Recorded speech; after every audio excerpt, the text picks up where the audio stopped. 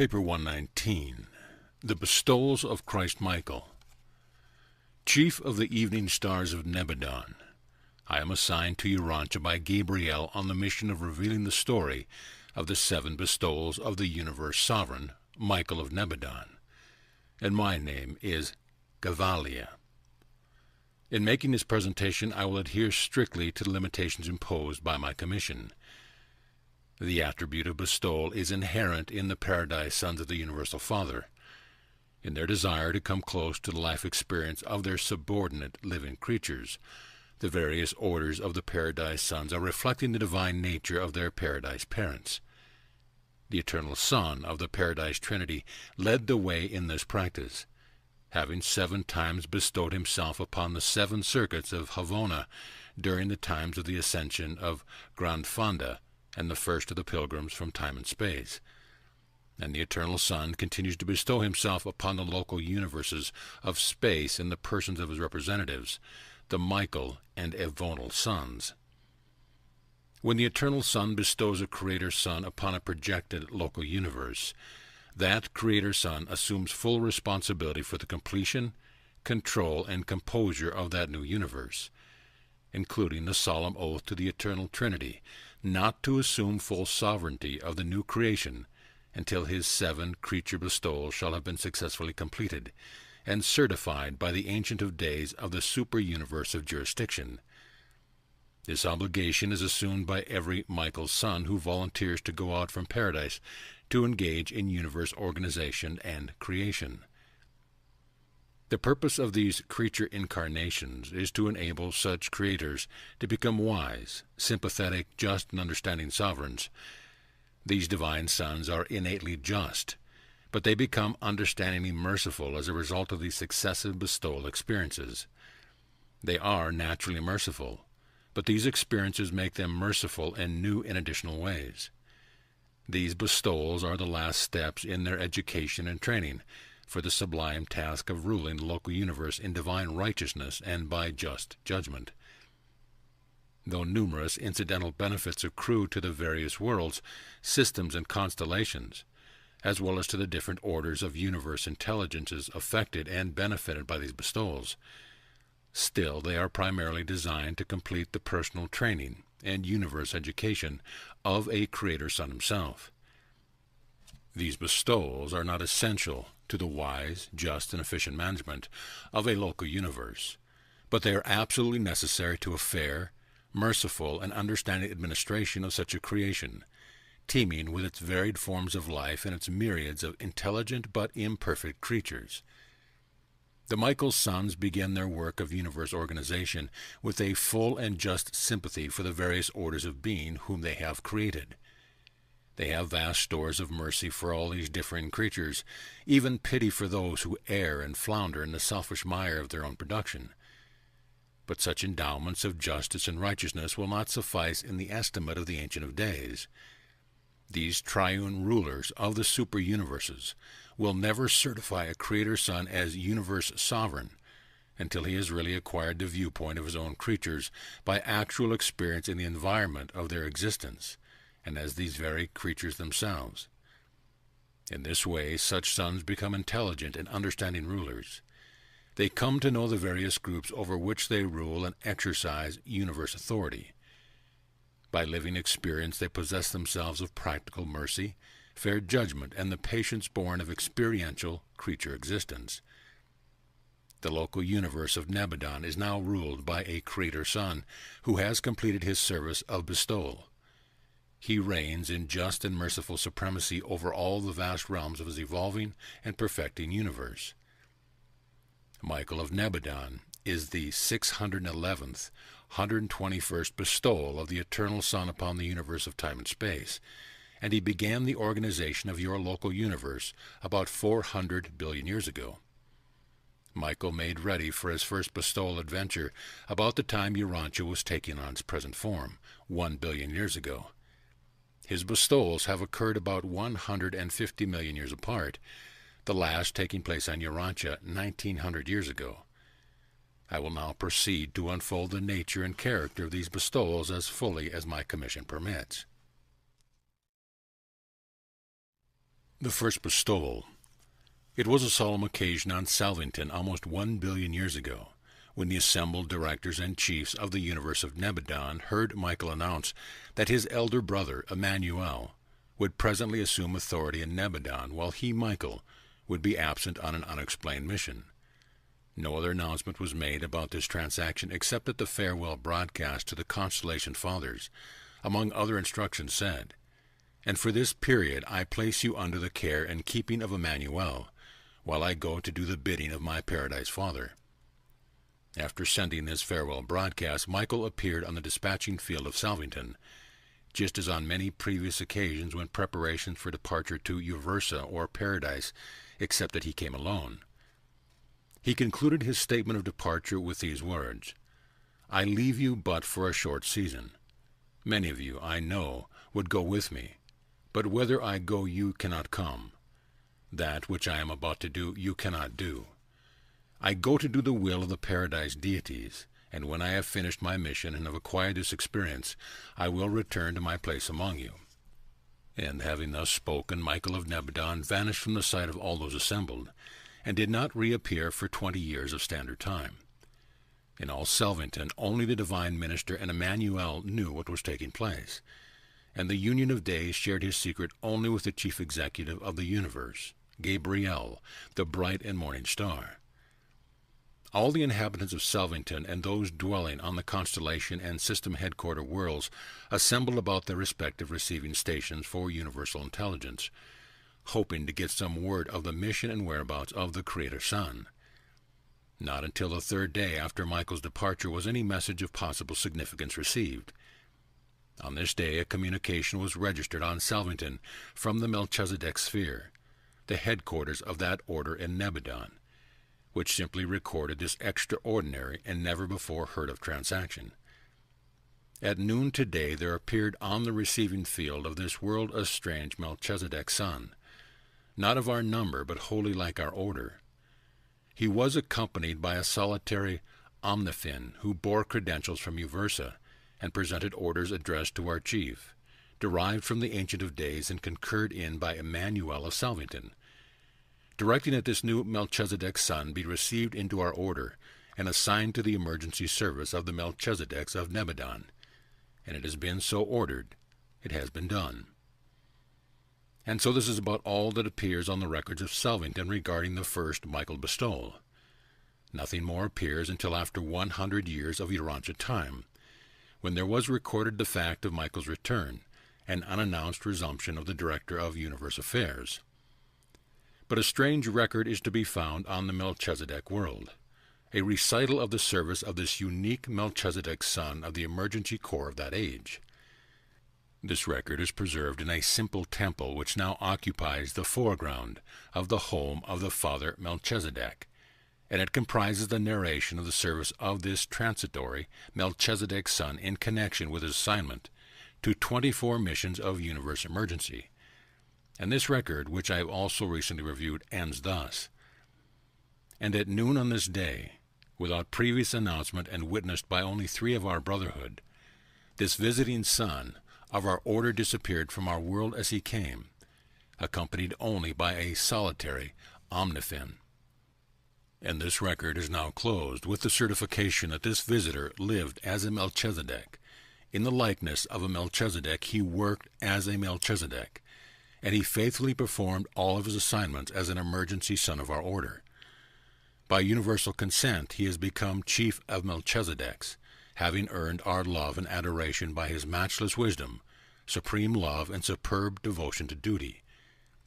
He loved us, understood us, and served with us, and forever we are his loyal and devoted fellow Melchizedeks.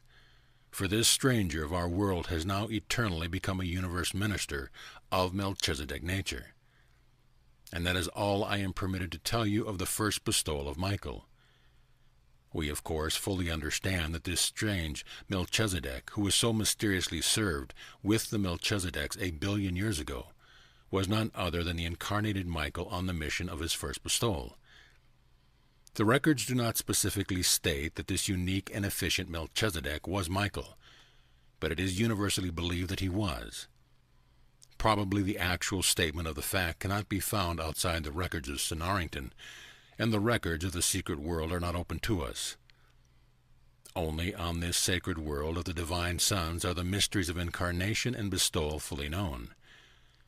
We all know of the facts of Michael's bestowals, but we do not understand how they are effected. We do not know how the ruler of a universe, the creator of the Melchizedeks, can so suddenly and mysteriously become one of their number and, as one of them, live among them and work as a Melchizedek son for 100 years. But it is so happened. The second bestowal. For almost 150 million years after the Melchizedek bestowal of Michael, all went well in the universe of Nebadon, when trouble began to brew in System 11 of Constellation 37. This trouble involved a misunderstanding by a Lanonadek son, a system sovereign, who had been adjudicated by the Constellation Fathers and approved by the Faithful of Days, the Paradise Counselor of that constellation. But the protesting system sovereign was not fully reconciled to the verdict.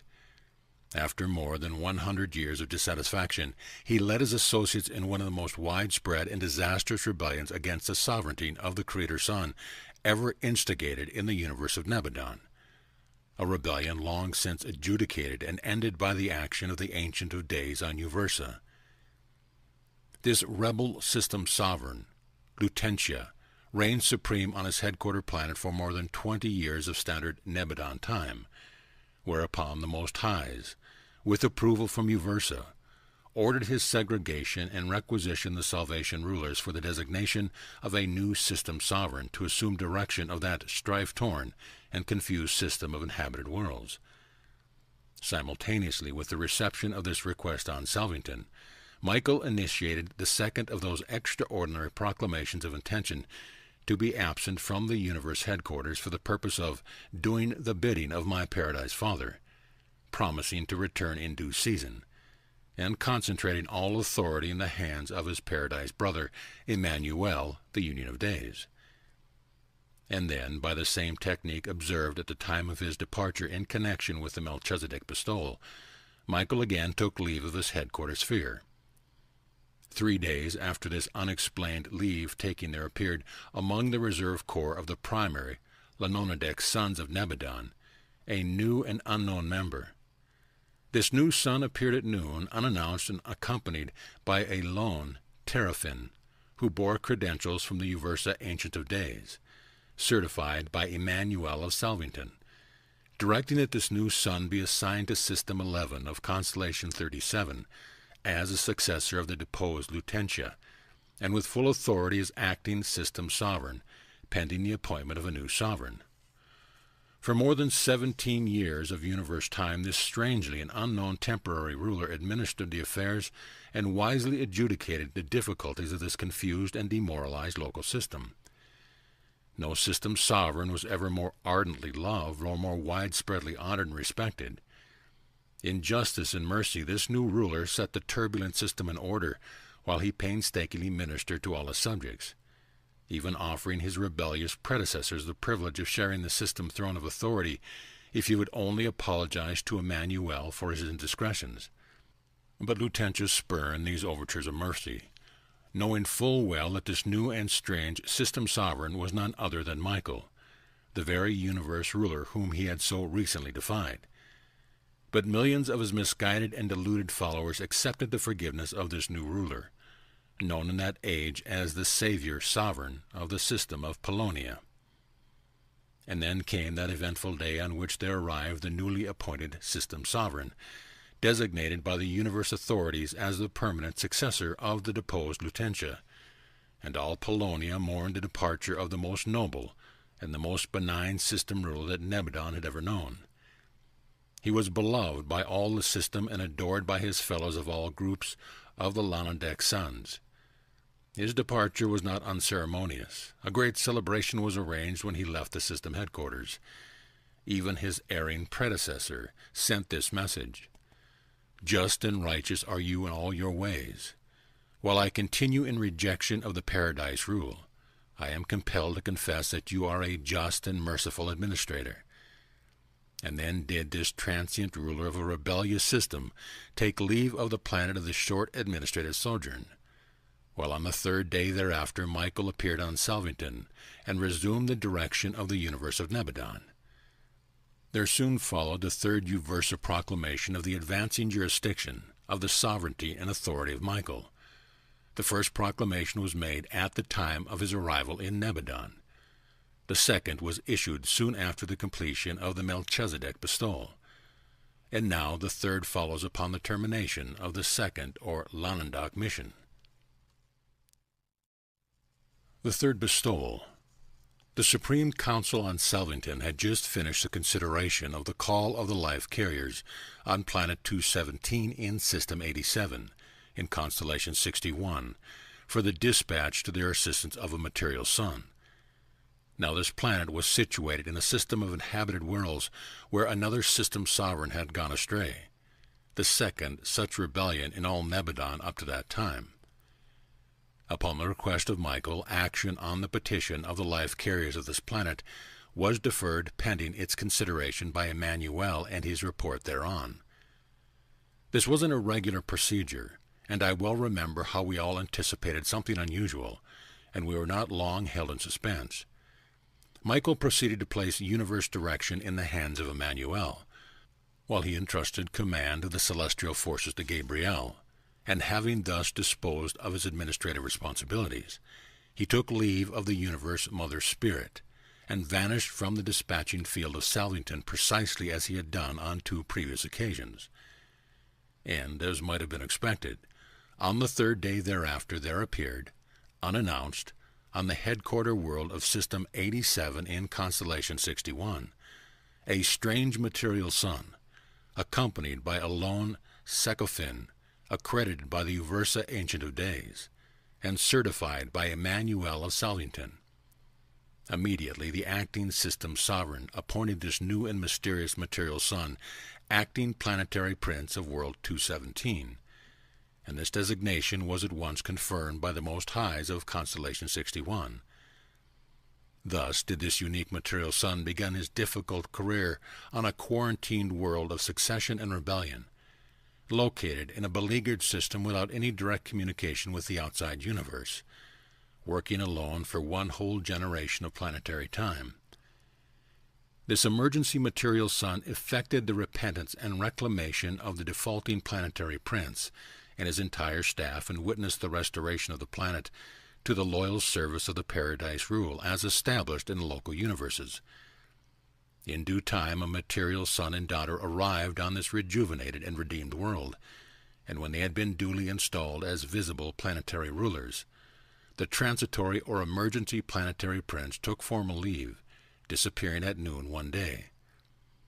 On the third day thereafter Michael appeared in his accustomed place on Salvington, and very soon the super-universe broadcast carried the fourth proclamation of the Ancient of Days, announcing the further advancement of the sovereignty of Michael in Nebadon. I regret that I do not have permission to narrate the patience, fortitude, and skill with which this material sun met the trying situations of this confused planet.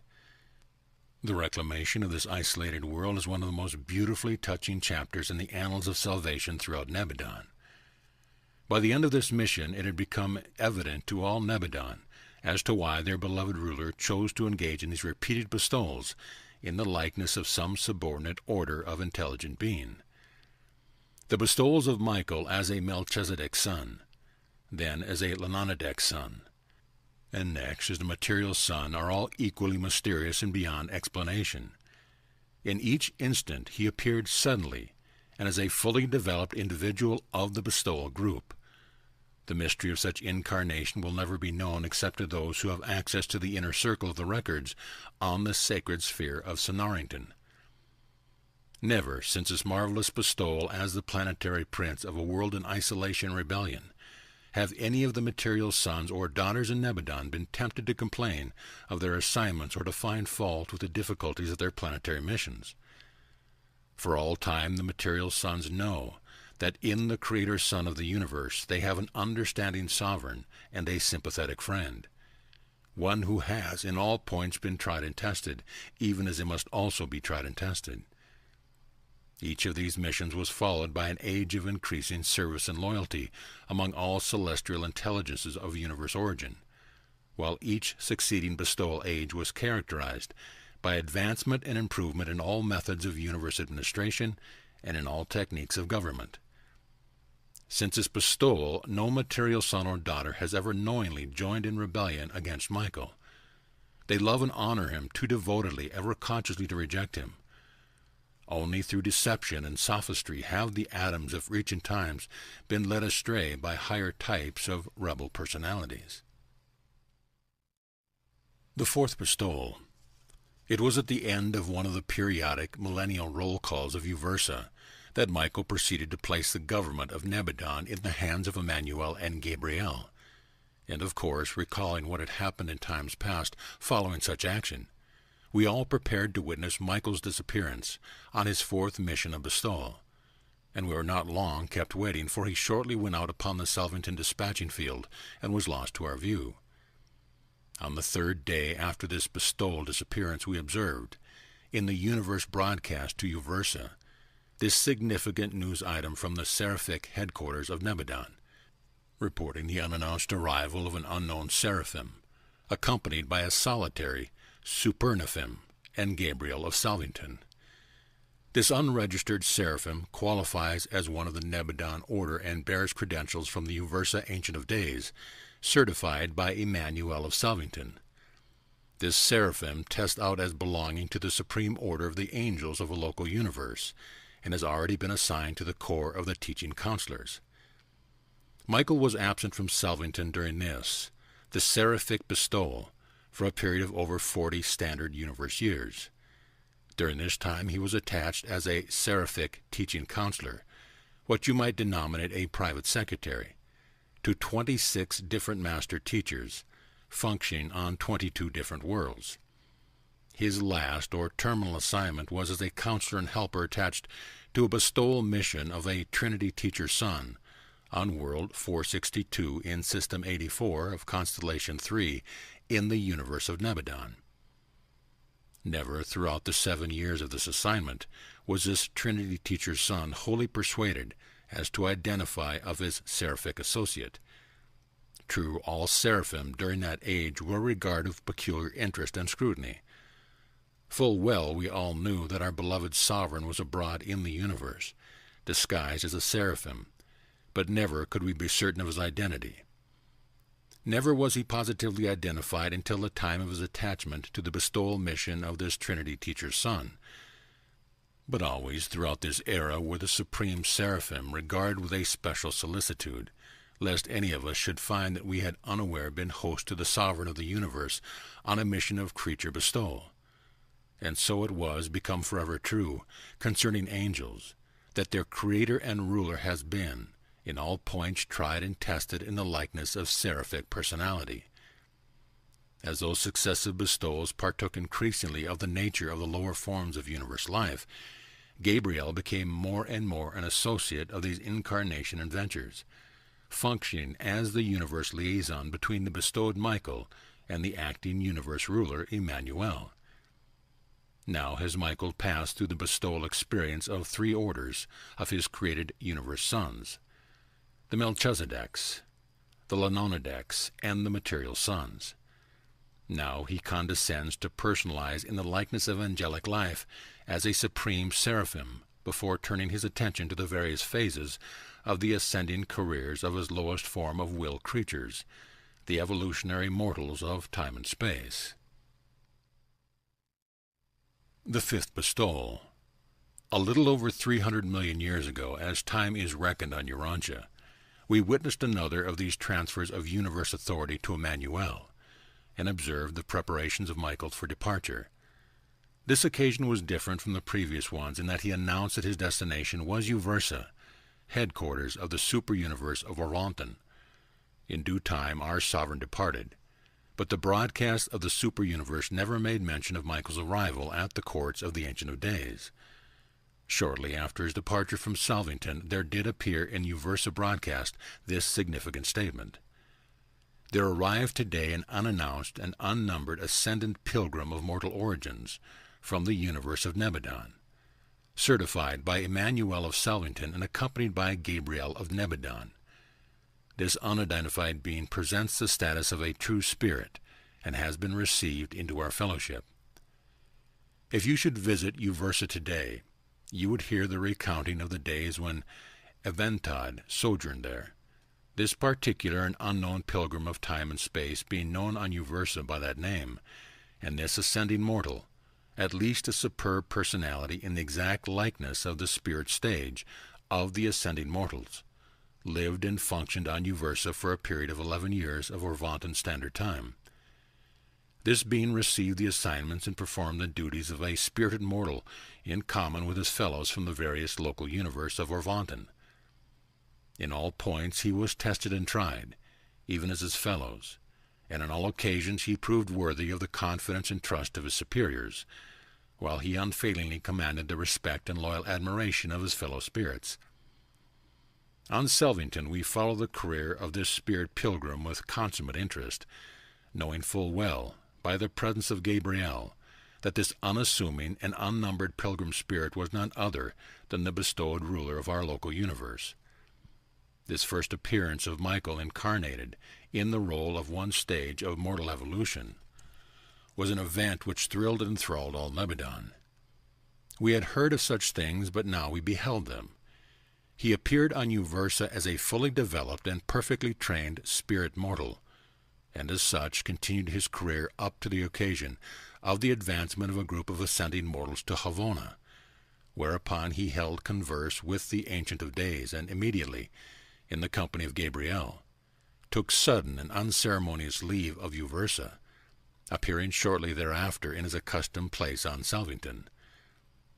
Not until the completion of this bestowal did it finally dawn upon us that Michael was probably going to incarnate in the likeness of his various orders of universe personalities, from the highest Melchizedek right on down to the mortals of flesh and blood on the evolutionary worlds of time and space.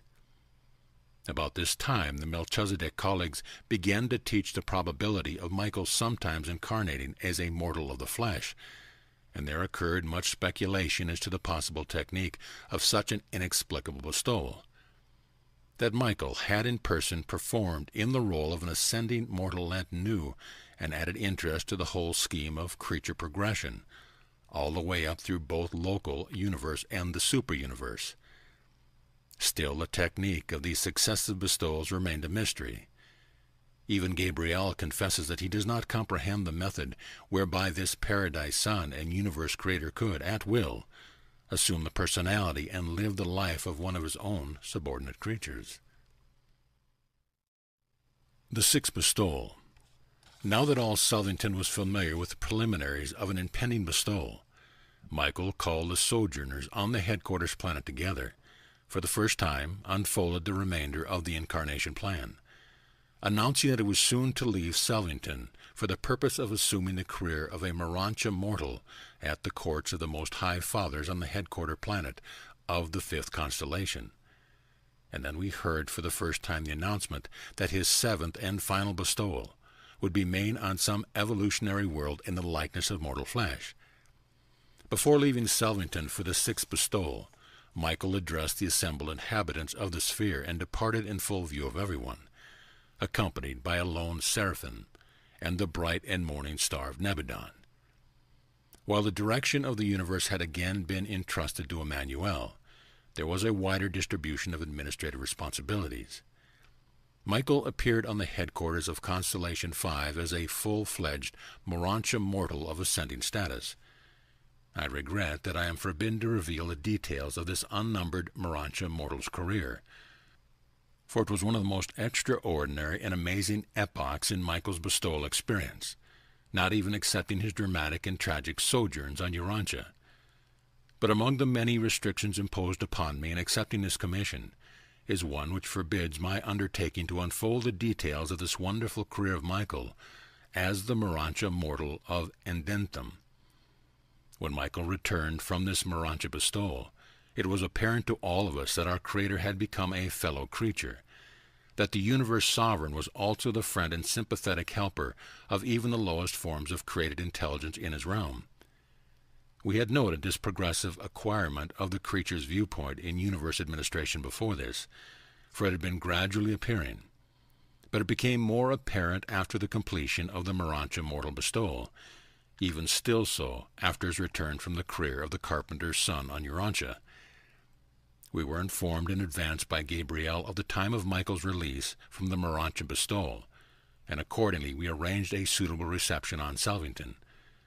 Millions upon millions of beings were assembled from the constellation headquarter worlds of Nebadon, and a majority of the sojourners on the world adjacent to Salvington were gathered together to welcome him back to the rulership of his universe.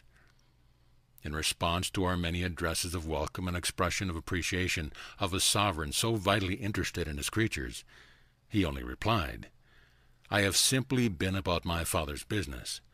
I am only doing the pleasure of the paradise sons who love and crave to understand their creatures." But from that day down to the hour when Michael embarked upon his Urantia adventure as the Son of Man, all Nebadon continued to discuss the many exploits of their sovereign ruler, as he functioned on Edantum as the bestowal incarnation of a Urantia mortal of evolutionary ascension, being in all points tested like his fellows assembled from the material worlds of the entire constellation of his sojourn. The seventh and final bestowal. For tens of thousands of years we all looked forward to the seventh and final bestowal of Michael. Gabriel had taught us that this terminal bestowal would be made in the likeness of mortal flesh, but we were wholly ignorant of the time, place, and manner of this culminating adventure. The public announcement that Michael had selected Urantia as the theater for this final bestowal was made shortly after we learned about the default of Adam and Eve. And thus, for more than 35,000 years, your world occupied a very conspicuous place in the council of the entire universe. There was no secrecy, aside from the incarnation mystery, connected with any step in the Urantia bestowal. From first to last, upon the final and triumphant return of Michael to Salvington as supreme universe sovereign, there was the fullest universe publicity of all that transpired on your small but highly honored world. While we believed that this would be the method, we never knew until the time of the event itself that Michael would appear on earth as a helpless infant of the realm. Theretofore had he always appeared as a fully developed individual of the personality group of the bestowal selection. And it was a thrilling announcement which was broadcast from Salvington, telling that the babe of Bethlehem had been born on Urantia. We then not only realized that our creator and friend was taking the most precarious step in all his career, apparently risking his position and authority on this bestowal as a helpless infant, but we also understood that this experience in this final and mortal bestowal would eternally enthrone him as the undisputed and supreme sovereign of the universe of Nebadon. For a third of a century on Earth time, all eyes in all parts of this local universe were focused on Urantia. All intelligence realized that the last bestowal was in progress, and as we had long known of Lucifer rebellion in Satania, and on the Kalagastia disaffection on Urantia, we well understood the intensity of the struggle which would ensure when our ruler condescended to incarnate on Urantia in the humble form and likeness of mortal flesh. Joshua ben Joseph, the Jewish baby, was conceived and was born into the world just as all other babies before and since, except that this particular baby was the incarnation of Michael of Nebadon, a divine son of paradise, and the creator of all this local universe of things and beings. And this mystery of the incarnation of deity within the human form of Jesus, otherwise of natural origin on the world, will forever remain unsolved. Even in eternity, you will never know the techniques and methods of the incarnation of the Creator in the form and likeness of his creatures. That is the secret of Sonarington, and such mysteries are the exclusive possession of those divine sons who have passed through the bestowal experience. Certain wise men on earth knew of Michael's impending arrival. Through the contacts of one world with another, these wise men of spiritual insight learned of the forthcoming bestowal of Michael on Urantia. And the seraphim did, through the midway creatures, make announcement to a group of Chaldean priests whose leader was Ardanon. These men of God visited the newborn child in the manger. The only supernatural event associated with the birth of Jesus was this announcement to Ardanon and his associates by the seraphim of former attachment to Adam and Eve in the first garden. Jesus' human parents were average people of their day and generation, and this incarnated Son of God was thus born of woman and was reared in the ordinary manner of the children of that race and age. The story of Michael's sojourn on Urantia, the narrative of the mortal bestowal of the Creator's Son on your world, is a matter beyond the scope and purpose of this narrative. Michael's post-bestowal status. After Michael's final and successful bestowal on Urantia, he was not only accepted by the Ancient of Days as sovereign ruler of Nebadon, but he was also recognized by the Universal Father as the established director of the local universe of his own creation. Upon his return to Salvington, this Michael, the Son of Man and the Son of God, was proclaimed the settled ruler of Nebadon.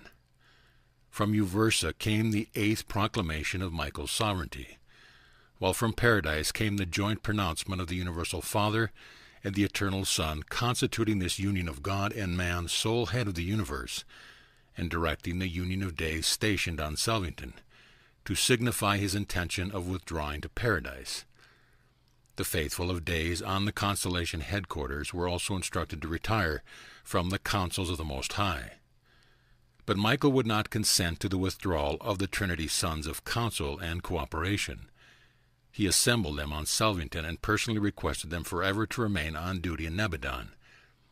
They signified their desire to comply with this request to their directors on Paradise, and shortly thereafter they were issued these mandates of Paradise divorcement, which forever attached these sons of the central universe to the court of Michael of Nebadon. It required almost 1 billion years of Urantia time to complete the bestowal career of Michael, and to effect the final establishment of a supreme authority in the universe of his own creation. Michael was born a creator, educated an administrator, trained an executive, but he was required to earn his sovereignty by experience. And thus has your little world become known throughout all Nebadon as the arena wherein Michael completed the experience which is required of every Paradise Creator Son before he is given unlimited control and direction of the universe of his own making.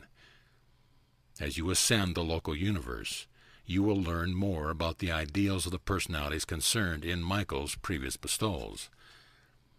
In completing his creature bestowals, Michael was not only establishing his own sovereignty, but also was augmenting the evolving sovereignty of God the Supreme. In the course of these bestowals, the Creator Son not only engaged in a descending exploration of the various natures of creature personality, but he also achieved the revelation of the variously diversified wills of the Paradise deities, whose synthetic unity, as revealed by the Supreme Creators, is revelatory of the will of the Supreme Being. These various will aspects of the deities are eternally personalized in the differing natures of the 7 master spirits, and each of Michael's bestowals was peculiarly revelatory of one of these divinity manifestations. On his Melchizedek bestowal he manifested the united will of the Father, Son, and Spirit, and on his Lenonadek bestowal the will of the Father and the Son. On the Adamic bestowal he revealed the will of the Father and the Spirit.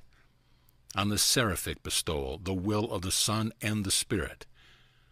On the Uversa mortal bestowal he portrayed the will of the conjoint actor. On the Urantia mortal bestowal the will of the Eternal Son. And on the Urantia material bestowal he lived the will of the Universal Father, even as a mortal of flesh and blood. The completion of these 7 bestowals resulted in the liberation of Michael's supreme sovereignty, and also in the creation of the possibility for the sovereignty of the Supreme in Nebadon. On none of Michael's bestowal did he reveal God the Supreme, but the sum total of all 7 bestowals is a new Nebadon revelation of the Supreme Being. In the experience of descending from God to man, Michael was concomitantly experiencing the ascent from partiality, of manifestability to supremacy of finite action and finality, of the liberation of his potential for absonite function. Michael, a creator-son, is a time-space creator, but Michael, a sevenfold master-son, is a member of one of the divine core constituting the Trinity Ultimate. In passing through the experience of revealing the seven master spirit wills of the Trinity, the Creator-Son has passed through the experience of revealing the will of the Supreme. In functioning as a revelator of the will of supremacy, Michael, together with all other master sons, has identified himself eternally with the Supreme. In this universe age, he reveals the Supreme and participates in the actualization of the sovereignty of supremacy. But in the next universe age, we believe he will be collaborating with the Supreme Being in the first experiential Trinity for and in the universe of outer space. Urantia is the sentimental shrine of all Nebadon, the chief of 10 million inhabited worlds, the mortal home of Christ Michael, sovereign of all Nebadon, a Melchizedek minister to the realms, a system savior, an Adamic redeemer, a seraphic fellow, an associate of ascending spirits, a Urantia progressor, a son of man in the likeness of mortal flesh, and the planetary prince of Urantia. And your record tells the truth when it says that this same Jesus has promised some time to return to the world of his terminal bestowal, the world of the cross. This paper, depicting the 7 bestowals of Christ Michael, is the 63rd of a series of presentations, sponsored by numerous personalities, narrating the history of Urantia down to the time of Michael's appearance on Earth in the likeness of mortal flesh. These papers were authorized by a Nebadon commission of 12 acting under the direction of Mantusha Melchizedek. We indicted these narratives and put them in English language by a technique authorized by our superiors in the year A.D. 1935 of Urantia time. End of paper 119. Book 4. The Life and Teachings of Jesus. Paper 120. The Bestowal of Michael on Urantia. Assigned by Gabriel to supervise the restatement of the life of Michael when on Urantia and in the likeness of mortal flesh, I, the Melchizedek director of the Revelatory Commission entrusted with this task, am authorized to present this narrative of certain events which immediately preceded the Creator-Son's arrival on Urantia to embark upon the terminal phase of his universe bestowal experience. To live such identical lives as he imposes upon the intelligent beings of his own creation, thus to bestow himself in the likeness of his various orders of created beings, is a part of the price which every Creator-Son must pay for the full and supreme sovereignty of his self-made universe of things and beings. Before the events I am about to delineate, Michael of Nebadon had bestowed himself 6 times after the similitude of 6 differing orders of his diverse creation of intelligent beings. Then he prepared to descend upon Urantia in the likeness of mortal flesh, the lowest order of his intelligent will creatures, and, as such, a human of the material realm, to execute the final act in the drama of the acquirement of universe sovereignty in accordance with the mandates of the divine paradise rulers of the universe of universes.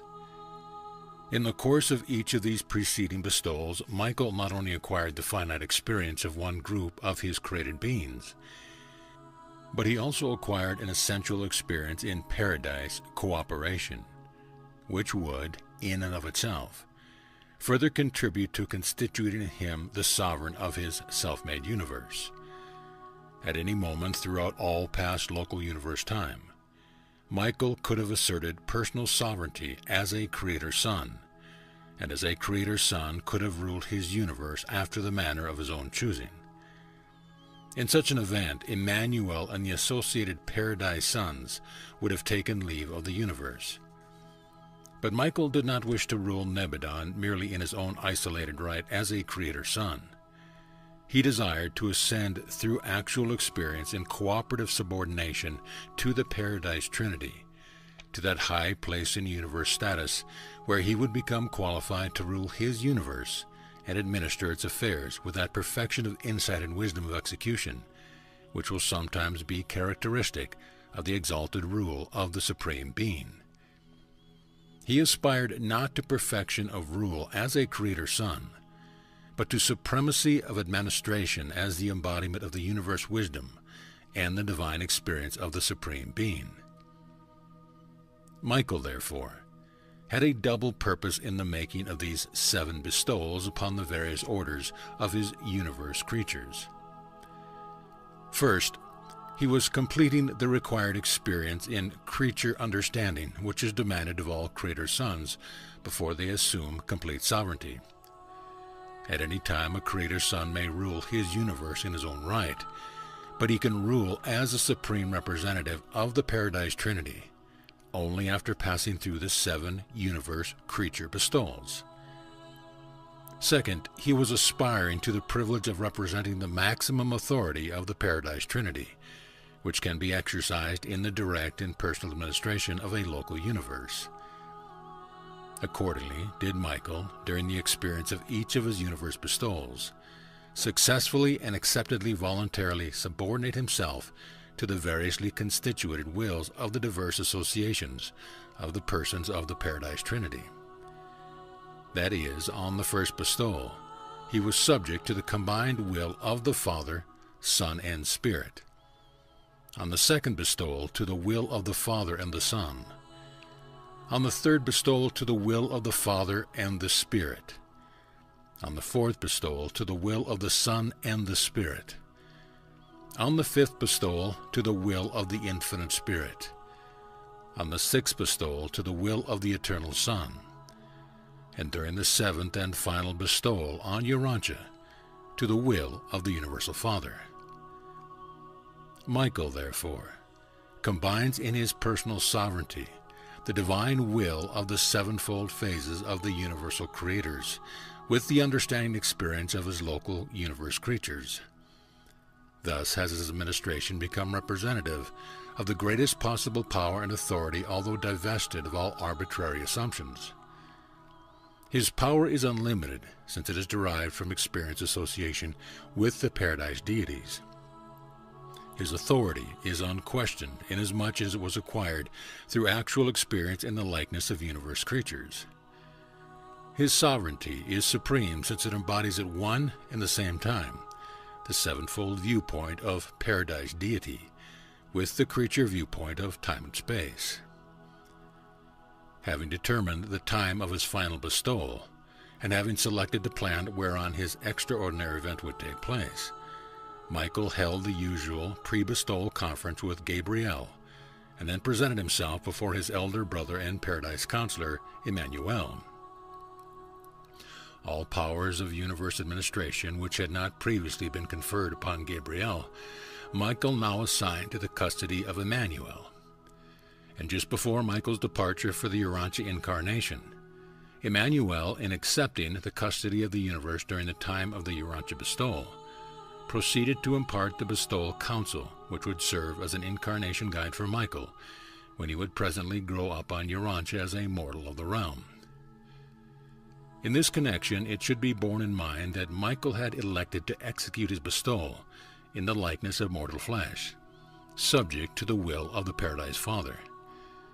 The Creator Son required instructions from no one in order to effect this incarnation for the sole purpose of achieving universe sovereignty. But he had embarked upon a program of the revelation of the Supreme which involved cooperative functioning with the diverse wills of the Paradise deities. Thus his sovereignty, when finally and personally acquired, would actually be all-inclusive of the 7-fold will of deity as it culminates in the Supreme. He had, therefore, 6 times previously been instructed by the personal representatives of the various Paradise deities and associations thereof, and now he was instructed by the Union of Days, ambassador of the Paradise Trinity, to the local universe of Nebadon, acting on behalf of the Universal Father. There were immediate advantages and tremendous compensations resultant from the willingness of this mighty Creator Son once more voluntarily to subordinate himself to the will of the paradise deities, this time to that of the Universal Father.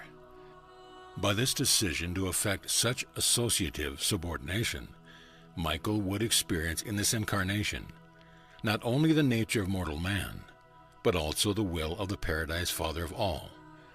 And further, he could enter upon this unique bestowal with the complete assurance, not only that Emmanuel would exercise the full authority of the Paradise Father in the administration of his universe during his absence on the Urantia bestowal, but also with the comforting knowledge that the Ancient of Days of the super-universe had decreed the safety of his realm throughout the entire bestowal period.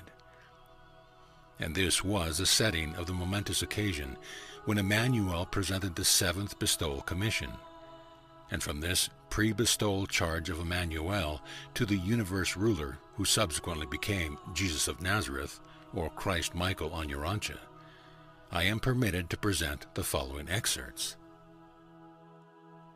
Section 1. The 7th Bestowal Commission. My Creator Brother, I am about to witness your 7th and final universe bestowal. Most faithfully and perfectly have you executed the 6 previous commissions, and I entertain no thought but that you will be equally triumphant on this, your terminal sovereignty bestowal. Heretofore you have appeared on your bestowal spheres as a fully developed being of the order of your choosing. Now you are about to appear upon Urantia, the disordered and disturbed planet of your choice, not as a fully developed mortal, but as a helpless babe. This, my comrade, will be a new and untried experience for you. You are about to pay the full price of bestowal and to experience the complete enlightenment of the incarnation of a creator in the likeness of a creature. Throughout each of your former bestowals, you have voluntarily chosen to subject yourself to the will of the 3 paradise deities and their divine interassociations. Of the 7 phases of the will of the Supreme, you have in your previous bestowals been subject to all but the personal will of your Paradise Father. Now that you have elected to be wholly subject to your Father's will throughout your 7th bestowal, I, as the personal representative of our Father, assume the unqualified jurisdiction of your universe for the time of your incarnation. In entering upon the Urantia bestowal, you have voluntarily divested yourself of all extraplanetary support and special assistance, such as might be rendered by any creature of your own creation. As your created sons of Nebadon are wholly dependent upon you for safe conduct throughout their universe careers, so now must you become wholly and unreservedly dependent upon your Paradise Father for safe conduct throughout the unrevealed vicissitudes of your ensuing mortal career. And when you shall have finished this bestowal experience, you will know in very truth the full meaning and the rich significance of that faith trust which you so unvaryingly require all your creatures to master as a part of their intimate relationship with you as their local universe creator and father. Throughout your Urantia bestowal, you need be concerned with but one thing: the unbroken communion between you and your Paradise Father. And it will be by the perfection of such a relationship that the world of your bestowal, even all the universe of your creation, will behold a new and more understandable revelation of your Father and my Father, the Universal Father of all. Your concern, therefore, has only to do with your personal life on Urantia.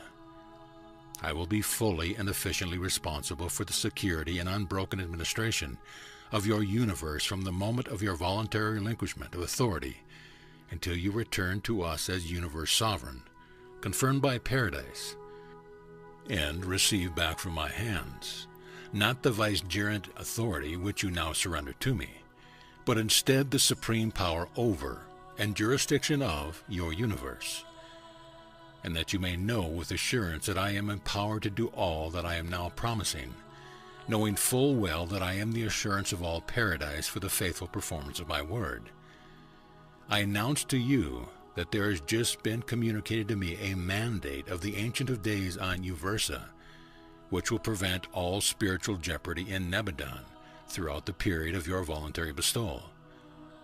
From the moment you surrender consciousness upon the beginning of the mortal incarnation, until you return to us as supreme and unconditional sovereign of this universe, of your own creation and organization, nothing of serious import can happen in all of Nebadon.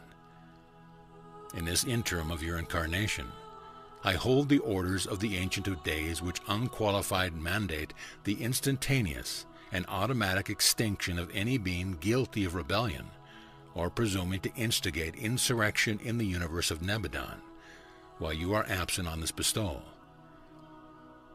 My brother, in view of the authority of paradise inherent in my presence, and augmented by the judicial mandate of Uversa, your universe and all its loyal creatures will be secured during your bestowal. You may proceed upon your mission with but a single thought: the enhanced revelation of our Father to the intelligent beings of your universe.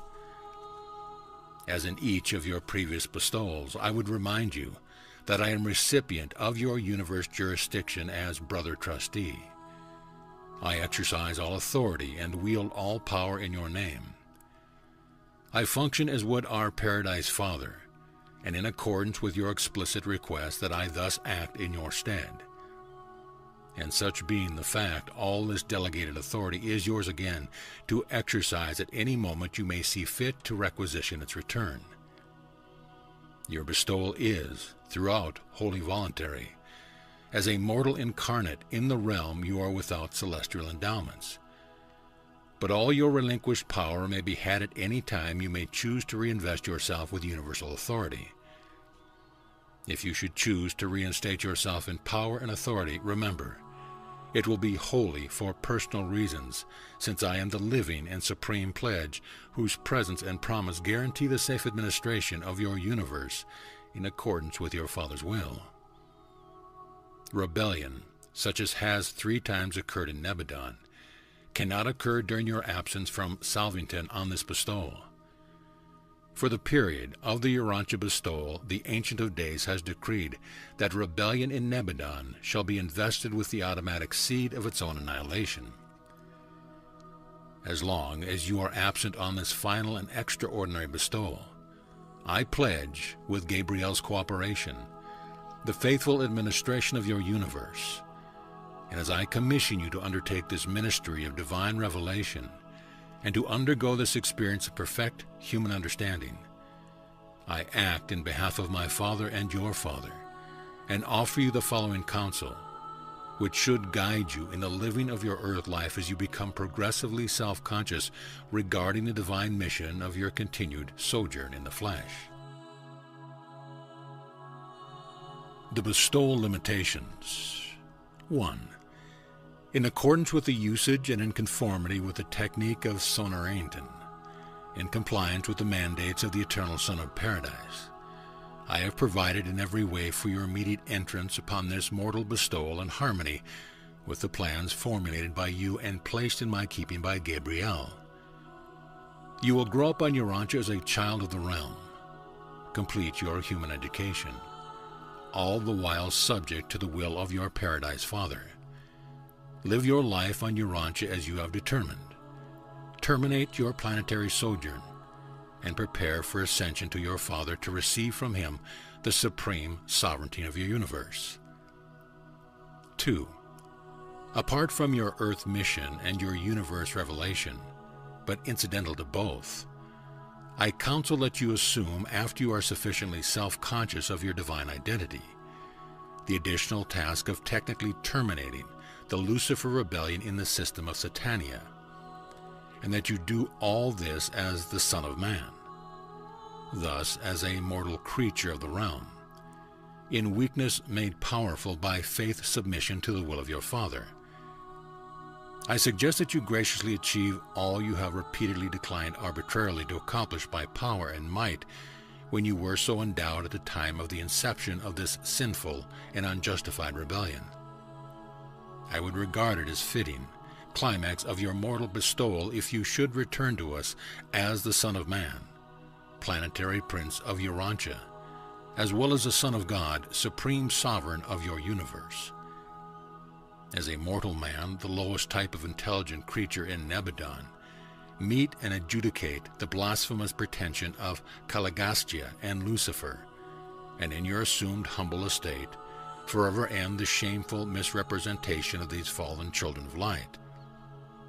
Having steadfastly declined to discredit these rebels through the exercise of your Creator prerogatives, now it would be fitting that you should, in the likeness of the lowest creatures of your creation, wrest dominion from the hands of these fallen sons, and so would your whole local universe in all fairness clearly and forever recognize the justice of your doing in the role of mortal flesh, those things which mercy admonished you not to do by the power of arbitrary authority.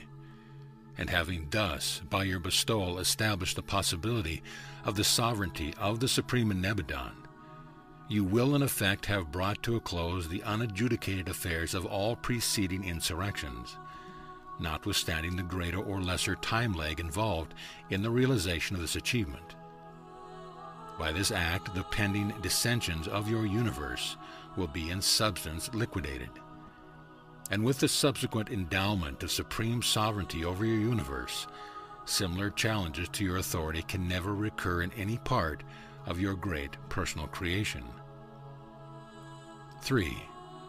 When you have succeeded in terminating the Urantia succession, as you undoubtedly will, I counsel you to accept from Gabriel the conference of the title Planetary Prince of Urantia, as the eternal recognition by your universe of your final bestowal experience, and that you further do any and all things consistent with the purport of your bestowal, to atone for the sorrow and confusion brought about Urantia by the Caligastia betrayal and the subsequent Adamic default.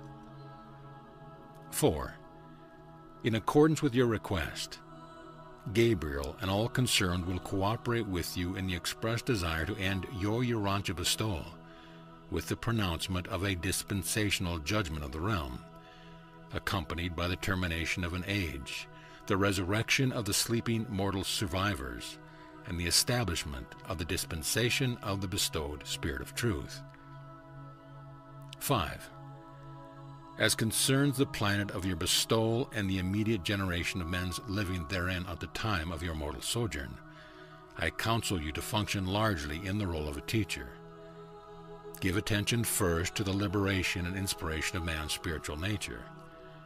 Next, illuminate the darkened human intellect, heal the souls of men, and emancipate their minds from age-old fears.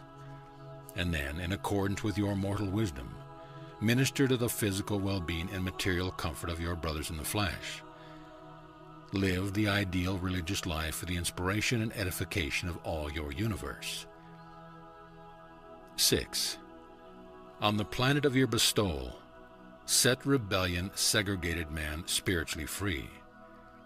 On Urantia, make a further contribution to the sovereignty of the Supreme, thus extending the establishment of this sovereignty throughout the broad domain of your personal creation. In this, your material bestowal in the likeness of the flesh, you are about to experience the final enlightenment of a time-space creator, the dual experience of working within the nature of man with the will of your Paradise Father. In your temporal life, the will of the finite creature and the will of the infinite Creator are to become as one, even as they are also united in the evolving deity of the Supreme Being. Pour out upon the planet of your bestowal the Spirit of Truth, and thus make all normal mortals on that isolated sphere immediately and fully accessible to the ministry of the segregated presence of our Paradise Father, the thought adjusters of the realm. 7. In all that you may perform on the world of your bestowal, bear constantly in mind that you are living a life for the instruction and edification of all your universe. You are bestowing this life of mortal incarnation upon Urantia, but you are to live such a life for the spiritual inspiration of every human and superhuman intelligence that has lived, now exists, or may yet live on every inhabited world which is formed, now forms, or may yet form a part of the vast galaxy of your administrative domain. Your earth life in the likeness of mortal flesh shall not be so lived as to constitute an example for the mortals of Urantia in the days of your earthly sojourn, nor for any subsequent generation of human beings on Urantia or of any other world.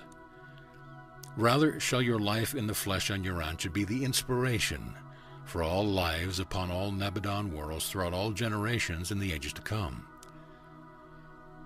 8. Your great mission to be realized and experienced in the mortal incarnation is embraced in your decision to live a life wholeheartedly motivated to do the will of your Paradise Father, thus to reveal God, your Father, in the flesh, and especially to the creatures of the flesh. At the same time, you will also interpret with a new enhancement our Father to the supermortal beings of all Nebadon. Equally, with this ministry of new revelation and augmented interpretation of the Paradise Father to the human and superhuman type of mind, you will also so function as to make a new revelation of man to God. Exhibit in your one short life in the flesh, as it has never before been seen in all Nebadon, the transcendent possibilities attainable by a God-knowing human during the short career of mortal existence, and make a new and illuminating interpretation of man and the vicissitudes of his planetary life to all the superhuman intelligence of all Nebadon, and for all time. You are to go down to Urantia in the likeness of mortal flesh, and living as a man in your day and generation, you will so function as to show your entire universe the ideal of perfected technique in the supreme engagement of the affairs of your vast creation. The achievement of God seeking man and finding him, and the phenomena of man seeking God and finding him, and doing all of this to mutual satisfaction, and doing it during one short lifetime in the flesh. 9. I caution you ever to bear in mind that, while in fact you are to become an ordinary human in the realm, in potential you will remain a creator son of the Paradise Father.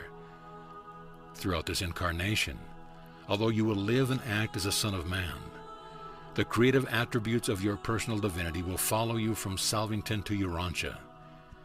It will ever be within your power of will to terminate the incarnation at any moment subsequent to the arrival of your thought adjuster. Prior to the arrival and reception of the adjuster, I will vouch for your personality integrity, but subsequent to the arrival of your adjuster, and concomitant with your progressive recognition of the nature and import of your bestowal mission, you should refrain from the formulation of any superhuman will to attainment, achievement, or power in view of the fact that your creator prerogatives will remain associated with your mortal personality because of the inseparability of these attributes from your personal presence. But no superhuman repercussions will attend your earthly career apart from the will of the Paradise Father, unless you should, by an act of conscious and deliberate will, make an undivided decision which would terminate in whole personality choice. Further counsel and advice. And now, my brother, in taking leave of you as you prepare to depart for Urantia, and after counseling you regarding the general conduct of your bestowal, allow me to present certain advices that have been arrived at in consultation with Gabriel, and which concern minor phases of your mortal life.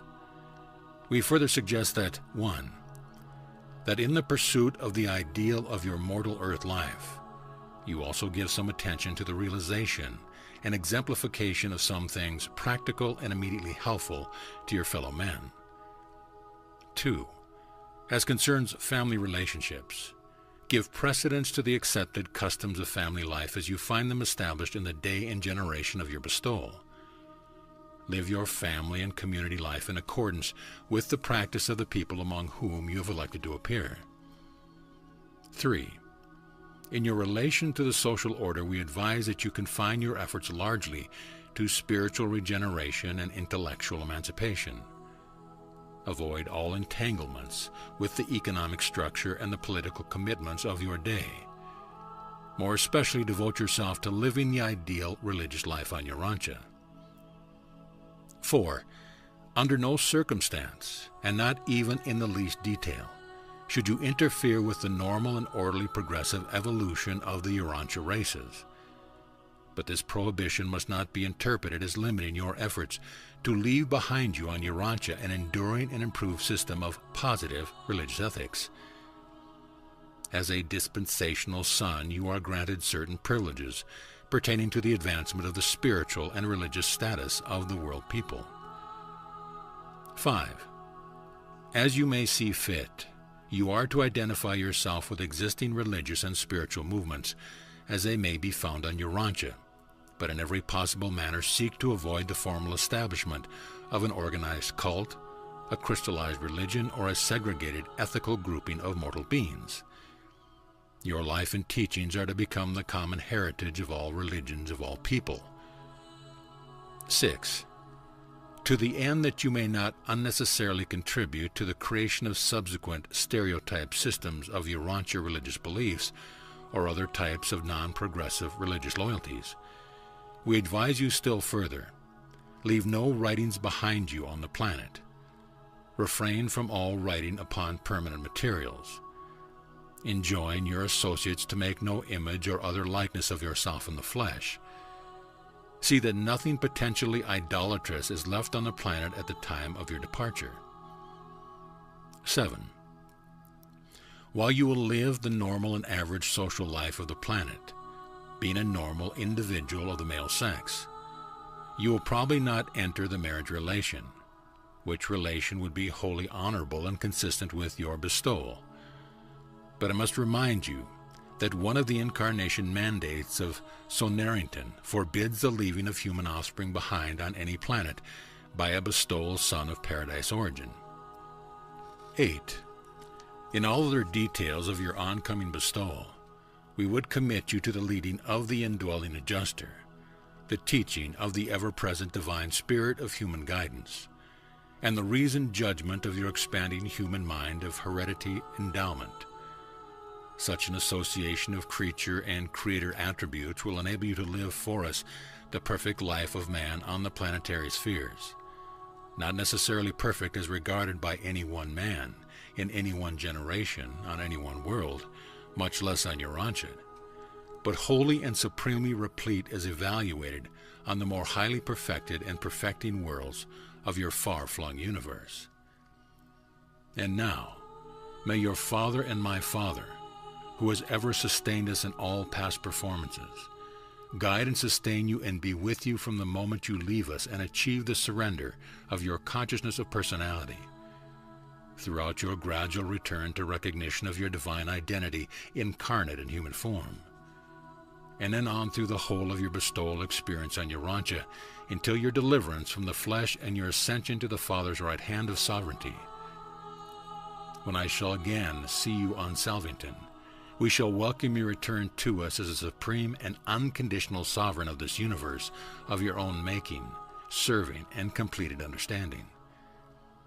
In your stead I now reign. I assume jurisdiction of all Nebadon as acting sovereign during the interim of your 7th and mortal bestowal on Urantia. And to you, Gabriel, I commit the safekeeping of the Son of Man about to be, until he shall presently and in power and glory be returned to me as the Son of Man and the Son of God. And Gabriel, I am your sovereign until Michael thus returns.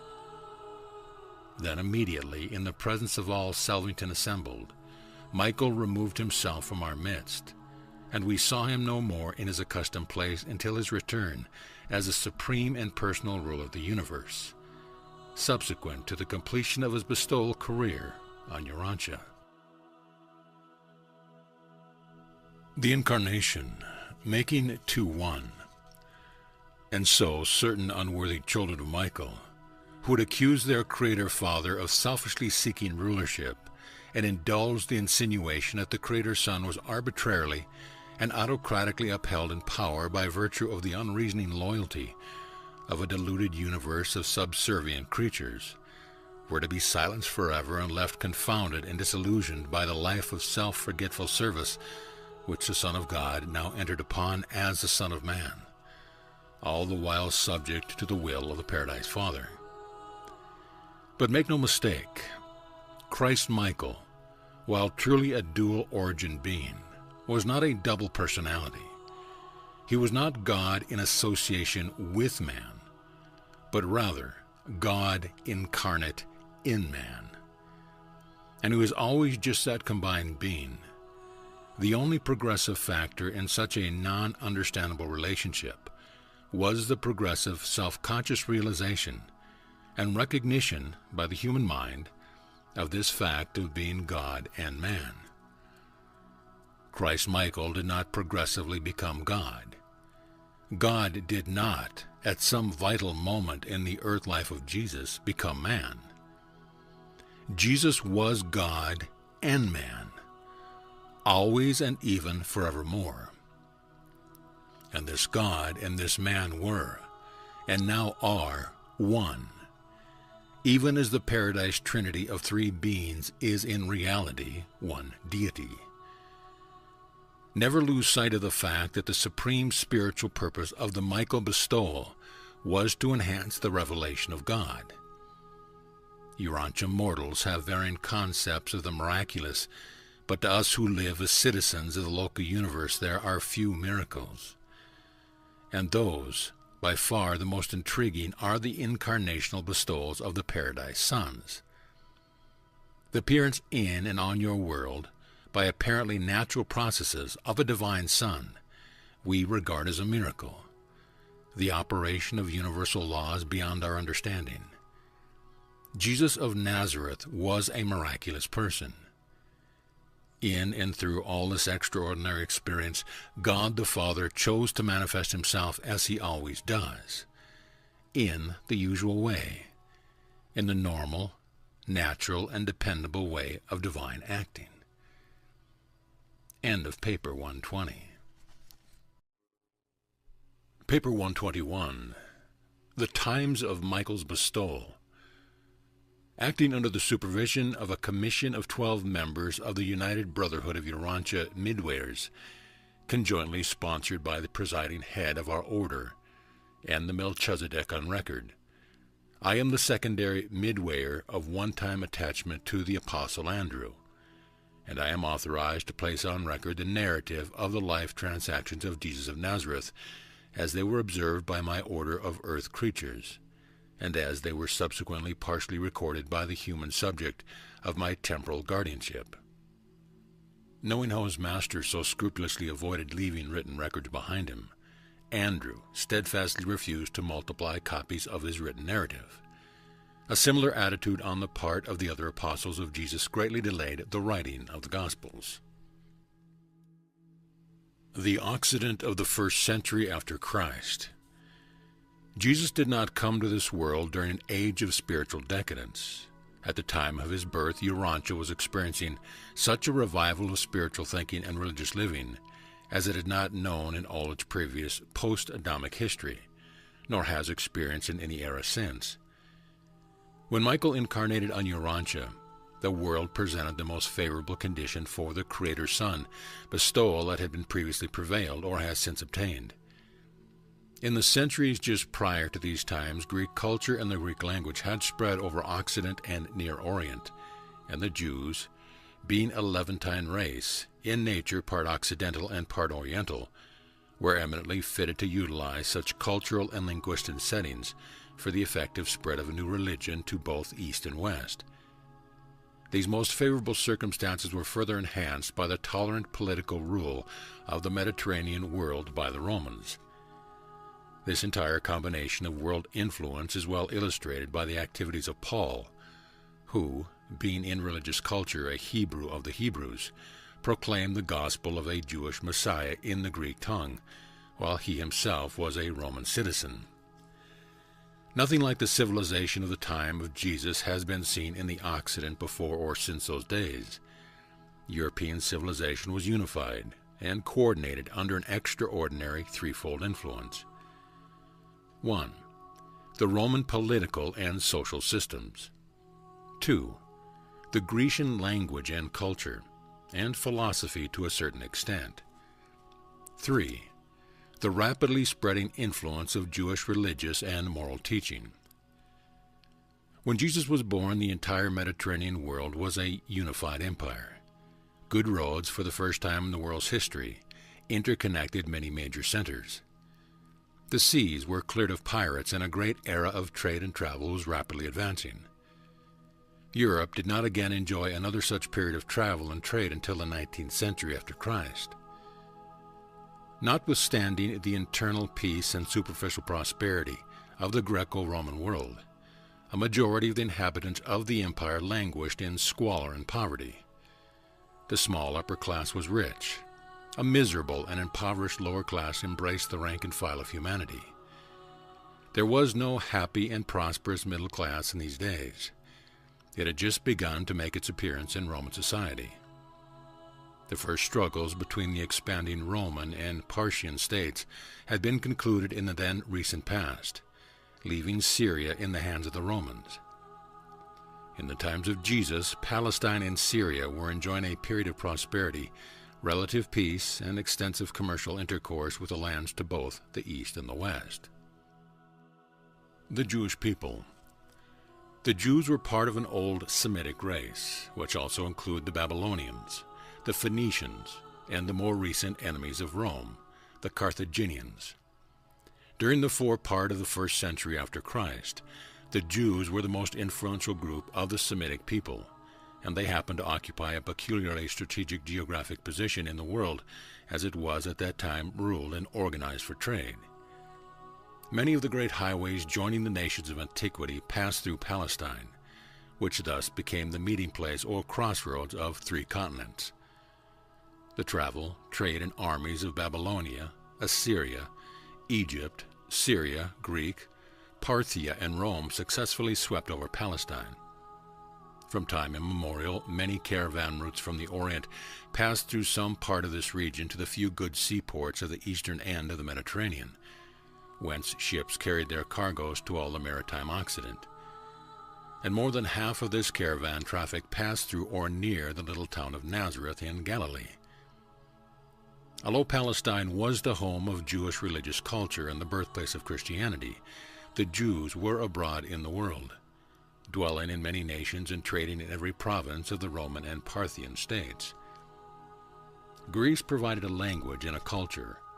Rome built the roads and unified an empire. But the dispersion of the Jews, with their more than 200 synagogues and well-organized religious communities scattered hither and yon throughout the Roman world, provided the cultural centers in which the new gospel of the kingdom of heaven found initial reception, and from which it subsequently spread to the uttermost parts of the world. Each Jewish synagogue tolerated a fringe of Gentile believers, devout or God-fearing men, and it was among this fringe of proselytes that Paul made the bulk of his early converts to Christianity. Even the temple at Jerusalem possessed its ornate court of the Gentiles. There was very close connection between the culture, commerce, and worship of Jerusalem and Antioch. In Antioch, Paul's disciples were first called Christians. The centralization of the Jewish temple worship at Jerusalem constituted alike the secret of the survival of their monotheism and the promise of the nurture and sending forth to the world of a new and enlarged concept of that one God of all nations and Father of all mortals.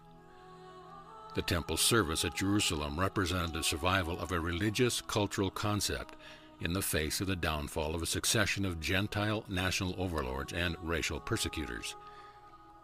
The Jewish people of this time, although under Roman suzerainty, enjoyed a considerable degree of self-government, and remembering the then only recent heroic exploits of deliverance executed by Judas Maccabee and his immediate successors, were vibrant with the expectation of the immediate appearance of a still greater deliverer, the long-expected Messiah.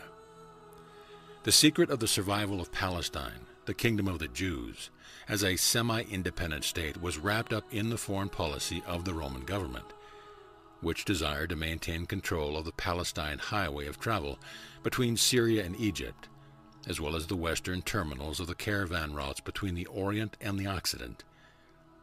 Rome did not wish any power to arise in the Levant which might curb her future expansion in these regions.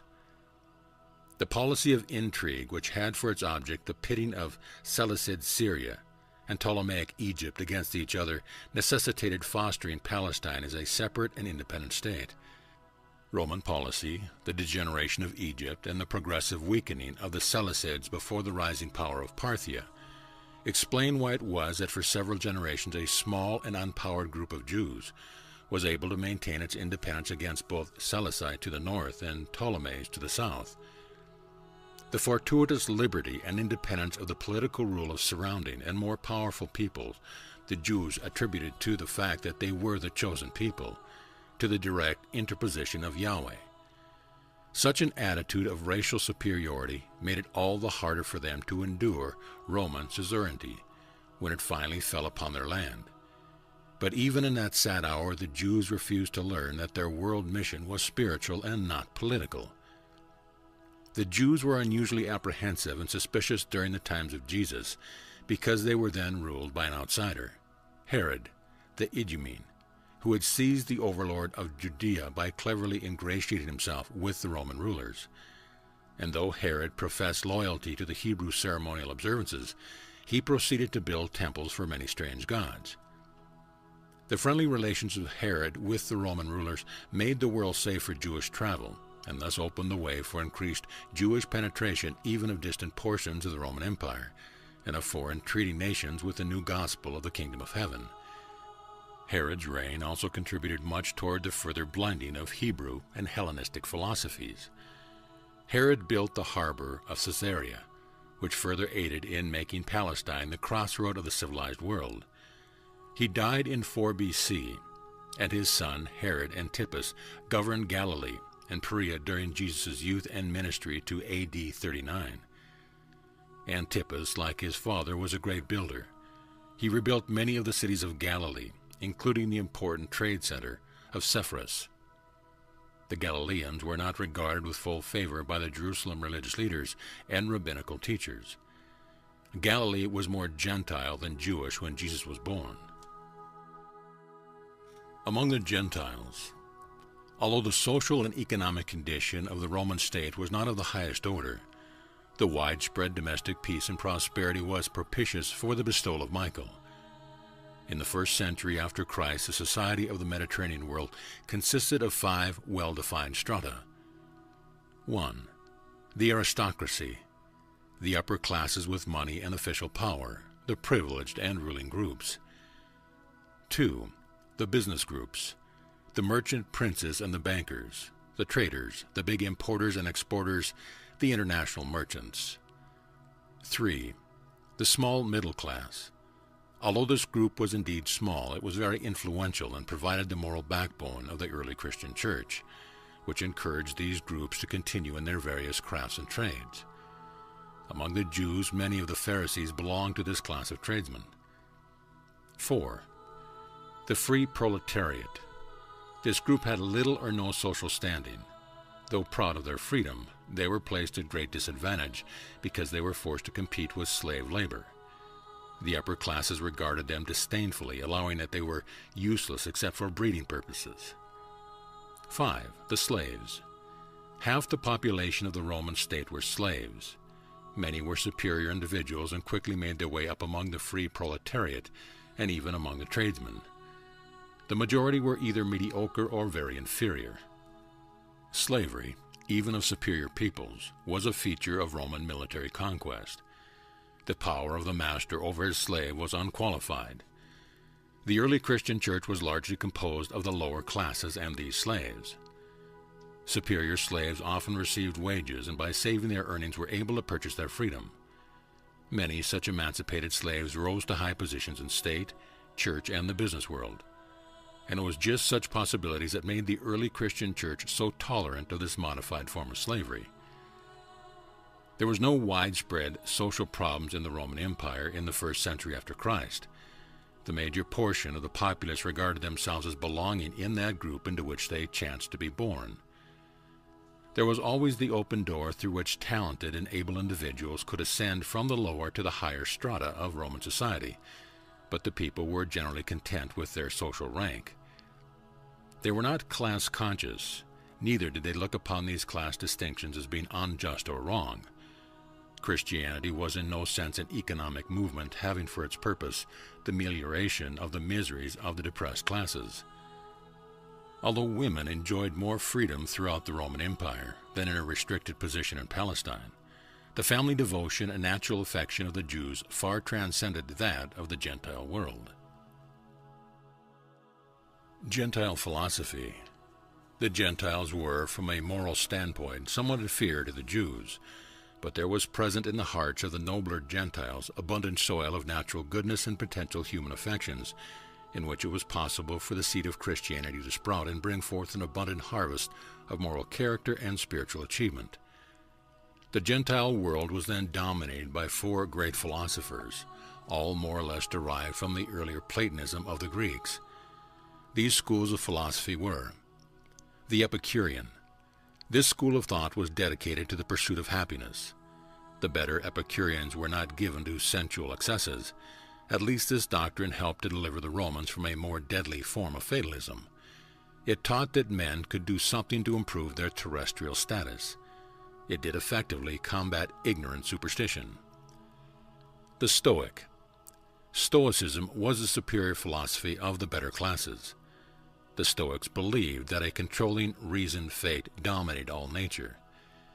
They taught that the soul of man was divine, that it was imprisoned in the evil body of physical nature. Man's soul achieved liberty by living in harmony with nature, with God. Thus virtue came to be its own reward. Stoicism ascended to a sublime morality, ideals never since transcended by any purely human system of philosophy. While the Stoics professed to be the offspring of God, they failed to know him and therefore failed to find him. Stoicism remained a philosophy. It never became a religion. Its followers sought to attune their mind to the harmony of the universal mind, but they failed to envisage themselves as the children of a loving Father.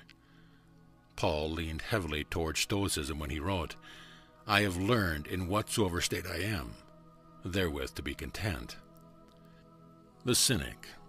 Although the Cynic traced their philosophy to Diogenes of Athens, they derived much of their doctrine from the remains of the teachings of Macaventa Melchizedek.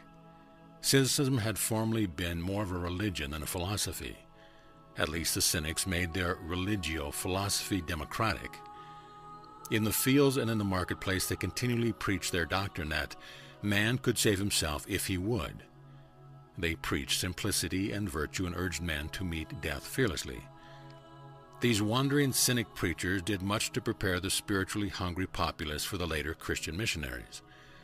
Their plan of popular preaching was much after the pattern and in accordance with the style of Paul's epistles. The Skeptic. Skepticism asserted that knowledge was fallacious and that conviction and assurance were impossible. It was a purely negative attitude and never became widespread. These philosophies were semi-religious.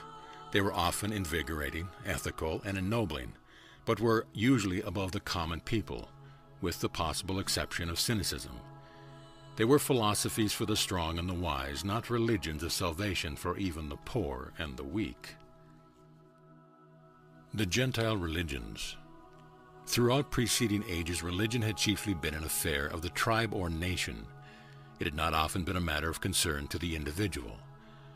Gods were tribal or national, not personal. Such religious systems afforded little satisfaction for the individual spiritual longing of the average person. In the times of Jesus, the religions of the Occident included 1. The pagan cults. These were a combination of Hellenic and Latin mythology, patriotism and tradition. 2. Emperor worship. This deification of man as a symbol of the state was very seriously resented by the Jews and the early Christians, and led directly to the bitter persecution of both churches by the Roman government. 3. Astrology. This pseudoscience of Babylon developed into a religion throughout the Greco-Roman Empire. Even in the 20th century, man has not been fully delivered from his superstitious belief. 4. The mystery religions. Upon such a spiritually hungry world, a flood of mystery cults had broken, new and strange religions from the Levant, which had enamored the common people and had promised them individual salvation. These religions rapidly became the accepted belief of the lower classes of the Greco-Roman world, and they did much to prepare the way for the rapid spread of the vastly superior Christian teachings, which presented a majestic concept of deity, associated with an intriguing theology for the intelligent and profound proffer of salvation for all, including the ignorant but spiritually hungry average man of those days. The mystery religions spelled the end of national beliefs and resulted in the birth of numerous personal cults. The mysteries were many, but we all categorized by 1. Some mythical legend, a mystery, whence their name. As a rule, this mystery pertained to the story of some god's life and death and return to life, as illustrated by the teachings of Mithraism, which for a time were contemporary with and a competitor of Paul's rising cult of Christianity. 2. The mysteries were non-national and interracial. They were personal and fraternal, giving rise to religious brotherhoods and numerous sectarian societies. 3. They were in their services characterized by elaborate ceremonies of initiation and impressive sacraments of worship. Their secret rites and rituals were sometimes gruesome and revolting. 4. But no matter what the nature of their ceremonies or the degree of their excesses, these mysteries invariably promise their devotees salvation, deliverance from evil, survival after death, and enduring life in blissful realms beyond this world of sorrow and slavery. But do not make the mistake of confusing the teachings of Jesus with the mysteries. The popularity of the mysteries reveals man's quest for survival, thus portraying a real hunger and thirst for personal religion and individual righteousness. Although the mysteries failed adequately to satisfy this longing, they did prepare the way for the subsequent appearance of Jesus, who truly brought to this world the bread of life and the water thereof. Paul, in an effort to utilize the widespread adherence to the better types of the mystery religions, made certain adaptations of the teachings of Jesus so as to render them more acceptable to a larger number of prospective converts. But even Paul's compromise of Jesus' teachings, Christianity, was superior to the best in the mysteries in that, 1. Paul taught a moral redemption, an ethical salvation. Christianity pointed to a new life and proclaimed a new ideal. Paul forsook magic rites and ceremonial enchantment. 2. Christianity presented a religion which grappled with final solutions of the human problem, for it was not only offered salvation from sorrow and even from death, but it also promised deliverance from sin, followed by the endowment of a righteous character of eternal survival qualities. 3. The mysteries were built upon myth. Christianity, as Paul preached it, was founded upon a historic fact, the bestowal of Michael, the Son of God, upon mankind. Morality among the Gentiles was not necessarily related to either philosophy or religion. Outside of Palestine, it has not always occurred to people that a priest of religion was supposed to lead a moral life. Jewish religion and subsequently the teachings of Jesus and later the evolving Christianity of Paul were the first European religions to lay one hand upon morals and the other upon ethics, insisting that religionists pay some attention to both. Into such a generation of men dominated by such incomplete systems of philosophy and perplexed by such complex cults of religion, Jesus was born in Palestine, and to this same generation he subsequently gave his gospels of personal religion, sonship with God. The Hebrew religion. By the close of the 1st century before Christ, the religious thought of Jerusalem had been tremendously influenced and somewhat modified by Greek cultural teachings, and even by Greek philosophy. In the long contest between the views of the Eastern and Western schools of Hebrew thought, Jerusalem and the rest of the Occident, and the Levant in general, adopted the Western Jewish or modified Hellenistic viewpoint. In the days of Jesus, 3 languages prevailed in Palestine. The common people spoke some dialect of Aramaic. The priests and rabbis spoke Hebrew. The educated classes and the better strata of Jews in general spoke Greek. The early translation of the Hebrew scriptures into Greek at Alexandria was responsible in no small measure for the subsequent predominance of the Greek wing of Jewish culture and theology. And the writings of the Christian teachers were soon to appear in the same language. The Renaissance of Judaism dates from the Greek translation of the Hebrew Scriptures. This was a vital influence which later determined the drift of Paul's Christian cult toward the west instead of toward the east. Though the Hellenized Jewish beliefs were very little influenced by the teaching of the Epicureans, they were very materially affected by the philosophy of Plato and the self-abnegation doctrines of the Stoics. The great inroad of Stoicism is exemplified by the fourth book of the Maccabees. The penetration of both Ptolemaic philosophy and Stoic doctrines is exhibited in the Wisdom of Solomon. The Hellenized Jews brought to the Hebrew Scriptures such an allegorical interpretation that they found no difficulty in conforming Hebrew theology with their revered Aristotelian philosophy. But this all led to disastrous confusion until those problems were taken in hand by Philo of Alexandria, who proceeded to harmonize and systemize Greek philosophy and Hebrew theology into a compact and fairly consistent system of religious belief and practice.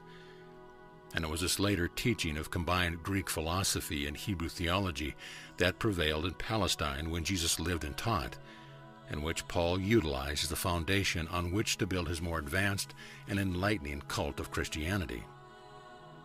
Philo was a great teacher. Not since Moses had there lived a man who exerted such a profound influence on the ethical and religious thought of the Occidental world.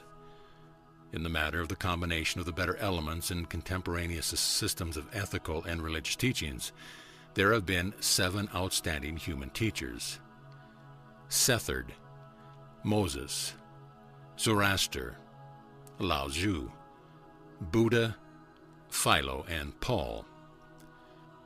Many, but not all, of Philo's inconsistencies resulting from an effort to combine Greek mystical philosophy and Roman Stoic doctrines with the legalistic theology of the Hebrews, Paul recognized and wisely eliminated from his pre-Christian basic theology. Philo led the way for Paul more fully to restore the concept of the Paradise Trinity, which had long been dormant in Jewish theology. In only one matter did Paul fail to keep pace with Philo, or to transcend the teaching of this wealthy and educated Jew of Alexandria, and that was the doctrine of atonement. Philo taught deliverance from the doctrine of forgiveness only by the shedding of blood. He also possibly glimpsed the reality and presence of the thought adjusters more clearly than did Paul. But Paul's theory of original sin, the doctrines of hereditary guilt and innate evil and redemption therefrom, was partially Mithraic in origin, having little in common with Hebrew theology, Philo's philosophy, or Jesus' teaching. Some phases of Paul's teaching regarding original sin and the atonement were original with himself.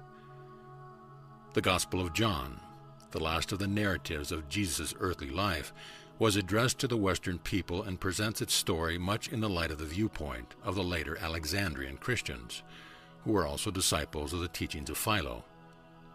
At about the time of Christ, a strange reversion of feelings toward the Jews occurred in Alexandria, and from this former Jewish stronghold there went forth a virulent wave of persecution, extending even to Rome, from which many thousands were banished. But such a campaign of misrepresentation was short-lived. Very soon the imperial government fully restored the curtailed liberties of the Jews throughout the empire.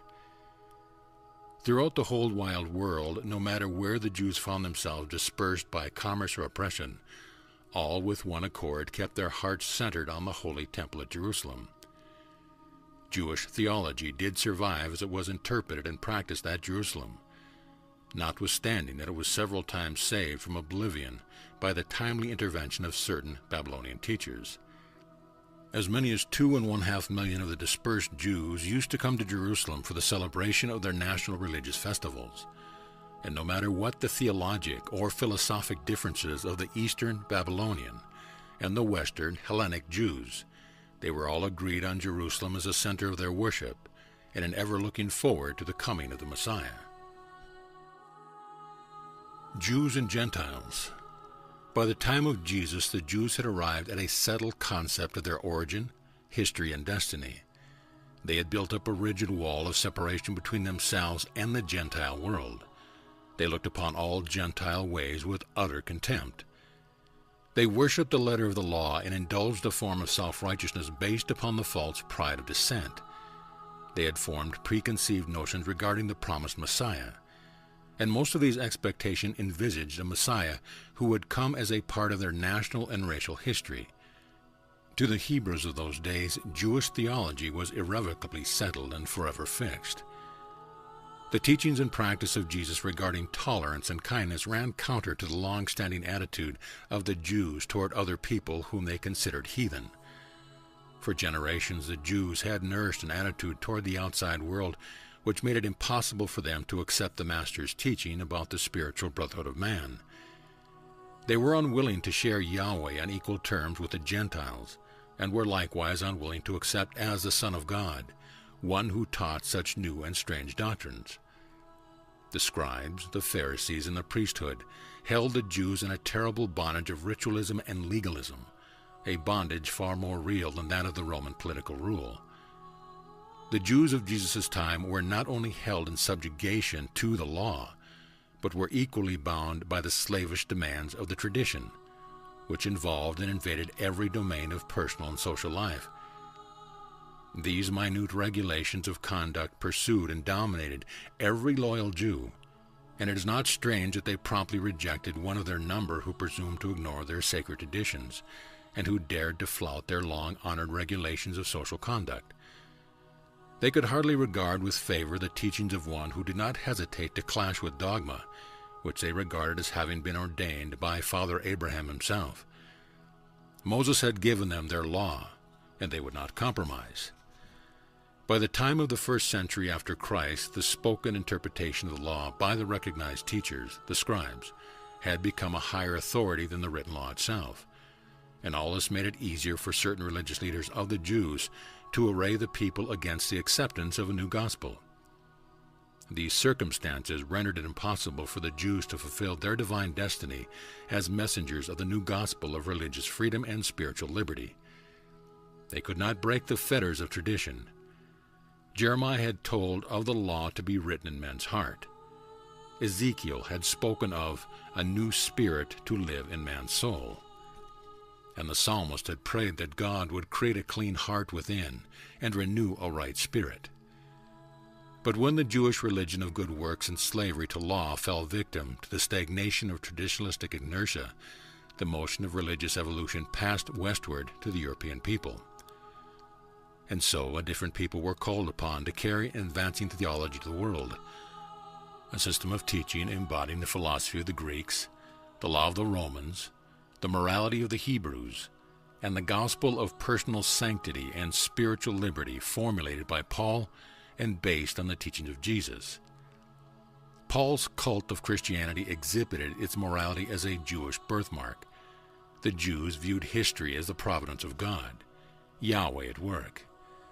The Greeks brought to the new teaching clear concepts of the eternal life. Paul's doctrine were influenced in theology and philosophy not only by Jesus' teaching, but also by Plato and Philo. In ethics, he was inspired not only by Christ, but also by the Stoics. The gospel of Jesus, as it was embodied in Paul's cult of Antioch Christianity, became blended with the following teachings. 1. The philosophic reasoning of the Greek proselytes to Judaism, including some of their concepts of the eternal life. 2. The appealing teachings of the prevailing mystery cults, especially in the Mithrian doctrines of redemption, atonement, and salvation by the sacrifice made by some god. 3. The sturdy morality of the established Jewish religion. The Mediterranean Roman Empire, the Parthian kingdom, and the adjacent peoples of Jesus' time all held crude and primitive ideas regarding the geography of the world, astronomy, health, and disease, and naturally they were amazed by the new and startling pronouncements of the carpenter of Nazareth. The ideas of spirit possession, good and bad, applied not merely to human beings, but every rock and tree was viewed by many as being spirit-possessed. And this was enchanted age, and everybody believed in miracles as commonplace occurrences. Previous written records. As far as possible, consistent with our mandate, we have endeavored to utilize and to some extent coordinate the existing records having to do with the life of Jesus on Urantia. Although we have enjoyed access to the lost record of the Apostle Andrew, and have benefited from the collaboration of a vast host of celestial beings who were on earth during the times of Michael Bestowal, notably his now personalized adjuster, it has been our purpose also to make use of the so-called Gospels of Matthew, Mark, Luke, and John. The New Testament records had their origin in the following circumstance. 1. The Gospel by Mark. John Mark wrote the earliest, excepting the notes of Andrew, briefest and most simple record of Jesus' life. He presented the Master as a minister, as a man among men. Although Mark was a lad lingering about many of the scenes which he depicts, his record is in reality the Gospel according to Simon Peter. He was early associated with Peter, later with Paul. Mark wrote this record at the instigation of Peter and on the earnest petition of the Church of Rome. Knowing how consistently the Master refused to write out his teachings when on earth and in the flesh, Mark, like the Apostle and other leading disciples, was hesitant to put them in writing. But Peter felt the Church of Rome required the assistance of such a written narrative, and Mark consented to undertake its preparation. He made many notes before Peter died in AD 67, and in accordance with the outline approved by Peter and for the Church of Rome, he began his writing soon after Peter's death. The Gospel was completed near the end of AD 68. Mark wrote entirely from his own memory and Peter's memory. The record has since been considerably changed. Numerous passages have been taken out and some later matter added at the end to replace the latter one-fifth of the original Gospel, which was lost from the first manuscript before it was ever copied. This record by Mark, in conjunction with Andrew and Matthew's notes, was the written basis of all subsequent Gospel narratives which sought to portray the life and teachings of Jesus. 2. The Gospel of Matthew. The so-called Gospel according to Matthew is the record of the Master's life, which was written for the edification of Jewish Christians. The author of this record constantly seeks to show in Jesus' life that much which he did was that it might be fulfilled, which was spoken by the prophet. Matthew's Gospel portrays Jesus as Son of David, picturing him as showing great respect for the law and the prophets. The Apostle Matthew did not write this Gospel. It was written by Isidore, one of his disciples, who had as a help in his work not only Matthew's personal remembrance of these events, but also a certain record which the latter had made of the sayings of Jesus directly after the crucifixion. This record by Matthew was written in Aramaic. Isidore wrote in Greek. There was no intent to deceive in accrediting the production to Matthew. It was the custom in those days for pupils thus to honor their teachers. Matthew's original record was edited and added to in AD 40, just before he left Jerusalem to engage in evangelistic preaching. It was a private record, the last copy having been destroyed in the burning of a Syrian monastery in AD 416. Isidore escaped from Jerusalem in AD 70, after the investment of the city by the armies of Titus, taking with him to Pella a copy of Matthew's notes. In the year 71, while living at Pella, Isidore wrote the Gospel according to Matthew. He also had with him the first 4/5 of Mark's narrative. 3. The Gospel by Luke. Luke, the physician of Antioch in Pisidia, was a Gentile convert of Paul, and he wrote quite a different story of the Master's life. He began to follow Paul and learn of the story and teaching of Jesus in AD 47. Luke preserves much of the grace of the Lord Jesus Christ in his record, as he gathered up these facts from Paul and others. Luke presents the Master as the friend of publicans and sinners. He did not formulate his many notes into the Gospel until after Paul's death. Luke wrote in the year 82 in Achaia. He planned 3 books dealing with the history of Christ and Christianity, but died in AD 90, just before he finished the second of these works, the Acts of the Apostles. As material for the compilation of his Gospel, Luke first depended upon the story of Jesus' life as Paul had related it to him. Luke's Gospel is, therefore, in some ways the Gospel according to Paul. But Luke had other sources of information. He not only interviewed scores of eyewitnesses to the numerous episodes of Jesus' life which he records, but he also had with him a copy of Mark's Gospel, that is, the first 4/5, Isidore's narrative, and a brief record made in the year AD 78 at Antioch by a believer named Cedes. Luke also had a mutilated and much edited copy of some notes purported to have been made by the Apostle Andrew. 4. The Gospel of John. The Gospel according to John relates much of Jesus' work in Judea and around Jerusalem, which is not contained in the other records. This is the so-called Gospel according to John, the son of Zebedee, and though John did not write it, he did inspire it. Since its first writing, it has several times been edited to make it appear to have been written by John himself. When this record was made, John had the other Gospels, and he saw that much had been omitted. Accordingly, in the year AD 101, he encouraged his associates, Nathan, a Greek Jew from Caesarea, to begin the writing. John supplied his material from memory and by reference to the 3 records already in existence. He had no written records of his own. The epistle known as 1 John was written by John himself as a covering letter for the work which Nathan executed under his direction. All these writers presented honest pictures of Jesus as they saw, remembered, or had learned of him, and as their concepts of these distant events were affected by their subsequent espousal of Paul's theology of Christianity. And these records, imperfect as they are, have been sufficient to change the course of history of Urantia for almost 2,000 years.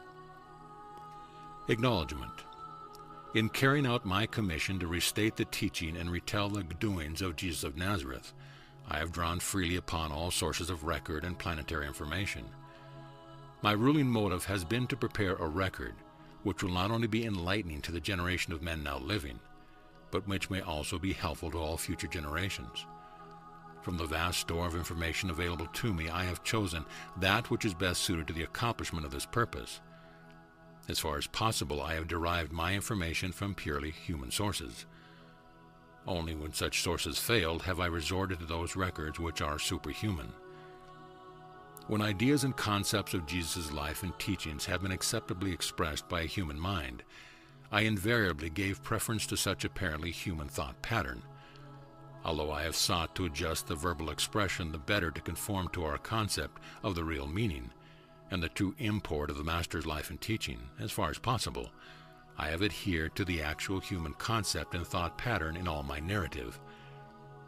I well know that these concepts, which have had origin in the human mind, will prove more acceptable and helpful to all other human minds.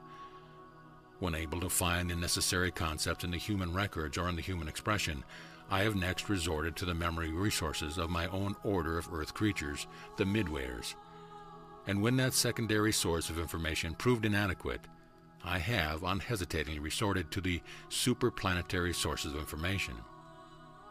The memoranda which I have collected, and from which I have prepared this narrative of the life and teachings of Jesus, aside from the memory of the record of the Apostle Andrew, embrace thought gems and superior concepts of Jesus' teaching, assembled from more than 2,000 human beings who have lived on earth from the days of Jesus down to the time of the inditing of these revelations, more correctly restatements. The revelatory permissions have been utilized only when the human record and human concepts fail to supply an adequate thought pattern. My revelatory commission forbade me to resort to extra-human sources of either information or expression until such a time as I could testify that I had failed in my efforts to find the required conceptual expression in purely human sources. While I, with the collaboration of my 11 associate fellow midwayers, and under the supervision of the Melchizedek of record, have portrayed this narrative in accordance with my concept of its effective arrangement, and in response to my choice of immediate expression. Nevertheless, the majority of the ideas and even some of the effective expressions, which I have thus utilized, had their origin in the minds of the men of many races who have lived on earth during the intervening generations, right on down to those who are still alive at the time of this undertaking. In many ways, I have served more as a collector and editor than as an original narrator. I have unhesitatingly appropriated these ideas and concepts, preferably human, which would enable me to create the most effective portraiture of Jesus' life, and which would qualify me to restate his matchless teachings in the most striking, helpful, and universally uplifting phraseology. In behalf of the Brotherhood of the United Midwayers of Urantia, I most gratefully acknowledge our indebtedness to all sources of record and concept which have been hereinafter utilized in the further elaboration of our restatement of Jesus' life on earth. End of paper 121. Paper 122. Birth and Infancy of Jesus. It will hardly be possible fully to explain the many reasons which led to the selection of Palestine as the land for Michael's bestowal, and especially as to just why the family of Joseph and Mary should have been chosen as the immediate setting for the appearance of this Son of God on Urantia. After a study of the special report on the status of segregated worlds prepared by the Melchizedeks, in council with Gabriel, Michael finally chose Urantia as the planet whereon to enact his final bestowal. Subsequent to this decision, Gabriel made a personal visit to Urantia, and as a result of his study of human groups and his survey of the spiritual, intellectual, racial, and geographic features of the world and its peoples, he decided that the Hebrews possessed those relative advantages which warranted their selection as the bestowal race. Upon Michael's approval of this decision, Gabriel appointed and dispatched to Urantia the family commission of 12, selected from among the higher orders of universe personalities, which was entrusted with the task of making an investigation of Jewish family life. When this commission ended its labors, Gabriel was present on Urantia and received the report nominating 3 prospective unions as being, in the opinion of the commission, equally favorable as bestowal families for Michael's projected incarnation. From the 3 couples nominated, Gabriel made the personal choice of Joseph and Mary, subsequently making his personal appearance to Mary, at which time he imparted to her the glad tidings that she had been selected to become the earth mother of the bestowal child. Joseph and Mary. Joseph, the human father of Jesus, Joshua ben Joseph, was a Hebrew of the Hebrews, albeit he carried many non-Jewish racial strains which have been added to his ancestral tree from time to time by the female lines of his progenitors. The ancestry of the father of Jesus went back to the days of Abraham, and through this venerable patriarch to the earlier lines of inheritance leading to the Sumerians and Nodites, and through the southern tribes of the ancient Blue Man, to Andan and to Phanta. David and Solomon were not in the direct line of Joseph's ancestry. Neither did Joseph's lineage go directly back to Adam. Joseph's and immediate ancestors were mechanics, builders, carpenters, masons, and smiths. Joseph himself was a carpenter and later a contractor. His family belonged to a long and illustrious line of the nobility of the common people, accentuated ever and anon by the appearance of unusual individuals who had distinguished themselves in connection with the evolution of religion on Urantia. Mary, the earth mother of Jesus, was a descendant of a long line of unique ancestors, embracing many of the most remarkable women in the racial history of Urantia. Although Mary was an average woman of her day and generation, possessing a fairly normal temperament, she reckoned among her ancestors such well-known women as Anan, Tamar, Ruth, Bathsheba, Ansi, Chloa, Eve, Enta, and Rata. No Jewish woman of that day had a more illustrious lineage of common progenitors, or one extending back to more auspicious beginnings. Mary's ancestry, like Joseph's, was characterized by the predominance of strong but average individuals, relieved now and then by numerous outstanding personalities in the march of civilization and the progressive evolution of religion. Racially considered, it is hardly proper to regard Mary as a Jewess. In culture and belief she was a Jew, but in hereditary endowment she was more a composite of Syrian, Hittite, Phoenician, Greek, and Egyptian stocks, her racial inheritance being more general than that of Joseph. Of all couples living in Palestine at about the time of Michael's projected bestowal, Joseph and Mary possessed the most ideal combination of widespread racial connection and superior average of personal endowments. It was the plan of Michael to appear on earth as an average man, that the common people might understand him and receive him. Wherefore Gabriel selected just such persons as Joseph and Mary to become the bestowal parents. Gabriel appears to Elizabeth. Jesus' life work on Urantia was really begun by John the Baptist. Zacharias, John's father, belonged to the Jewish priesthood, while his mother Elizabeth was a member of the more prosperous branch of the same large family group to which Mary, the mother of Jesus, also belonged. Zacharias and Elizabeth, though they had been married many years, were childless. It was late in the month of June, 8 B.C., about 3 months after the marriage of Joseph and Mary, that Gabriel appeared to Elizabeth at noontide one day, just as he later made his presence known to Mary. Said Gabriel, "While your husband Zacharias stands before the altar in Jerusalem, and while the assembled people pray for the coming of a deliverer, I, Gabriel, have come to announce that you will shortly bear a son who shall be the forerunner of this divine teacher, and you shall call your son John. He will grow up dedicated to the Lord your God, and when he has come to full years, he will gladden your heart, because he will turn many souls to God. And he will also proclaim the coming of the soul healer of your people, and the spirit liberator of all mankind. Your kinswoman, Mary, shall be the mother of this child of promise, and I will also appear to her." This vision greatly frightened Elizabeth. After Gabriel's departure, she turned this experience over in her mind, long pondering the sayings of the majestic visitor, but did not speak of the revelation to anyone save her husband until her subsequent visit with Mary in early February of the following year. For 5 months, however, Elizabeth withheld her secret even from her husband. Upon her disclosure of the story of Gabriel's visit, Zacharias was very skeptical and for weeks doubted the entire experience, only consenting half-heartedly to believe in Gabriel's visit to his wife, when he could no longer question that she was expectant with child. Zacharias was very much perplexed regarding the prospective motherhood of Elizabeth, but he did not doubt the integrity of his wife, notwithstanding his own advanced age.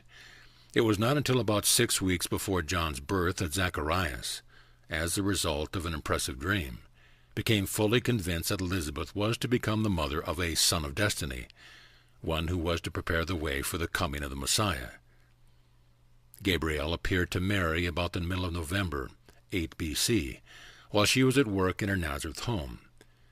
Later on, after Mary knew without doubt that she was to become a mother, she persuaded Joseph to let her journey to the city of Judah, 4 miles west of Jerusalem, in the hills, to visit Elizabeth. Gabriel had informed each of these mothers-to-be of his appearance to the other. Naturally, they were anxious to get together, compare experiences, and talk over the probable future of their sons. Mary remained with her distant cousin for 3 weeks. Elizabeth did much to strengthen Mary's faith in the vision of Gabriel, so she returned home more fully dedicated to the call to mother the child of destiny, whom she was so soon to present to the world as a helpless babe, an average and normal infant of the realm. John was born in the city of Judah, March 25th, 7th B.C. Zacharias and Elizabeth rejoiced greatly in the realization that a son had come to them as Gabriel had promised, and when on the 8th day they presented the child for circumcision, they formally christened him John, as they had been directed aforetime. Already had a nephew of Zacharias departed for Nazareth, carrying the message of Elizabeth to Mary, proclaiming that a son had been born to her, and that his name was to be John. From his earliest infancy, John was judiciously impressed by his parents with the idea that he was to grow up to become a spiritual leader and a religious teacher, and the soil of John's heart was ever responsive to the sowing of such suggestive seeds. Even as a child, he was found frequently at the temple during the seasons of his father's service, and he was tremendously impressed with the significance of all that he saw. Gabriel's announcement to Mary. One evening about sundown, before Joseph had returned home, Gabriel appeared to Mary by the side of a low stone table, and after she had recovered her composure said, "I come at the bidding of one who is my master, and whom you shall love and nurture. To you, Mary, I bring glad tidings when I announce that the conception within you is ordained by heaven, and that in due time you will become a mother of a son. You shall call him Joshua, and he shall inaugurate the kingdom of heaven on earth and among men.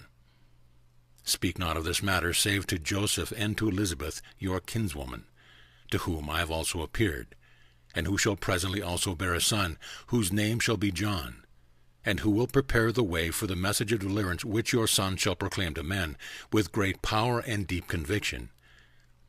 And doubt not my word, Mary, for this home has been chosen as the mortal habitat of the child of destiny. My benediction rests upon you.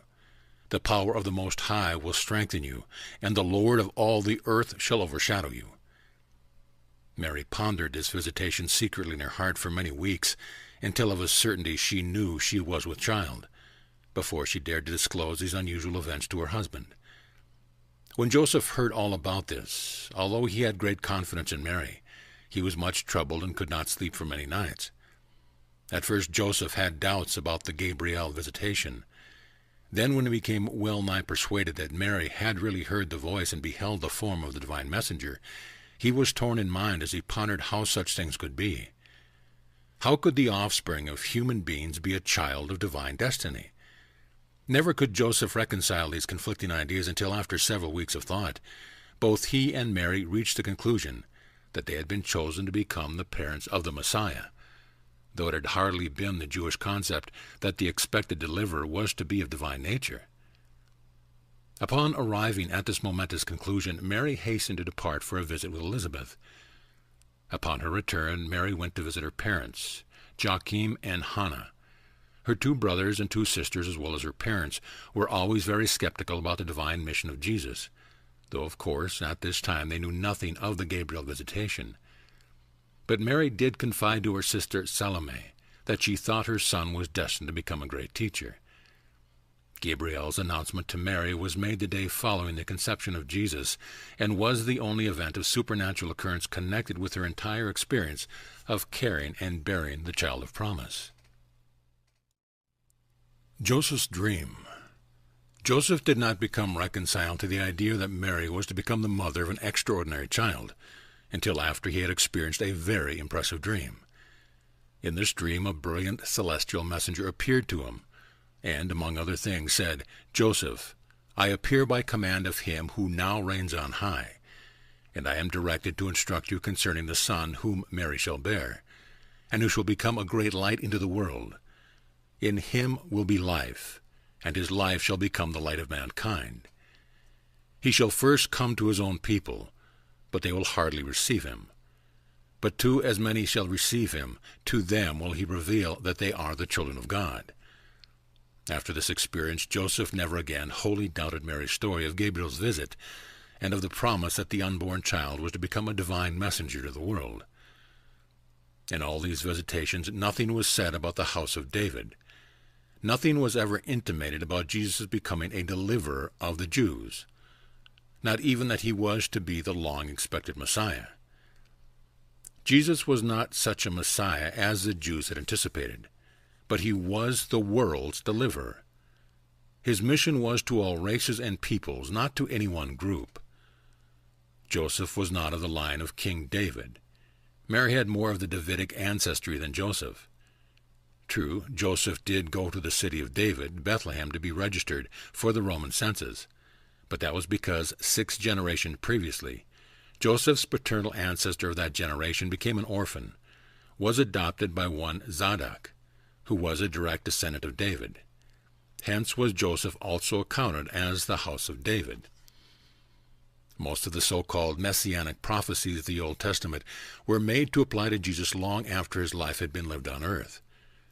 For centuries, the Hebrew prophets had proclaimed the coming of a deliverer, and these promises had been constructed by successive generations as referring to a new Jewish ruler who would sit upon the throne of David, and by the reputed miraculous methods of Moses, proceed to establish the Jews in Palestine as a powerful nation, free from all foreign domination. Again, many figurative passages found throughout the Hebrew Scripture were subsequently misapplied to the life mission of Jesus. Many Old Testament sayings were so distorted as to appear to fit some episode of the Master's earth life. Jesus himself one time publicly denied any connection with the royal house of David.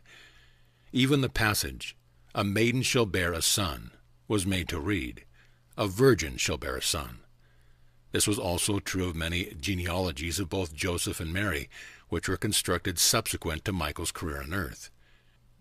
Many of these lineages contain much of the Master's ancestry, but on the whole they are not genuine, and may not be depended upon as factual. The early followers of Jesus all too often succumb to the temptation to make all the old and prophetic utterances appear to find fulfillment in the life of their Lord and Master.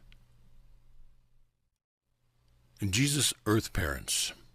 Joseph was a mild-mannered man, extremely conscientious, and in every way faithful to the religious conventions and practices of his people. He talked little but thought much.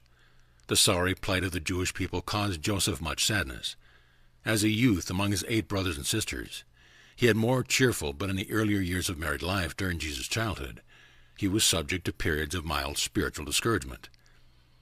These temperamental manifestations were greatly improved just before his untimely death, and after the economic condition of his family had been enhanced by his advancement from the rank of carpenter to the role of a prosperous contractor.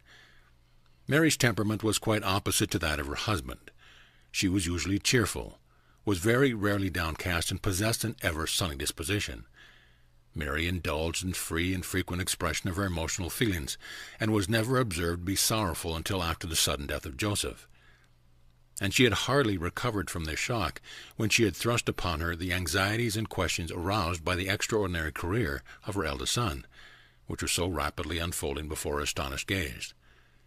But throughout all this unusual experience, Mary was composed, courageous, and fairly wise in her relationship with her strange and little-understood firstborn son and his surviving brothers and sisters. Jesus derived much of his unusual gentleness and marvelous sympathetic understanding of human nature from his father. He inherited his gift as a great teacher and his tremendous capacity for righteous indignation from his mother. In emotional reactions to his adult life environment, Jesus was at one time like his father, meditative and worshipful, sometimes characterized by apparent sadness, but more often he drove forward in the manner of his mother's optimistic and determined disposition. All in all, Mary's temperament tended to dominate the career of the divine Son as he grew up and swung into the momentous strides of his adult life. In some particulars, Jesus was a blending of his parents' traits. In other respects, he exhibited the traits of one in contrast with those of the other. From Joseph, Jesus secured his strict training in the usage of the Jewish ceremonials and his unusual acquaintance with the Hebrew Scriptures. From Mary, he derived a broader viewpoint of religious life and a more liberal concept of personal spiritual freedom. The families of both Joseph and Mary were well educated for their time. Joseph and Mary were educated far above the average for their day and station in life.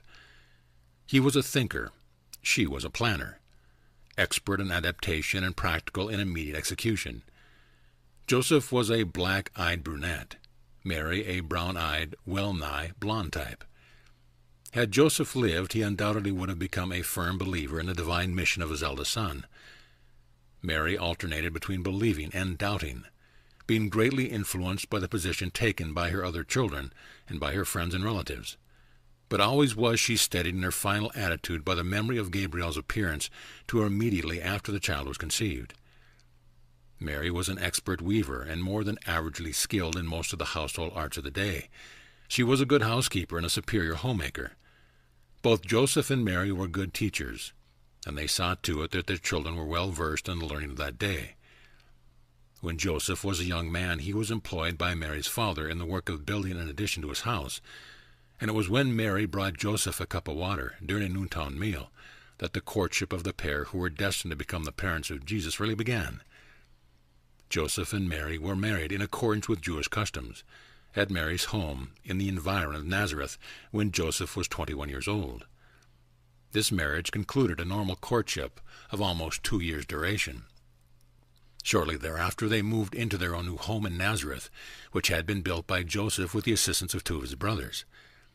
The house was located near the foot of the nearby elevated land, which so charmingly overlooked the surrounding countryside. In this home, especially prepared, these young and expectant parents had thought to welcome the child of promise. little realizing that this momentous event of a universe was to transpire while they would be absent from home in Bethlehem of Judea. The larger part of Joseph's family became believers in the teachings of Jesus, but very few of Mary's people ever believed in him until he departed from this world. Joseph leaned more toward the spiritual concept of the expected Messiah, but Mary and her family, especially her father, held to the idea of the Messiah as a temporal deliverer and political ruler. Mary's ancestors had been prominently identified with the Maccabean activities of the then but recent times. Joseph held vigorously to the Eastern or Babylonian views of the Jewish religion. Mary leaned strongly toward the more liberal and broader Western or Hellenistic interpretation of the law and the prophets. The home at Nazareth. The home of Jesus was not far from the high hill in the northerly part of Nazareth, some distance from the village spring, which was in the eastern section of the town. Jesus' family dwelt in the outskirts of the city, and this made it all the easier for him subsequently to enjoy frequent strolls in the country and to make trips up to the top of this nearby highland, the highest of all the hills of southern Galilee, save the Mount Tabor range to the east and the hill of Nain, which was about the same height. Their home was located a little to the south and east of the southern promontory of this hill, and about midway between the base of this elevation and the road leading out of Nazareth toward Cana. Aside from climbing the hill, Jesus' favorite stroll was to follow a narrow trail, winding about the base of the hill in a northeasterly direction, to a point where it joined the road to Sephoros. The home of Joseph and Mary was a one-room stone structure, with a flat roof and adjoining building for housing the animals. The furniture consisted of a low stone table, earthenware and stone dishes and pots, a loom, a lampstand, several small stools and mats for sleeping on a stone floor. In the backyard, near the animal annex, was the shelter which covered the oven and the mill for grinding grain. It required 2 persons to operate this type of mill, one to grind and another to feed the grain. As a small boy, Jesus often fed grain to this mill while his mother turned the grinder. In later years, as the family grew in size, they would all squat about the enlarged stone table to enjoy their meals, helping themselves from a common dish or pot of food. During the winter, at the evening meal, the table would be lighted by a small, flat clay lamp, which was filled with olive oil. After the birth of Martha, Joseph built an addition to his house, a large room, which was used as a carpenter shop during the day and a sleeping room at night. The trip to Bethlehem. In the month of March, 8 B.C., the month Joseph and Mary were married, Caesar Augustus decreed that all inhabitants of the Roman Empire should be numbered, that a census should be made which could be used for effecting better taxation. The Jews had always been greatly prejudiced against any attempt to number the people, and this, in connection with the serious domestic difficulties of Herod, king of Judea, had conspired to cause the postponement of a taking of the census in the Jewish kingdom for 1 year. Throughout all the Roman Empire, this census was registered in the year 8 B.C., except in the Palestinian kingdom of Herod, where it was taken in 7 B.C., 1 year later. It was not necessary that Mary should go to Bethlehem for enrollment. Joseph was authorized to register for his family, but Mary, being an adventurous and aggressive person, insisted on accompanying him. She feared being left alone lest a child be born while Joseph was away. And again, Bethlehem being not far from the city of Judah, Mary foresaw a possible pleasurable visit with her kinswoman Elizabeth.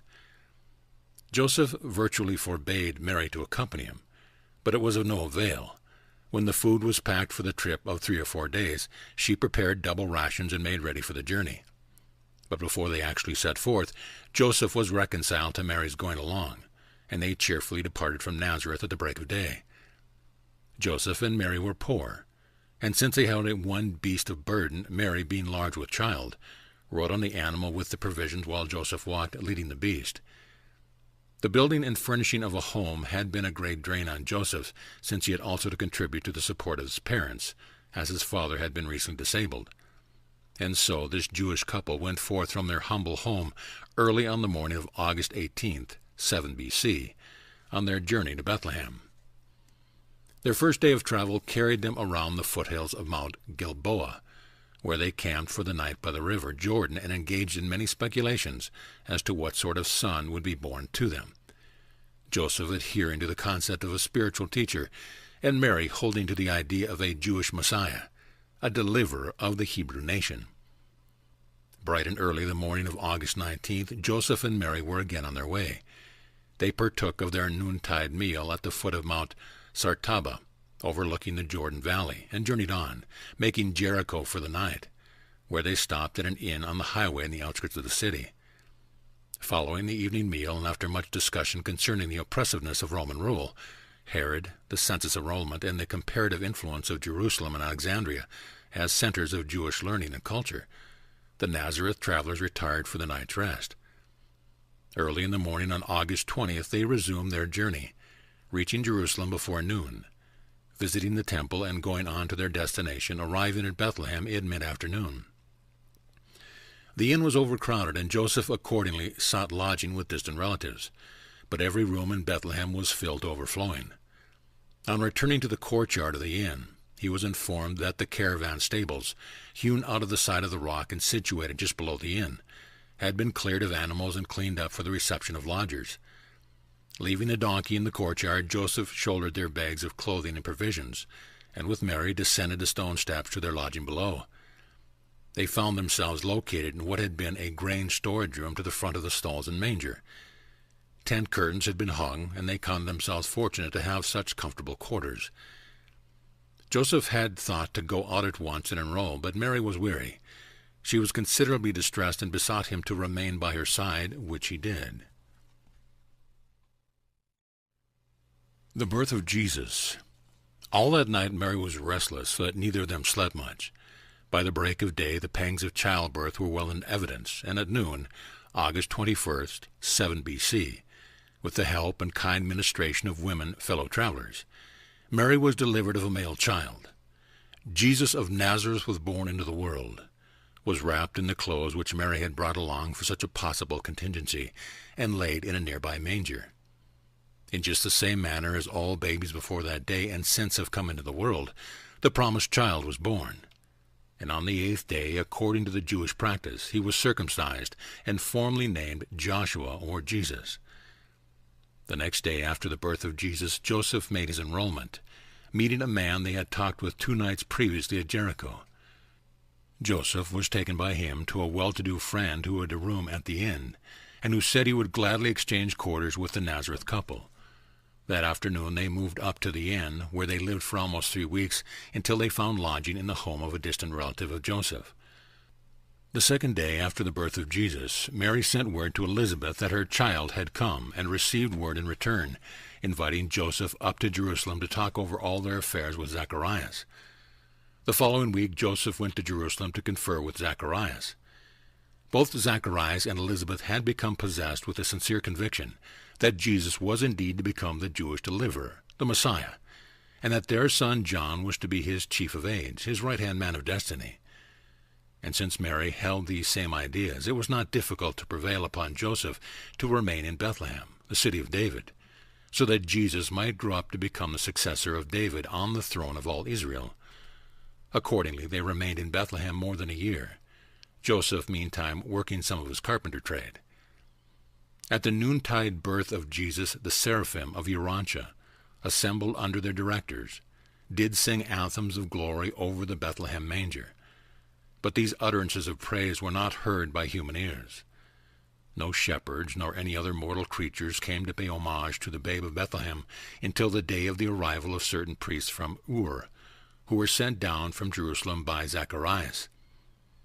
These priests from Mesopotamia had been told some time before by a strange religious teacher of their country that he had had a dream in which he was informed that the light of life was about to appear on earth as a babe and among the Jews. And thither went these 3 teachers looking for this light of life. After many weeks of futile search in Bethlehem, they were about to return to Ur when Zacharias met them and disclosed his belief that Jesus was the object of their quest, and sent them on to Bethlehem, where they found the babe and left their gifts with Mary, his earth mother. The babe was almost 3 weeks old at the time of their visit. These wise men saw no star to guide them to Bethlehem. The beautiful legend of the Star of Bethlehem originated in this way. Jesus was born August 21st at noon, 7 B.C. on May 29th, 7 B.C., there occurred an extraordinary conjunction of Jupiter and Saturn in the constellation of Pisces, and it is a remarkable astronomic fact that similar conjunction occurred on September 29th and December 5th of the same year. Upon the basis of these extraordinary but wholly natural events, the well-meaning zealots of the succeeding generation constructed the appealing legend of the Star of Bethlehem, and the adoring Magi led thereby to the manger, where they beheld and worshipped the newborn babe. Oriental and near-Oriental minds delight in fairy stories, and they are continually spinning such beautiful myths about the lives of the religious leaders and political heroes. In the absence of printing, when most human knowledge was passed by word of mouth from one generation to another, it was very easy for myths to become traditions, and for traditions eventually to become accepted as facts. The presentation in the temple. Moses had taught the Jews that every firstborn son belonged to the Lord, and that, in lieu of a sacrifice, as was the custom among the heathen nations, such a son might live providing his parents would redeem him by the payment of 5 shekels to any authorized priest. There was also a Mosaic ordinance which directed that a mother, after the passing of a certain period of time, should present herself, or have someone make the proper sacrifice for her, at the temple for purification. It was customary to perform both these ceremonies at the same time. Accordingly, Joseph and Mary went up to the temple at Jerusalem in person to present Jesus to the priest and effect his redemption, and also to make the proper sacrifice to ensure Mary's ceremonial purification from the alleged uncleanliness of childbirth. There lingered constantly about the courts of the temple 2 remarkable characters, Simeon, a singer, and Anna, a poetess. Simeon was a Judean, but Anna was a Galilean. This couple was frequently in each other's company, and both were intimates of the priest Zacharias, who had confided the secret of John and Jesus to them. Both Simeon and Anna longed for the coming of the Messiah, and their confidence in Zacharias led them to believe that Jesus was the expected deliverer of the Jewish people. Zacharias knew the day Joseph and Mary were expected to appear at the temple with Jesus, and he had prearranged with Simeon and Anna to indicate, by the salute of his upraised hand, which one in the procession of firstborn children was Jesus. For this occasion Anna had written a poem which Simeon proceeded to sing, much to the astonishment of Joseph, Mary, and all who were assembled in the temple courts. And this was their hymn of the redemption of the firstborn son. Blessed be the Lord, the God of Israel, for he has visited us and wrought redemption for his people.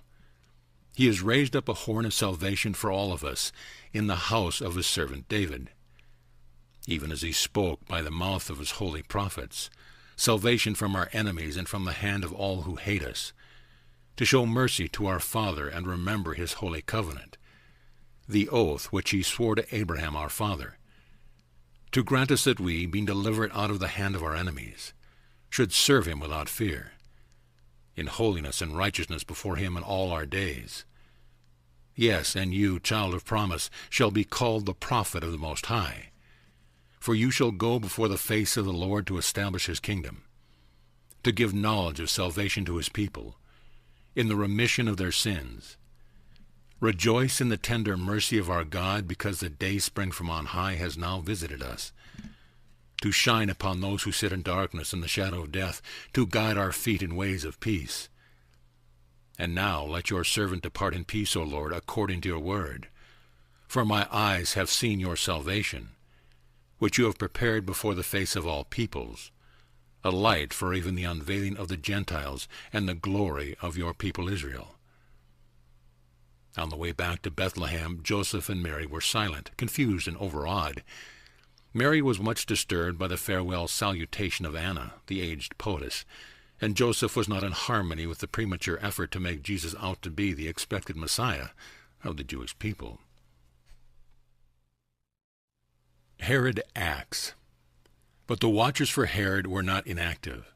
When they reported to him the visit of the priests of Ur to Bethlehem, Herod summoned to these Chaldeans to appear before him. He inquired diligently of these wise men about the new king of the Jews, but they gave him little satisfaction, explaining that the babe had been born of a woman who had come down to Bethlehem with her husband for the census enrollment. Herod, not being satisfied with his answer, sent them forth with a purse and directed that they should find the child so that he too might come and worship him. since they had declared that his kingdom was to be spiritual, not temporal. But when the wise men did not return, Herod grew suspicious. As he turned these things over in his mind, his informers returned and made full report of the recent occurrence in the temple, bringing him a copy of parts of the Simeon song, which had been sung at the redemption ceremonies of Jesus. But they had failed to follow Joseph and Mary, and Herod was very angry with them when they could not tell him whither the pair had taken the babe. He then dispatched searchers to locate Joseph and Mary. Knowing Herod pursued the Nazareth family, Zacharias and Elizabeth remained away from Bethlehem. The baby boy was secreted with Joseph's relatives. Joseph was afraid to seek work, and their small savings were rapidly disappearing. Even at the time of the purification ceremonies at the temple, Joseph deemed himself sufficiently poor to warrant his offering for Mary 2 young pigeons, as Moses had directed for the purification of mothers among the poor. When, after more than a year of searching, Herod's spies had not located Jesus, and because of the suspicion that the babe was still concealed in Bethlehem, he prepared an order directing that a systematic search be made of every house in Bethlehem, and that all boy babies under 2 years of age should be killed. In this manner, Herod hoped to make sure that this child, who was to become king of the Jews, would be destroyed, and thus perished in one day 16 boy babies in Bethlehem of Judea. But intrigue and murder, even in his own immediate family, were common occurrences at the court of Herod. The massacre of these infants took place about the middle of October, 6 B.C., when Jesus was a little over 1 year of age. But they were believers in the coming Messiah even among Herod's court attachés, and one of these, learning of the order to slaughter the Bethlehem boy babies, communicated with Zacharias, who in turn dispatched a messenger to Joseph. And the night before the massacre, Joseph and Mary departed from Bethlehem with the babe for Alexandria in Egypt. In order to avoid attracting attention, they journeyed alone to Egypt with Jesus. They went to Alexandria on funds provided by Zacharias, and there Joseph worked at his trade while Mary and Jesus lodged with well-to-do relatives of Joseph's family. They sojourned in Alexandria 2 full years, not returning to Bethlehem until after the death of Herod. End of Paper 122. Paper 123. The Early Childhood of Jesus. Owing to the uncertainties and anxieties of their sojourn in Bethlehem, Mary did not wean the babe until they had arrived safely in Alexandria, where the family was able to settle down to a normal life. They lived with kinsfolk, and Joseph was well able to support his family as he secured work shortly after his arrival. He was employed as a carpenter for several months, and then elevated to the position of foreman of a large group of workmen employed on one of the public buildings then in the process of construction. This new experience gave him the idea of becoming a contractor and builder after their return to Nazareth. All through these early years of Jesus' helpless infancy, Mary maintained one long and constant vigil, lest anything befall her child which might jeopardize his welfare, or in any way interfere with his future mission on earth. No mother was ever more devoted to her child. In the home where Jesus chanced to be, there were 2 other children about his age, and among the near neighbors there were 6 others whose ages were sufficiently near his own to make them acceptable playfellows. At first Mary was disposed to keep Jesus close by her side. She feared something might happen to him if he were allowed to play in the garden with the other children. But Joseph, with the assistance of his kinsfolk, was able to convince her that such a course would deprive Jesus of the helpful experience of learning how to adjust himself to children of his own age. And Mary, realizing that such a program of undue sheltering and unusual protection might tend to make him self-conscious and somewhat self-centered, finally gave assent to the plan of permitting the child the promise to grow up just like any other child. And though she was obedient to his decision, she made it her business always to be on watch while the little folks were at play around the house or in the garden. Only an affectionate mother could know the burden that Mary carried in her heart for the safety of her son during those years of his infancy and early childhood. Throughout the 2 years of their sojourn at Alexandria, Jesus enjoyed good health and continued to grow normally. Aside from a few friends and relatives, no one was told about Jesus being a child of promise. One of Joseph's relatives revealed this to a few friends in Memphis, descendants of the distant Akhenaten, and they, with a small group of Alexandrian believers, assembled at the palatial home of Joseph's relative benefactor, a short time before the return of Palestine, to wish the Nazareth family well and to pay their respects to the child. On this occasion, the assembled friends presented Jesus with a complete copy of the Greek translation of the Hebrew Scriptures. But this copy of the Jewish sacred writings was not placed in Joseph's hand until both he and Mary had finally declined the invitation of their Memphis and Alexandrian friends to remain in Egypt. These believers insisted that the child of destiny would be able to exert a far greater world influence as a resident of Alexandria than any designated place in Palestine. These persuasions delayed their departure for Palestine for some time after they received the news of Herod's death. Joseph and Mary finally took leave of Alexandria on a boat belonging to their friend Ezrion, bound for Joppa, arriving at that port late in August of the year 4 B.C. They went directly to Bethlehem, where they spent the entire month of September in council with their friends and relatives concerning whether they should remain there or return to Nazareth. Mary had never fully given up the idea that Jesus ought to grow up in Bethlehem, the city of David. Joseph did not really believe that their son was to become a kingly deliverer of Israel. Besides, he knew that he himself was not really a descendant of David, that his being reckoned among the offspring of David was due to the adoption of one of his ancestors into the Davidic line of descent. Mary, of course, thought the city of David the most appropriate place in which the new candidate for David's throne could be reared. But Joseph preferred to take chances with Herod Antipas rather than his brother Archelaus. He entertained great fears for the child's safety in Bethlehem or any other city in Judea, and surmised that Archelaus would be more likely to pursue the menacing policies of his father, Herod, than would Antipas in Galilee. And besides all of these reasons, Joseph was outspoken in his preference for Galilee as a better place to which to rear and educate the child, but it required 3 weeks to overcome Mary's objection. By the 1st of October, Joseph had convinced Mary and all their friends that it was best for them to return to Nazareth.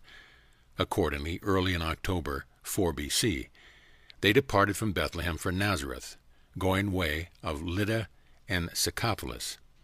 They started out early one Sunday morning, Mary and the child riding on their newly acquired beast of burden, while Joseph and 5 accompanying kinsmen proceeded on foot. Joseph's relatives refused to permit them to make the trip to Nazareth alone.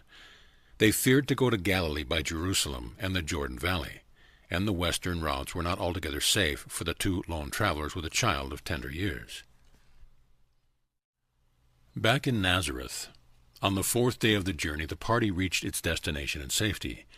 They arrived unannounced at the Nazareth home, which had been occupied for more than 3 years by one of Joseph's married brothers, who was indeed surprised to see them. So quietly had they gone about their business that neither the family of Joseph nor that of Mary knew that they had even left Alexandria. The next day Joseph's brother moved his family, and Mary, for the first time since Jesus' birth, settled down with her little family to enjoy life in their own home. In less than a week, Joseph secured work as a carpenter, and they were supremely happy. Jesus was about 3 years and 2 months old at the time of their return to Nazareth. He had stood all these travels very well, and was in excellent health and full of childish glee and excitement at having premises of his own to run about in and to enjoy. But he greatly missed the association of his Alexandrian playmates. On the way to Nazareth, Joseph had persuaded Mary that it would be unwise to spread the word among their Galilean friends and relatives that Jesus was a child of promise. They agreed to refrain from all mention of these matters to anyone, and they were both very faithful in keeping this promise.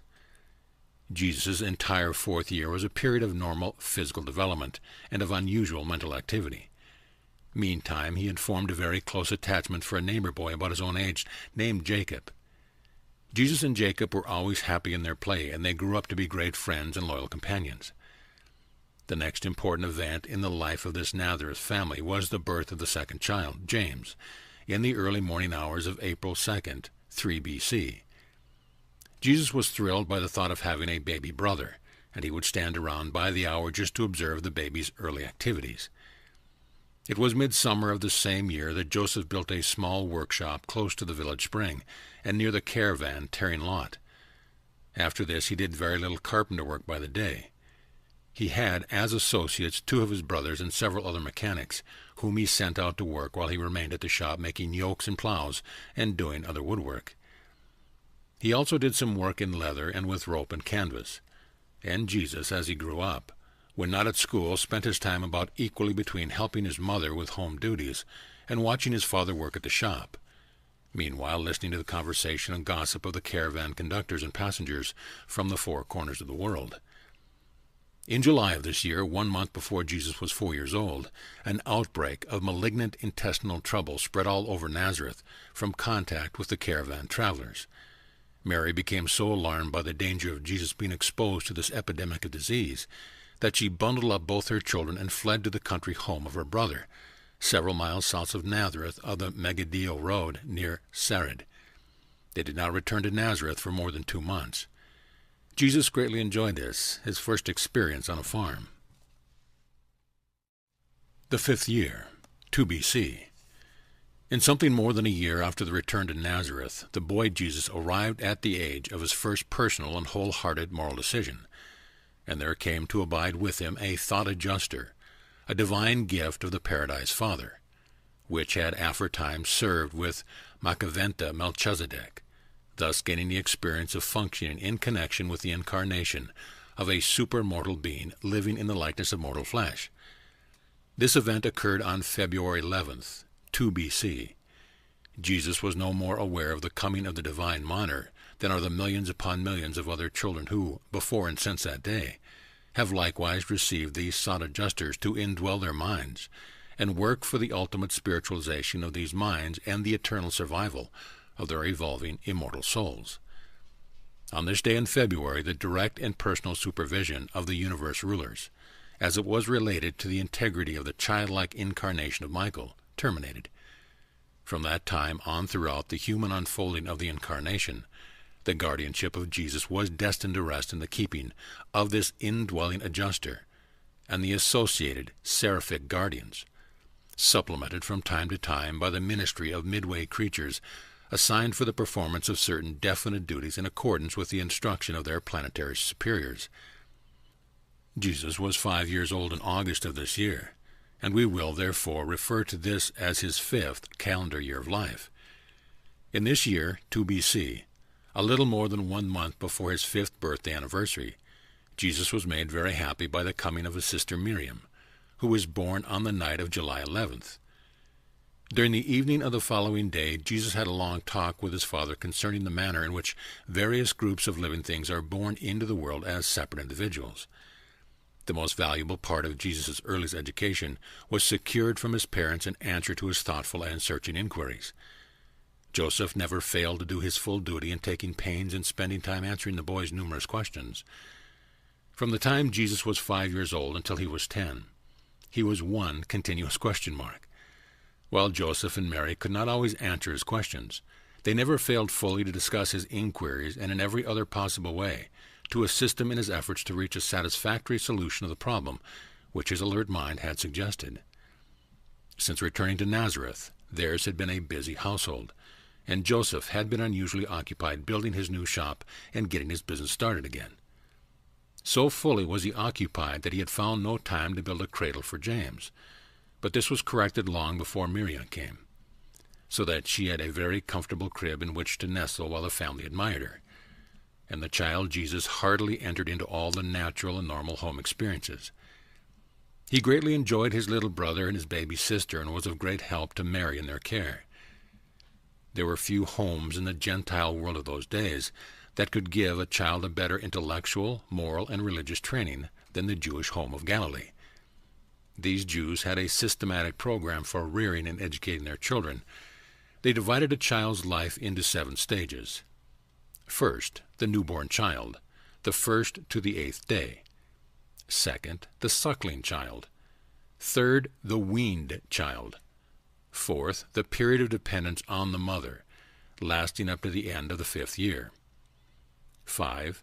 The beginning independence of the child, and with sons, the father assuming responsibility for their education. 6. The adolescent youth and maidens. 7. The young men and the young women. It was the custom of the Galilean Jews for the mother to bear the responsibility for a child's training until the 5th birthday, and then, if the child were a boy, to hold the father responsible for the lad's education from that time on. This year, therefore, Jesus entered upon the 5th stage of a Galilean Jewish child's career, and accordingly on August 21st, 2 B.C., Mary formally turned him over to Joseph for further instruction. Though Joseph was now assuming a direct responsibility for Jesus' intellectual and religious education, his mother still interested herself in his home training. She taught him to know and care for the vines and flowers growing about the garden walls, which completely surround the home plot. She also provided on the roof of the house, the summer bedroom, shallow boxes of sand in which Jesus worked out maps and did much of his early practice on writing Aramaic, Greek, and later on Hebrew, for in time he learned to read, write, and speak fluently all three languages. Jesus appeared to be well-nigh perfect child physically and continued to make normal progress mentally and emotionally. He experienced a mild digestive upset, his first minor illness, in the latter part of this, his 5th calendar year. Though Joseph and Mary often talked about the future of their eldest child, had you been there, you'd have only observed the growing up of a normal, healthy, carefree, but exceedingly inquisitive child of that time and place. Events of the 6th year, 1 B.C. Already with his mother's help, Jesus had mastered the Galilean dialect of the Aramaic tongue, and now his father began teaching him Greek. Mary spoke little Greek, but Joseph was a fluent speaker of both Aramaic and Greek. The textbook for the study of the Greek language was a copy of the Hebrew Scriptures, a complete version of the Law and the Prophets, including the Psalms, which had been presented to them on leaving Egypt. There were only 2 complete copies of the Scriptures in Greek in all Nazareth, and the possession of one of them by the carpenter's family made Joseph's home a much-sought place and enabled Jesus, as he grew up, to meet an almost endless procession of earnest students and sincere truth-seekers. Before this year ended, Jesus had assumed custody of this priceless manuscript, having been told on his 6th birthday that the sacred book had been presented to him by Alexandrian friends and relatives, and in a very short time he could read it readily. The first great shock of Jesus' young life occurred when he was not quite 6 years old. It had seemed to the lad that his father, at least his father and mother together, knew everything. Imagine, therefore, the surprise of this inquiring child when he asked his father the cause of a mild earthquake which had just occurred, to hear Joseph say, "My son, I really do not know." Thus began that long and disconcerting disillusionment, in the course of which Jesus found out that his earthly parents were not all wise and all-knowing. Joseph's first thought was to tell Jesus that the earthquake had been caused by God, but a moment's reflection admonished him that such an answer would immediately be provocative of further and still more embarrassing inquiries. Even at an early age, it was very difficult to answer Jesus' questions about physical or social phenomena by thoughtlessly telling him that either God or the devil was responsible.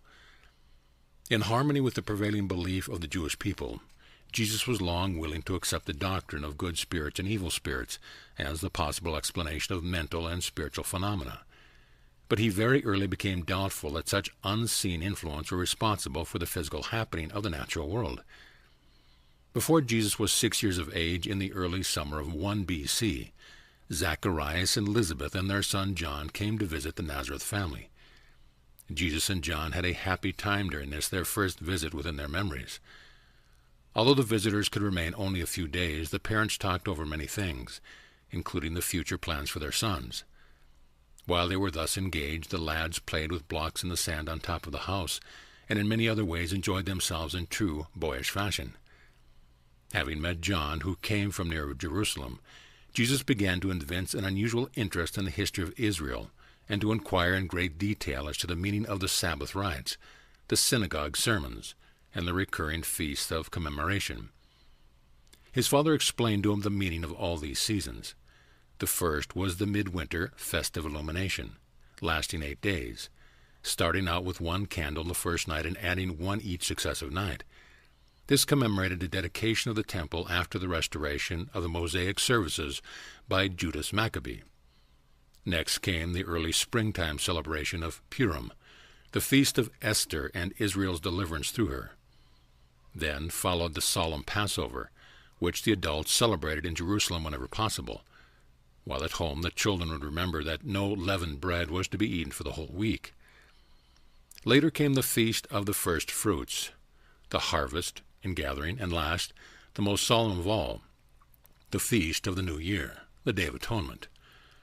While some of the celebrations and observances were difficult for Jesus' young mind to understand, He pondered them seriously and then entered fully into the joy of the Feast of the Tabernacle, the annual vacation season of the whole Jewish people, the time when they camped out in leafy booths and gave themselves up to mirth and pleasure. During this year, Joseph and Mary had trouble with Jesus about his prayers. He insisted on talking to his heavenly Father much as he would talk to Joseph, his earthly father. This departure from the more solemn and reverent mode of communication with deity was a bit disconcerting to his parents, especially to his mother, but there was no persuading him to change. He would say his prayers just as he had been taught, after which he insisted on having just a little talk with my Father in heaven. In June of this year, Joseph turned the shop in Nazareth over to his brothers and formally entered upon his work as a builder. Before the year was over, the family income had more than tripled. Never again, until after Joseph's death, did the Nazareth family feel the pinch of poverty. The family grew larger and larger, and they spent much money on extra education and travel. But always Joseph's increasing income kept pace with the growing expenses. The next few years, Joseph did considerable work at Cana, Bethlehem of Galilee, Magdala, Nain, Sepharth, Capernaum, and Endor, as well as much building in and near Nazareth. As James grew up to be old enough to help his mother with the housework and care of the younger children, Jesus made frequent trips away from home with his father to those surrounding towns and villages. Jesus was a keen observer and gained much practical knowledge from these trips away from home. He was assiduously storing up knowledge regarding a man and the way he lived on earth. This year, Jesus made great progress in adjusting his strong feelings and vigorous impulses to the demands of family cooperation and home discipline. Mary was a loving mother, but a fairly strict disciplinarian.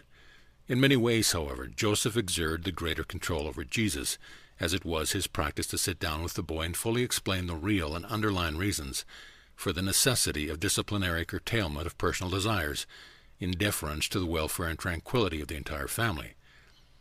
When the situation had been explained to Jesus, he was always intelligently and willingly cooperative with parental wishes and family regulations. Much of his spare time, when his mother did not require his help about the house, was spent studying the flowers and plants by day and stars by night. He evinced a troublesome penchant for lying on his back and gazing wonderingly up into the starry heavens, long after his usual bedtime in this well-ordered Nazareth household. The 7th year, A.D. 1. This was indeed an eventful year in Jesus' life. Early in January, a great snowstorm occurred in Galilee. Snow fell 2 feet deep, the heaviest snowfall Jesus saw during his lifetime and one of the deepest at Nazareth in 100 years. The play life of Jewish children in the time of Jesus was rather circumscribed. All too often the children played at the more serious things they observed their elders doing. They played much at weddings and funerals, ceremonies which they so frequently saw and which were so spectacular. They danced and sang, but few had organized games such as children of later days so much enjoy. Jesus, in company with a neighbor boy and later his brother James, delighted to play in the far corner of the family carpenter shop, where they had great fun with the shavings and the blocks of wood. It was always difficult for Jesus to comprehend the harm of certain sorts of play, which were forbidden on the Sabbath, but he never failed to conform to his parents' wishes. He had a capacity for humor and play which was afforded little opportunity for expression in the environment of his day and generation, but up to the age of 14 he was cheerful and light-hearted most of the time. Mary maintained a dovecote on top of the animal house adjoining the home, and they used the profits from the sale of doves as a special charity fund, which Jesus administered after he deducted the tithe and turned it over to the officer of the synagogue. The only real accident Jesus had up to this time was a fall down the backyard stone stairs, which led up to the canvas-roofed bedroom. It happened during an unexpected July sandstorm from the east. The hot winds, carrying blasts of fine sand, usually blew during the rainy season, especially in March and April. It was extraordinary to have such a storm in July. When the storm came up, Jesus was on the housetop playing, as was his habit, for during much of the dry season this was his accustomed playroom. He was blinded by the sand when descending the stairs and fell. After this accident, Joseph built a balustrade up both sides of the stairway. There was no way in which this accident could have been prevented. It was not chargeable to neglect by the midway temporal guardians, one primary and one secondary midwayer having been assigned to the watch care of the lad. Neither was it chargeable to the guardian seraphim. It simply could not have been avoided. But this slight accident, occurring while Joseph was absent in Endor, caused such great anxiety to develop in Mary's mind that she unwisely tried to keep Jesus very close to her side for many months. Material accidents, commonplace occurrence of a physical nature, are not arbitrarily interfered with by celestial personalities. Under ordinary circumstance, only midway creatures can intervene in material conditions to safeguard the persons of men and women of destiny, and even in special situations these beings can act only in obedience to the specific mandate of their superiors. And this was but one of a number of such minor accidents which subsequently befell this inquisitive and adventurous youth. If you envisage the average childhood and youth of an aggressive boy, you will have a fairly good idea of the youthful career of Jesus, and you will be able to imagine just how much anxiety he caused his parents, and particularly his mother. The fourth member of the Nazareth family, Joseph, was born Wednesday morning, March 16th, A.D. 1. School days in Nazareth. Jesus was now 7 years old, the age when Jewish children were supposed to begin their formal education in the synagogue schools. Accordingly, in August of this year, he entered upon his eventful school life at Nazareth. Already this lad was a fluent reader, writer, and speaker of 2 languages, Aramaic and Greek. He was now to acquaint himself with the task of learning to read, write, and speak the Hebrew language, and he was truly eager for the new school life which was ahead of him. For 3 years, until he was 10, he attended the elementary school of the Nazareth synagogue. For these 3 years he studied the rudiments of the Book of Law, as it was recorded in the Hebrew tongue. For the following 3 years he studied in the advanced school and committed to memory, by the method of repeating aloud the deeper teaching of the sacred law. He graduated from the school of the synagogue during his 13th year, and was turned over to his parents by the synagogue rulers as an educated son of the commandment, henceforth the responsible citizen of the Commonwealth of Israel, all of which entailed his attendance at the Passover in Jerusalem. Accordingly, he attended his first Passover that year in company with his father and mother. At Nazareth, the pupils sat on the floor in a semicircle, while their teacher, the Chazan, an officer of the synagogue, sat facing them. Beginning with the book of Leviticus, they passed on to the study of the other books of the law, followed by the study of the prophets and the Psalms. The Nazareth synagogue possessed a complete copy of the Scriptures in Hebrew. Nothing but the Scriptures were studied prior to the 12th year. In the summer months, the hours for school were greatly shortened. Jesus early became a master of Hebrew, and as a young man, when no visitor of prominence happened to be sojourning in Nazareth, he would often be asked to read the Hebrew Scriptures to the faithful assembled in the synagogue at the regular Sabbath service. These synagogue schools, of course, had no textbooks. In teaching, the Chazan would utter a statement while the pupils would in unison repeat it after him. When having access to the written books of the law, the student learned his lesson by reading aloud and by constant repetition. Next, in addition to this more formal schooling, Jesus began to make contact with human nature from the 4 quarters of the earth, as men from many lands passed in and out of his father's repair shop. When he grew older, he mingled freely with the caravans as they tarried near the spring for rest and nourishment. Being a fluent speaker of Greek, he had little trouble in conversing with the majority of the caravan travelers and conductors. Nazareth was a caravan way station and crossroads of travel, and largely Gentile in population. At the same time, it was widely known as a center of liberal interpretation of Jewish traditional law. In Galilee, the Jews mingled more freely with the Gentiles than was their practice in Judea. And of all the cities of Galilee, the Jews of Nazareth were most liberal in their interpretation of the social restrictions based on the fears of contamination as a result of contact with the Gentiles. And these conditions gave rise to the common saying in Jerusalem, "Can any good thing come out of Nazareth?" Jesus received his moral training and spiritual culture chiefly in his own home. He secured much of his intellectual and theological education from the Chazan. But his real education, that equipment of mind and heart for the actual test of grappling with the difficult problems of life, he obtained by mingling with his fellow man. It was this close association with his fellow men, young and old, Jew and Gentile, that afforded him the opportunity to know the human race. Jesus was highly educated in, and that he thoroughly understood men and devotedly loved them. Throughout his years at the synagogue, he was a brilliant student, possessing a great advantage since he was conversant with 3 languages. The Nazareth Chazan, on the occasion of Jesus finishing the course in his school, remarked to Joseph that he feared he had learned more from Jesus' searching questions than he had been able to teach the lad. Throughout his course of study, Jesus learned much and derived great inspiration from the regular Sabbath sermon in the synagogue. It was customary to ask distinguished visitors, stopping over the Sabbath in Nazareth, to address the synagogue.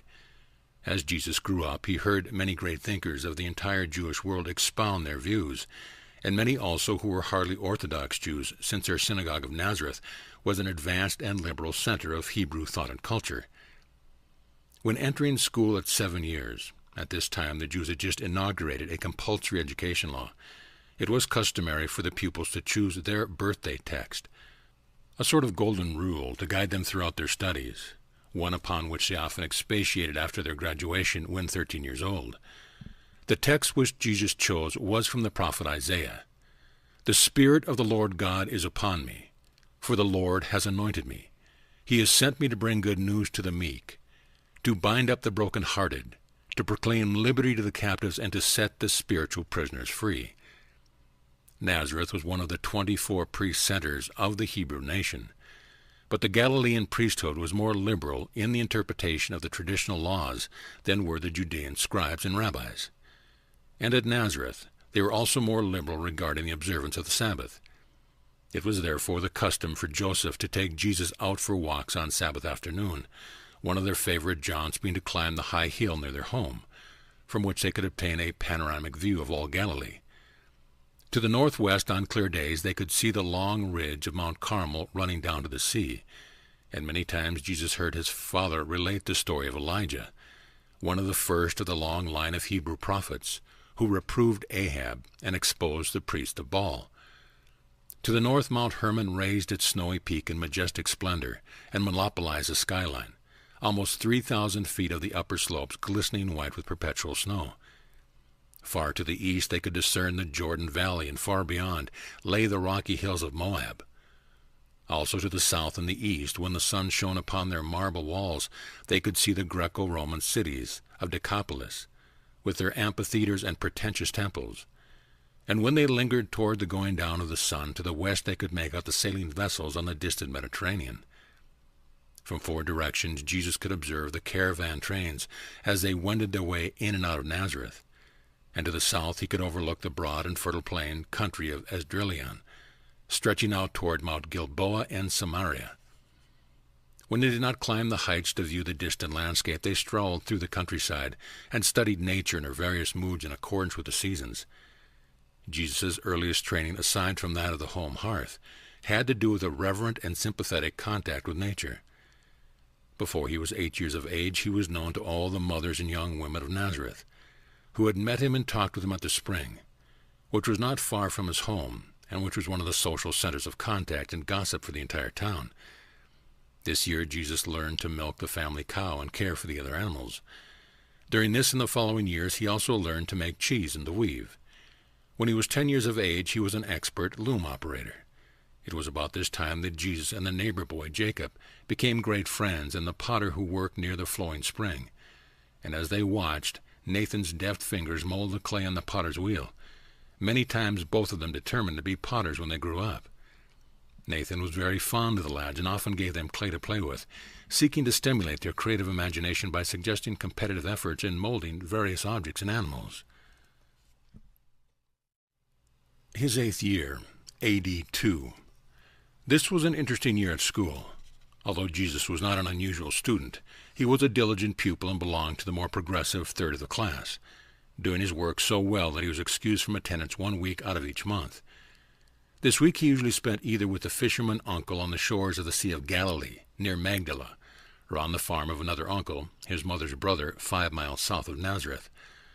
Although his mother had become unduly anxious about his health and safety, she gradually became reconciled to these trips away from home. Jesus' uncle and aunts were all very fond of him, and there ensued a lively competition among them to secure his company for these monthly visits throughout this immediate subsequent years. His first week's sojourn on his uncle's farm since infancy was in January of this year. The first week's fishing experience on the Sea of Galilee occurred in the month of May. About this time Jesus met a teacher of mathematics from Damascus, and learning some new techniques of numbers, he spent much time on mathematics for several years. He developed a keen sense of numbers, distance, and proportion. Jesus began to enjoy his brother James very much, and by the end of this year had begun to teach him the alphabet. This year Jesus made arrangement to exchange dairy products for lessons on the harp. He had an unusual liking for everything musical. Later on he did much to promote an interest in vocal music among his youthful associates. By the time he was 11 years of age, he was a skillful harpist and greatly enjoyed entertaining both family and friends with his extraordinary interpretation and able improvisation. While Jesus continued to make enviable progress at school, all did not run smoothly for either parents or teachers. He persisted in asking many embarrassing questions concerning both science and religion, particularly regarding geography and astronomy. He was especially insistent on finding out why there was a dry season and a rainy season in Palestine. Repeatedly he sought the explanation for the great difference between the temperatures of Nazareth and the Jordan Valley. He simply never ceased to ask such intelligent but perplexing questions. His third brother, Simon, was born on Friday evening, April 14th of this year, A.D. 2. In February, Nahor, one of the teachers in Jerusalem Academy of the Rabbis, came to Nazareth to observe Jesus, having been on a similar mission to Zachariah's home near Jerusalem. He came to Nazareth at the instigation of John's father. While at first he was somewhat shocked by Jesus' frankness and unconventional manner of relating himself to things religious, he attributed it to the remoteness of Galilee from the center of Hebrew learning and culture, and advised Joseph and Mary to allow him to take Jesus back with him to Jerusalem, where he could have the advantage of education and training at the center of Jewish culture. Mary was half persuaded to consent. She was convinced her eldest son was to become the Messiah, the Jewish deliverer. Joseph hesitated. He was equally persuaded that Jesus was to grow up to become a man of destiny. But what that destiny would prove to be was profoundly uncertain. But he never really doubted that his son was to fulfill some great mission on earth. The more he thought about Nahor's advice, the more he questioned the wisdom of the proposed sojourn in Jerusalem. Because of this difference of opinion between Joseph and Mary, Nahor requested permission to lay the whole matter before Jesus. Jesus listened attentively, talked with Joseph, Mary, and a neighbor, Jacob, the stonemason, whose son was his favorite playmate, and then, 2 days later, reported that since there was such a difference of opinion among his parents and advisers, and since he did not feel competent to assume the responsibility for such a decision, not feeling strongly one way or the other, in view of the whole situation, he had finally decided to talk with my Father who is in heaven, and while he was not perfectly sure about the answer, he rather felt he should remain at home with my mother and father, adding, "They who love me so much should be able to do more for me and guide me more safely than strangers, who can only view my body and observe my mind, but can hardly truly know me." They all marveled, and Nahor went his way back to Jerusalem, and it was many years before the subject of Jesus going away from home again came up for consideration. End of Paper 123.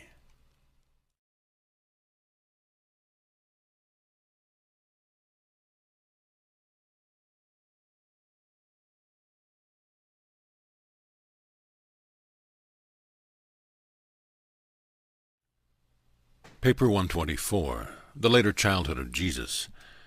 Although Jesus might have enjoyed a better opportunity for schooling at Alexandria than in Galilee, he could not have had such a splendid environment for working out his own life problems with a minimum of educational guidance, at the same time enjoying the great advantage of constantly contacting with such a large number of all classes of men and women hailing from every part of the civilized world. Had he remained at Alexandria, his education would have been directed by Jews and along exclusively Jewish lines.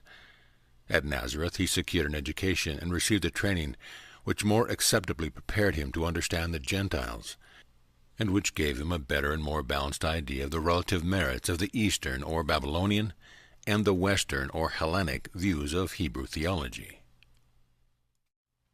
Jesus' 9th year, A.D. 3. Though it could hardly be said that Jesus was ever seriously ill, he did have some of the minor ailments of childhood this year, along with his brother and baby sister. School went on, and he was still a favorite pupil, having 1 week each month at liberty, and he continued to divide his time about equally between trips to neighboring cities with his father, sojourns of his uncle's farm south of Nazareth, and fishing excursions out from Magdala. The most serious trouble is yet to come up at school occurred in late winter when Jesus dared to challenge the Chazan regarding the teaching that all images, pictures, and drawings were idolatrous in nature. Jesus delighted in drawing landscapes as well as in modeling a great variety of objects in potter's clay. Everything of that sort was strictly forbidden by Jewish law. But up to this time he had managed to disarm his parents' objection to such an extent that they had permitted him to continue in these activities. But trouble again was stirred up at school when one of the more backward pupils discovered Jesus drawing a charcoal picture of the teacher on the floor of the schoolroom. There it was, plain as day, and many of the elders had viewed it before the committee went to call on Joseph to demand that something be done to suppress the lawlessness of his eldest son. And though this was not the first time complaints had come to Joseph and Mary about the doings of their versatile and aggressive child, this was the most serious of all the accusations which had thus been far lodged against him. Jesus listened to the indictment of his artistic efforts for some time, being seated on a large stone just outside the back door. He resented their blaming his father for his alleged misdeeds. So in he marched, fearlessly confronting his accusers. The elders were thrown into confusion. Some were inclined to view the episode humorously, while one or two seemed to think the boy was sacrilegious, if not blasphemous. Joseph was nonplussed, Mary indignant, but Jesus insisted on being heard. He had his say, courageously defended his viewpoint, and with consummate self-control announced that he would abide by the decision of his father in this and in all other matter controversial, and the committee of elders departed in silence. Mary endeavored to influence Joseph to permit Jesus to model in clay at home, provided he promised not to carry any of these questionable activities at school. But Joseph felt impelled to rule that the rabbinical interpretation of the second commandment should prevail, and so Jesus no more drew or modeled the likeness of anything from that day, as long as he lived in his father's house. But he was unconvinced of the wrong of what he had done, and to give up such a favorite pastime constituted one of the great trials of his young life. In the latter part of June, Jesus, in company with his father, first climbed to the summit of Mount Tabor. It was a clear day, and the view was superb. It seemed to this 9-year-old lad that he had really gazed upon the entire world excepting India, Africa, and Rome. Jesus' second sister, Martha, was born Thursday night, September 13th.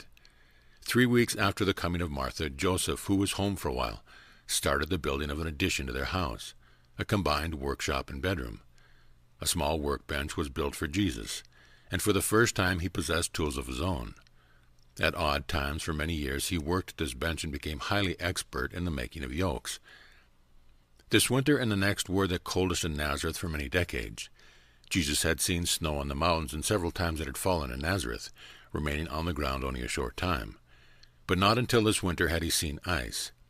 The fact that water could be had as a solid, a liquid, and a vapor, he had long pondered over the escaping steam from the boiling pots, caused the lad to think a great deal about the physical world and its constitution.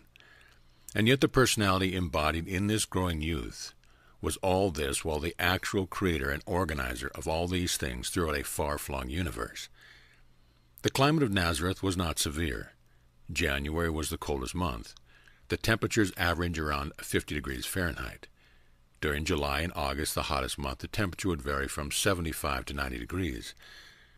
From the mountains to the Jordan and the Dead Sea Valley, the climate of Palestine ranged from the frigid to the torrid, and so, in a way, the Jews were prepared to live in about any and all the world's varying climates.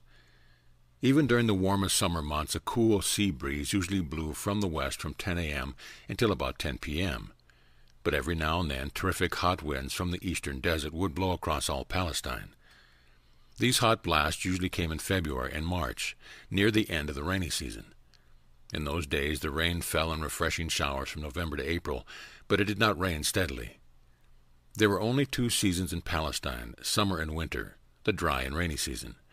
In January the flowers began to bloom, and by the end of April the whole land was one vast flower garden. In May of this year, on his uncle's farm, Jesus for the first time helped with the harvest of the grain. Before he was 13, he had managed to find out something about practically everything that men and women worked on around Nazareth, except metalworking, and he spent several months in a smith shop when older, after the death of his father. When work and caravan travel were slack, Jesus made many trips with his father on pleasure or business to nearby Cana, Endor, and Nain.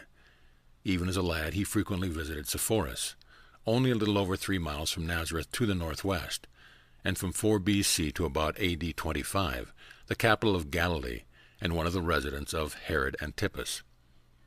Jesus continued to grow physically, intellectually, socially, and spiritually. His trips away from home did much to give him a better and more generous understanding of his own family, and by this time even his parents were beginning to learn from him as well as to teach him. Jesus was an original thinker and a skillful teacher, even in his youth. He was in constant collision with the so-called oral law, but he always sought to adapt himself to the practice of his family. He got along fairly well with the children of his age, but he often grew discouraged with their slow-acting minds. Before he was 10 years old, he had become the leader of a group of 7 lads who formed themselves into a society for promoting the acquirements of manhood, physical, intellectual, and religious. Among these boys, Jesus succeeded in introducing many new games and various improved methods of physical recreation. The 10th year, A.D. 4. It was the 5th of July, the first Sabbath of the month, when Jesus, while strolling through the countryside with his father, first gave expression to feelings and ideas which indicated that he was becoming self-conscious of the unusual nature of his life mission. Joseph listened attentively to the momentous words of his son, but made few comments. He volunteered no information. The next day Jesus had a similar but longer talk with his mother. Mary likewise listened to the pronouncement of the lad, but neither did she volunteer any information. It was almost 2 years before Jesus again spoke to his parents concerning this increasing revelation within his own consciousness regarding the nature of his personality and the character of his mission on earth. He entered the advanced school of the synagogue in August. At school he was constantly creating trouble by the questions he persisted in asking. Increasingly he kept all Nazareth in more or less of a hubbub. His parents were loath to forbid his asking these disquieting questions, and his chief teacher was greatly intrigued by the lad's curiosity, insight, and hunger for knowledge. Jesus' playmates saw nothing supernatural in his conduct. In most ways he was altogether like themselves. His interest in study was somewhat above average, but not totally unusual. He did ask more questions at school than others in his class. Perhaps his most unusual and outstanding trait was his unwillingness to fight for his rights. Since he was such a well-developed lad for his age, it seemed strange to his playfellows that he was disinclined to defend himself even from injustice or when subjected to personal abuse. As it happened, he did not suffer much on account of his trait because of the friendship of Jacob, a neighbor boy, who was 1 year older. He was the son of a stonemason, a business associate of Joseph. Jacob was a great admirer of Jesus and made it his business to see that no one was permitted to impose upon Jesus because of his aversion to physical combat. Several times older and uncouth youths attacked Jesus, relying upon his reputed docility, but they were always suffered swift and certain retribution at the hands of his self-appointed champion and ever-ready defender, Jacob, the stonemason's son. Jesus was the generally accepted leader of the Nazareth lads, who stood for the higher ideals of their day and generation. He was really loved by his youthful associates, not only because he was fair, but also because he possessed a rare and understanding sympathy that betokened love and bordered on discreet compassion. This year he began to show a marked preference for the company of older persons. He delighted in talking over things cultural, educational, social, economic, political, and religious with older minds, and his depth of reasoning and keenness of observation so charmed his adult associates that they were always more than willing to visit with him. Until he became responsible for the support of the home, his parents were constantly seeking to influence him to associate with those of his own age, or more nearly his age, rather than with older and better-informed individuals for whom he evinced such a preference. Late this year he had a fishing experience of 2 months with his uncle on the Sea of Galilee, and he was very successful. Before attaining manhood, he had become an expert fisherman. His physical development continued. He was an advanced and privileged pupil at school. He got along fairly well at home with his younger brother and sisters, having the advantage of being 3½ years older than the oldest of the other children. He was well thought of in Nazareth, except by the parents of some of the duller children, who often spoke of Jesus as being too pert, as lacking in proper humility and youthful reserve. He manifested a growing tendency to direct the play activities of his youthful associates into more serious and thoughtful channels. He was a born teacher and simply could not refrain from so functioning, even when supposedly engaged in play. Joseph early began to instruct Jesus in the diverse means of gaining a livelihood, explaining the advantages of agriculture over industry and trade.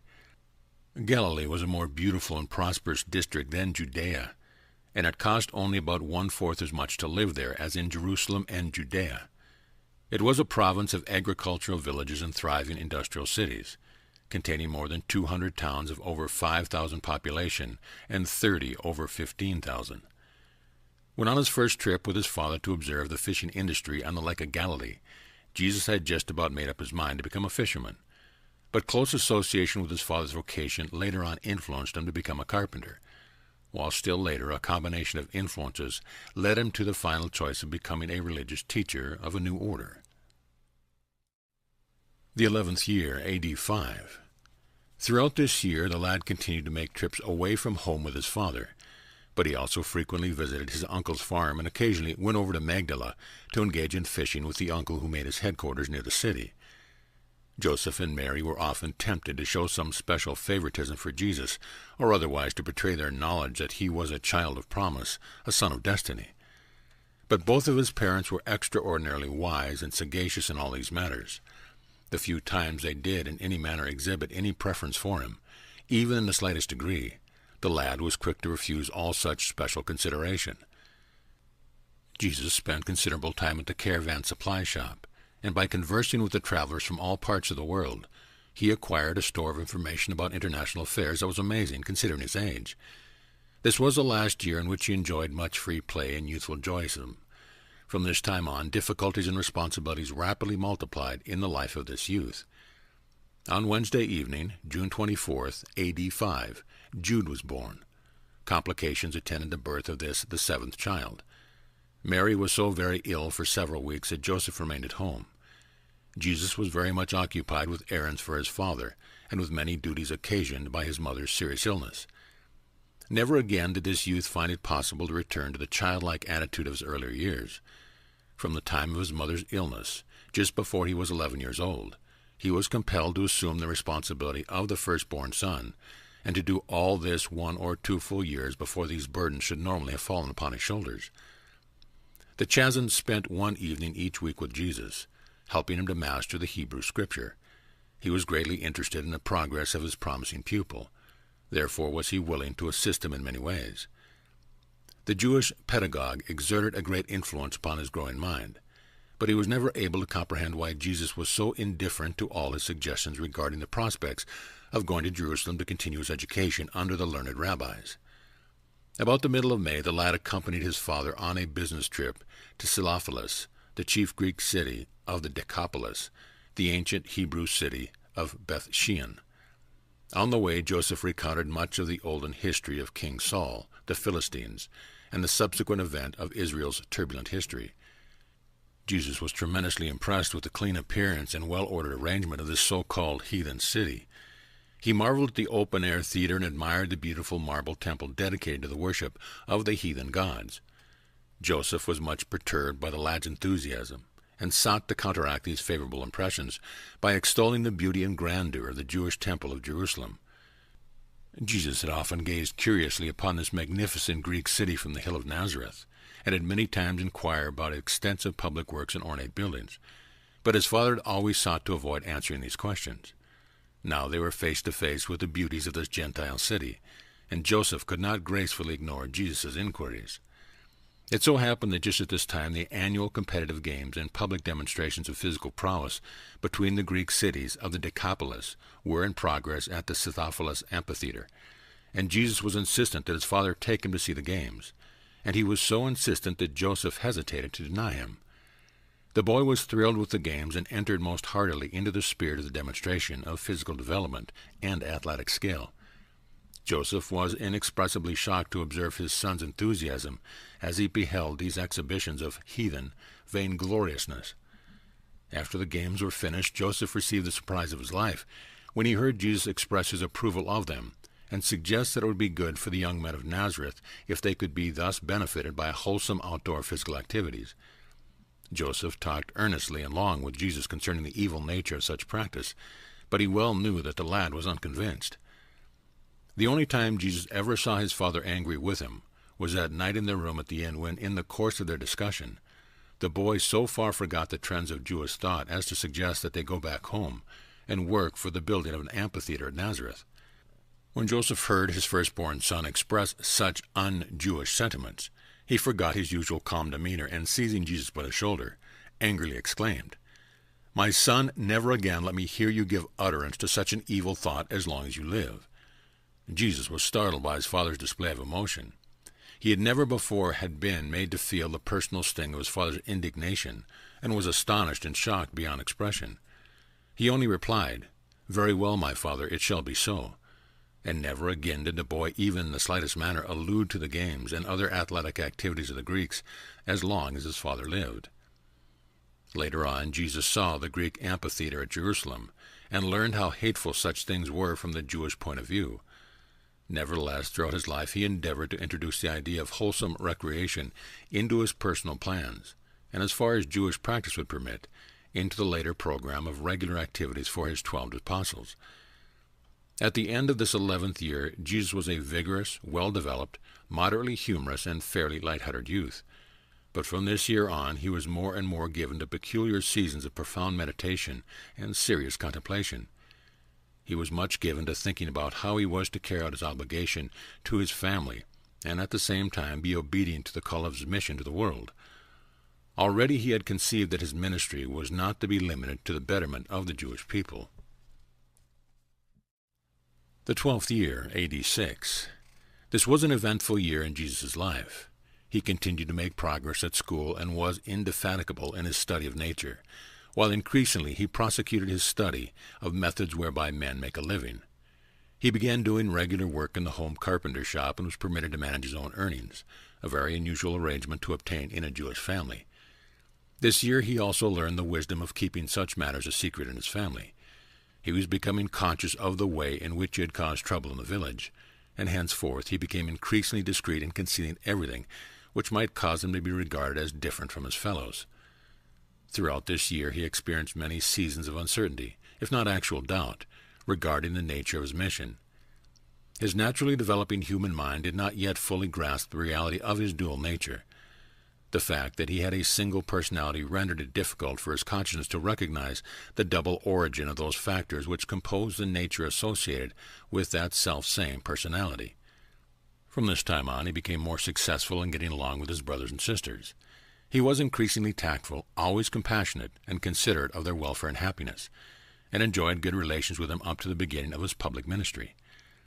To be more explicit, he got along with James, Miriam, and the 2 younger, as yet unborn children, Amos and Ruth, most excellently. He always got along with Martha fairly well. What trouble he had at home largely arose out of friction with Joseph and Jude, particularly the latter.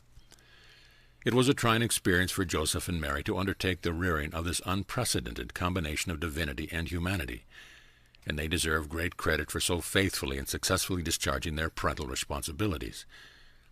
Increasingly, Jesus' parents realized that there was something superhuman resident within this eldest son, but they never even faintly dreamed that this son of promise was indeed, and in truth, the actual creator of this local universe of things and beings. Joseph and Mary lived and died without ever learning that their son Jesus really was the universe creator incarnate in mortal flesh. This year Jesus paid more attention than ever to music, and he continued to teach the home school for his brothers and sisters. It was at about this time that the lad became keenly conscious of the difference between the viewpoints of Joseph and Mary regarding the nature of his mission. He pondered much over his parents' differing opinions, often hearing their discussions when they thought he was sound asleep. More and more he inclined to the view of his father, so that his mother was destined to be hurt by the realization that her son was gradually rejecting her guidance in matters having to do with his life career. And as the years passed, this breach of understanding widened. Less and less did Mary comprehend the significance of Jesus' mission, and increasingly was this good mother hurt by the failure of her favorite son to fulfill her fond expectations. Joseph entertained a growing belief in spiritual nature of Jesus' mission, and but for other and more important reasons, it does seem unfortunate that he could not have lived to see the fulfillment of his concept of Jesus' bestowal on earth.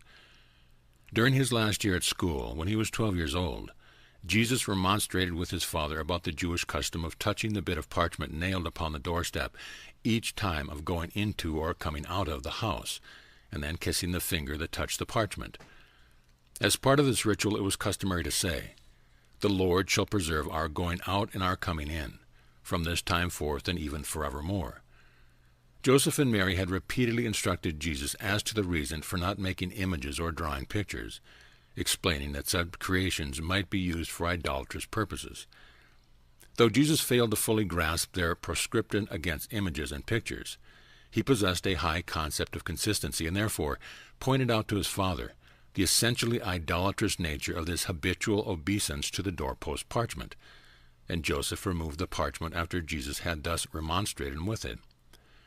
As time passed, Jesus did much to modify their practice of religious forms, such as the family prayer and other customs. And it was possible to do many things at Nazareth, for its synagogue was under the influence of a liberal school of rabbis, exemplified by the renowned Nazareth teacher Jose. Throughout this and the 2 following years, Jesus suffered great mental distress as a result of his constant effort to adjust his personal views of religious practice and social amenities to the established beliefs of his parents. He was distraught by the conflict between the urge to be loyal to his own conviction and the conscientious admonition of dutiful submission to his parents. His supreme conflict was between 2 great commands which were uppermost in his youthful mind. This one was, be loyal to the dictates of your highest conviction of truth and righteousness. The other was, honor your father and mother, for they have given you life and the nurture thereof. However, he never shirked the responsibility of making the necessary daily adjustments between these realms of loyalty to one's personal conviction and the duty towards one's family, and he achieved the satisfaction of effecting an increasingly harmonious blending of personal convictions and family obligations into a masterful concept of group solidarity based upon loyalty, fairness, tolerance, and love. His 13th year, A.D. 7. In this year the lad of Nazareth passed from boyhood to the beginning of young manhood. His voice began to change, and other features of mind and body gave evidence of the oncoming status of manhood. On Sunday night, January 9th, A.D. 7, his baby brother Amos was born. Jude was not yet 2 years of age, and the baby's sister Ruth was yet to come. So it may be seen that Jesus had a sizable family of small children left to his watch care when his father met his accidental death the following year. It was about the middle of February that Jesus became humanly assured that he was destined to perform a mission on earth for the enlightenment of man and the revelation of God. Momentous decisions, coupled with far-reaching plans, were formulated in the mind of this youth, who was, to outward appearance, an average Jewish lad of Nazareth. The intelligent life of all Nebadon looked on with fascination and amazement as all this began to unfold in the thinking and acting of the now adolescent carpenter's son. On the first day of the week, March 20th, A.D. 7, Jesus graduated from the course of training in the local school connected with the Nazareth synagogue. This was a great day in the life of any ambitious Jewish family, the day when the firstborn son was pronounced a son of the commandment, and the ransomed firstborn of the Lord God of Israel, a child of the Most High, and servant of the Lord of all the earth. Friday of the week before, Joseph had come over from Sepphoris, where he was in charge of the work of a new public building, to be present on his glad occasion. Jesus' teacher confidently believed that his alert and diligent pupil was destined to some outstanding career and some distinguished mission. The elders, notwithstanding all their trouble with Jesus' nonconformist tendencies, were very proud of the lad, and had already begun laying plans which would enable him to go to Jerusalem to continue his education in the renowned Hebrew academies. As Jesus heard these plans discussed from time to time, he became increasingly sure that he would never go to Jerusalem to study with the rabbis. But he little dreamed of the tragedy so soon to occur, which would ensure the abandonment of all such plans by causing him to assume the responsibility for the support and direction of a large family, presently to consist of 5 brothers and 3 sisters, as well as his mother and himself. Jesus had a larger and longer experience rearing his family than was accorded to Joseph, his father, and he did measure up to the standard which he subsequently set for himself, to become a wise, patient, understanding, and effective teacher and eldest brother to this family, his family, so suddenly sorrow-stricken and so unexpectedly bereaved. The journey to Jerusalem. Jesus, having now reached the threshold of young manhood, and having been formally graduated from the synagogue schools, was qualified to proceed to Jerusalem with his parents to participate with them in the celebration of his first Passover. The Passover feast of this year fell on Saturday, April 9th, A.D. 7. A considerable company, 103, made ready to depart from Nazareth early Monday morning, April 4th, for Jerusalem. They journeyed south toward Samaria, but on reaching Jezreel they turned east, going round Mount Gilboa into the Jordan Valley in order to avoid passing through Samaria. Joseph and his family would have enjoyed going down through Samaria by way of Jacob's Well and Bethel, but since the Jews disliked the deal with the Samaritans, they decided to go with their neighbors by way of the Jordan Valley. The much-dreaded Archelaus had been deposed, and they had little fear in taking Jesus to Jerusalem.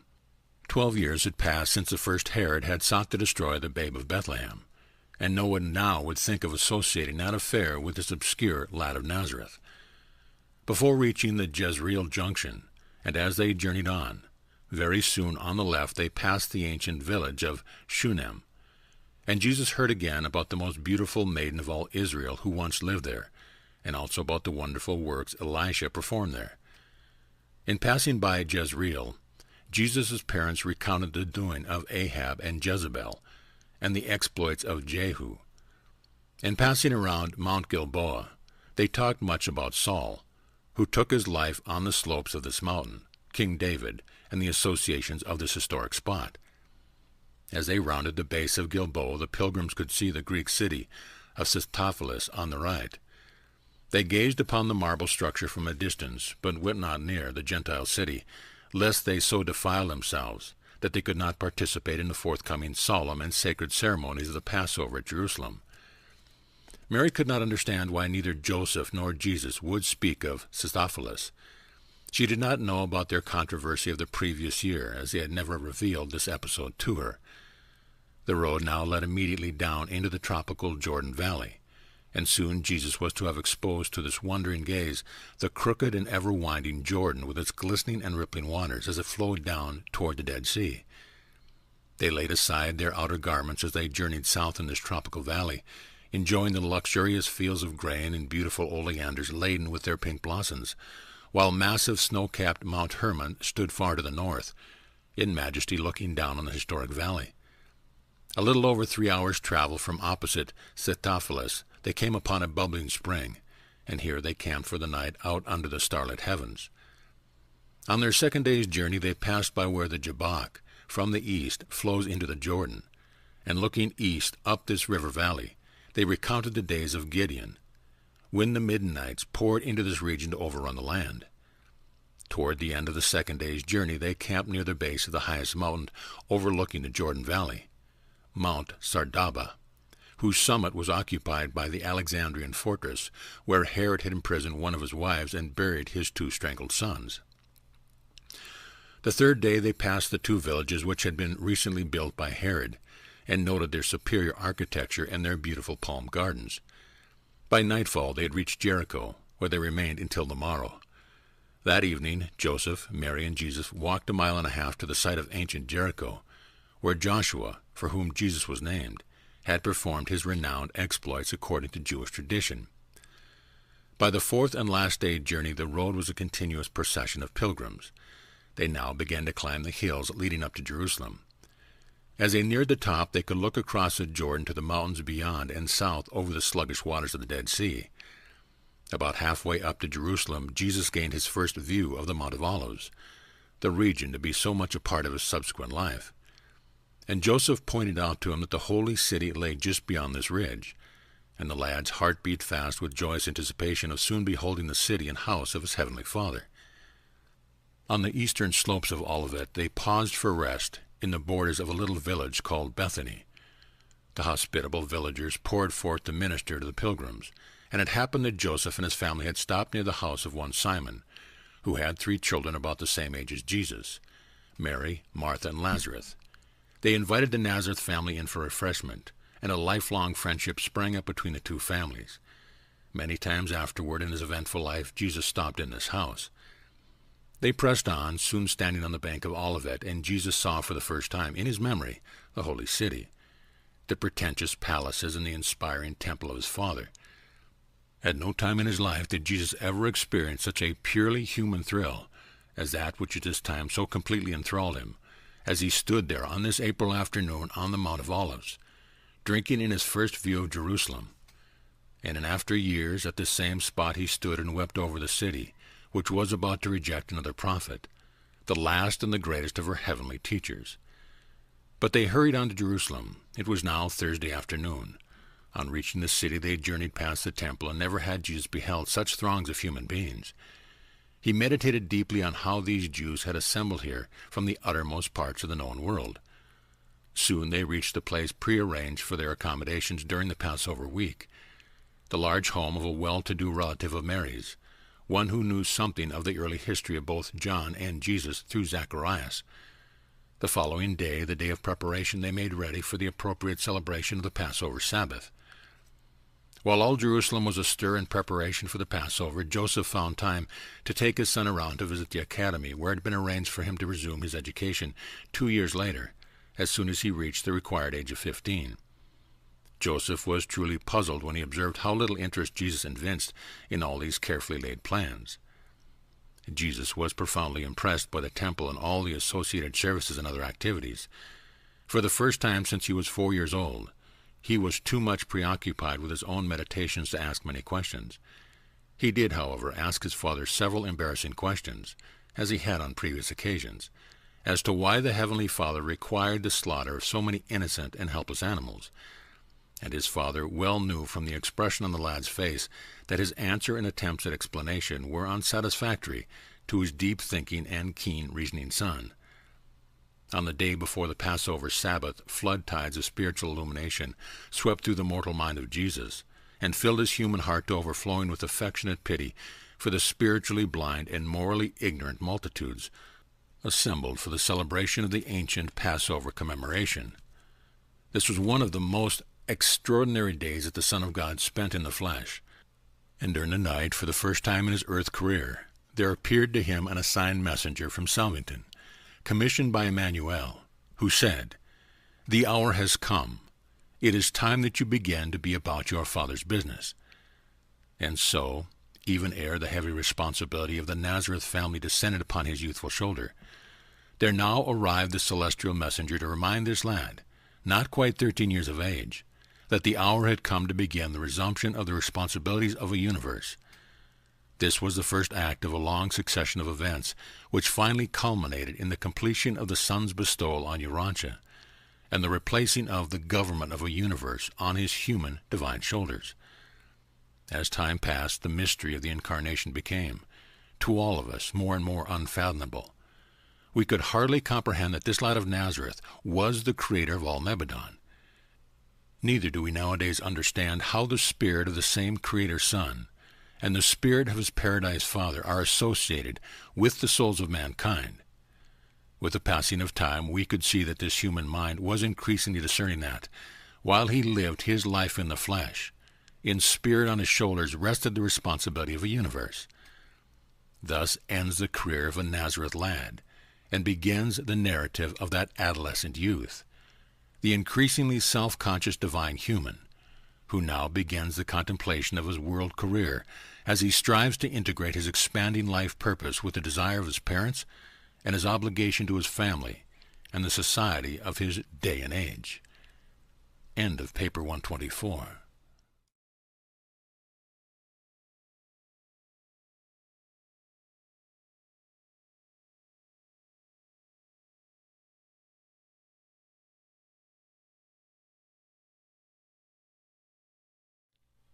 Paper 125. Jesus at Jerusalem. No incident in all Jesus' eventful earth career was more engaging, more humanly thrilling than this, his first remembered visit to Jerusalem. He was especially stimulated by the experience of attending the temple discussion by himself, and it long stood out in his memory as the great event of his later childhood and early youth. This was his first opportunity to enjoy a few days of independent living, the exhilaration of going and coming without restraint and restriction. This brief period of undirected living, during the week following the Passover, was the first complete freedom from responsibility he had ever enjoyed, and it was many years subsequent to this before he again had a like period of freedom from all sense of responsibility, and even for a short time. Women seldom went to the Passover feast at Jerusalem. They were not required to be present. Jesus, however, virtually refused to go unless his mother would accompany them, and when his mother decided to go, many other Nazareth women were led to make the journey, so that the Passover company contained the largest number of women, in proportion to men, ever to go up to the Passover from Nazareth. Ever and anon, one of the way to Jerusalem, they chanted the 130th Psalm. From the time they left Nazareth until they reached the summit of the Mount of Olives, Jesus experienced one long stress of expectant anticipation. All through a joyful childhood he had reverently heard of Jerusalem and its temples. Now he was soon to behold them in reality. From the Mount of Olives and from the outside, on closer inspection, the temple had been all and more than Jesus had expected. But when he once entered its sacred portals, the great disillusionment began. In company with his parents, Jesus passed through the temple precinct on his way to join that group of new sons of the law who were about to be consecrated as citizens of Israel. He was a little disappointed by the general demeanor of the temple throng, but the first great shock of the day came when his mother took leave of him on her way to the women's gallery. It had never occurred to Jesus that his mother was not to accompany him to the consecration ceremonies, and he was thoroughly indignant that she was made to suffer from such an unjust discrimination. While he strongly resented this, aside from a few remarks of protest to his father, he said nothing. But he thought, and thought deeply, as his questions to the scribes and teachers a week later disclosed. He passed through the consecration rituals, but was disappointed by their perfunctory and routine nature. He missed the personal interest which characterized the ceremonies of the synagogue at Nazareth. He then returned to greet his mother and prepared to accompany his father on the first trip about the temple and its various courts, galleries, and corridors. The temple precincts could accommodate over 200,000 worshippers at one time, and while the vastness of these buildings, in comparison with any he had ever seen, greatly impressed his mind, he was more intrigued by the contemplation of the spiritual significance of the temple ceremonies and their associated worship. Though many of the temple rituals very touchingly impressed his sense of the beautiful and symbolic, he was always disappointed by the explanation of the real meanings of these ceremonies, which his parents would offer in answer to his many searching inquiries. Jesus simply would not accept explanations of worship and religious devotion which involved belief in the wrath of God or the anger of the Almighty. In further discussions of these questions, after the conclusion of the temple visit, when his father became mildly insistent that he acknowledge acceptance of the orthodox Jewish beliefs, Jesus suddenly turned upon his parents and, looking appealingly into the eyes of his father, said, "My father, it cannot be true. The Father in heaven cannot so regard his erring children on earth. The Heavenly Father cannot love his children less than you love me. And I well know, no matter what unwise thing I might do, you would never pour out wrath upon me nor vent anger against me. If you, my earthly father, possess such human reflections of the divine, how much more must the Heavenly Father be filled with goodness and overflowing with mercy? I refuse to believe that my Father in heaven loves me less than my Father on earth." When Joseph and Mary heard these words of their firstborn son, they held their peace, and never again did they seek to change his mind about the love of God and the mercifulness of the Father in heaven. Jesus views the temple. Everywhere Jesus went throughout the temple courts, he was shocked and sickened by the spirit of irreverence which he observed. He deemed the conduct of the temple throngs to be inconsistent with their presence in his Father's house. But he received the shock of his young life when his father escorted him into the court of the Gentiles, with its noisy jargon, loud talking and cursing, mingled indiscriminately with the bleating of sheep and the babble of noises, which betrayed the presence of the money changers and the vendors of sacrificial animals and sundry other commercial commodities. But most of all was his sense of propriety outraged by the sight of the frivolous courtesans parading about within this precinct of the temple, just such painted women as he had so recently seen when on visit to Sepphoris. This profanation of the temple fully aroused all his youthful indignation, and he did not hesitate to express himself freely to Joseph. Jesus admired the sentiment and service of the temple, but he was shocked by the spiritual ugliness which he had beheld on the faces of so many of the unthinking worshippers. They now passed down to the priest's court beneath the rock ledge in front of the temple, where the altar stood, to observe the killing of the droves of animals and the washing away of the blood from the hands of the officiating slaughter priest at the bronze fountain. The blood-stained pavement, the gory hands of the priest, and the sounds of the dying animals were more than this nature-loving lad could stand. The terrible sight sickened this boy of Nazareth. He clutched his father's arm and begged to be taken away. They walked back through the court of the Gentiles, and even the coarse laughter and profane jesting which he had heard before were a relief from the sights he just beheld. Joseph saw how his son had sickened at the sight of the temple rites, and wisely led him around to view the gate beautiful, the artistic gate made of Corinthian bronze. But Jesus had enough for the first visit at the temple. They returned to the upper court for Mary and walked about in the open air and away from the crowds for an hour, viewing the Asmonean palace, the stately home of Herod, and the tower of the Roman guards. During this stroll, Joseph explained to Jesus that only the inhabitants of Jerusalem were permitted to witness the daily sacrifice in the temple, and that the dwellers in Galilee came up only 3 times a year to participate in the temple worship, at the Passover, at the Feast of the Pentecost, 7 weeks after Passover, and at the Feast of Tabernacles in October. These feasts were established by Moses. They then discussed the 2 later established feasts of Dedication and of Purim. Afterward they went to their lodging and made ready for the celebration of the Passover. Jesus and the Passover. 5 Nazareth families were guests of, or associates with, the family of Simon of Bethany in the celebration of the Passover, Simon having purchased the paschal lamb for the company. It was the slaughter of these lambs in such enormous numbers that had so affected Jesus on his temple visit. It had been the plan to eat the Passover with Mary's relatives, but Jesus persuaded his parents to accept the invitation to go to Bethany. The night they assembled for the Passover rites, eating the roasted flesh with unleavened bread and bitter herbs. Jesus, being a new son of the covenant, was asked to recount the origin of the Passover, and this he did well. But he somewhat disconcerted his parents by the inclusion of numerous remarks mildly reflecting the impressions made on his youthful but thoughtful mind by the things which he had so recently seen and heard. This was the beginning of the 7-day ceremonies of the feast of the Passover.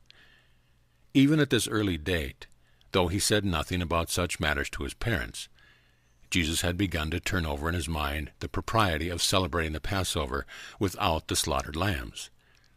He felt assured in his mind that the Father in heaven was not pleased with this spectacle of sacrificial offering, and as the years passed he became increasingly determined someday to establish the celebration of a bloodless Passover. Jesus slept very little at night. His rest was greatly disturbed by revolting dreams of slaughter and suffering. His mind was distraught and his heart torn by the inconsistencies and absurdities of the theology of the whole Jewish ceremonial system. His parents likewise slept little. They were greatly disconcerted by the events of the day just ended. They were completely upset in their own hearts by the lad's, to them, strange and determined attitude. Mary became nervously agitated during the forepart of the night, but Joseph remained calm, though he was equally puzzled. Both of them feared to talk frankly with the lad about these problems, though Jesus would gladly have talked with his parents if they had dared to encourage him. The next day's service at the temple were more acceptable to Jesus and did much to relieve the unpleasant memories of the previous day. The following morning young Lazarus took Jesus in hand, and they began a systematic exploration of Jerusalem and its environ. Before the day was over, Jesus discovered the various places about the temple where teaching and question conferences were in progress, and aside from a few visits to the Holy of Holies to gaze in wonder as to what really was behind the veil of separation, he spent most of his time about the temple at these teaching conferences. Throughout the Passover week, Jesus kept his place among the new sons of the commandment, and this meant that he must seat himself outside the rail which segregated all persons who were not full citizens of Israel. Being thus made conscious of his youth, he refrained from asking the many questions which surged back and forth in his mind.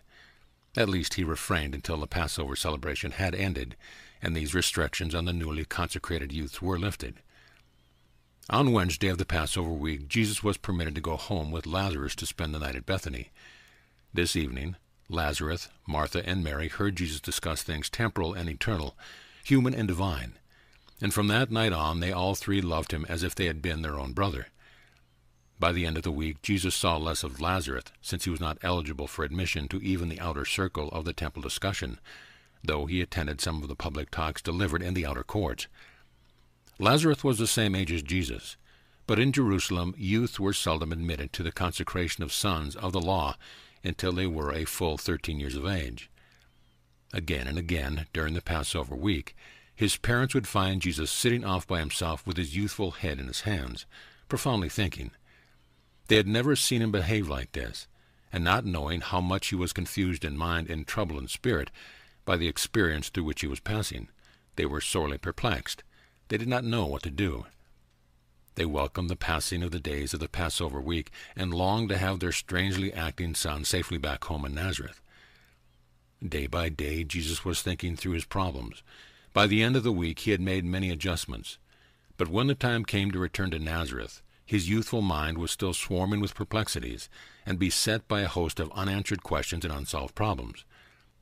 Before Joseph and Mary left Jerusalem, in company with Jesus' Nazareth teacher, they made definite arrangements for Jesus to return when he reached the age of 15, to begin his long course of study in one of the best-known academies of the rabbis.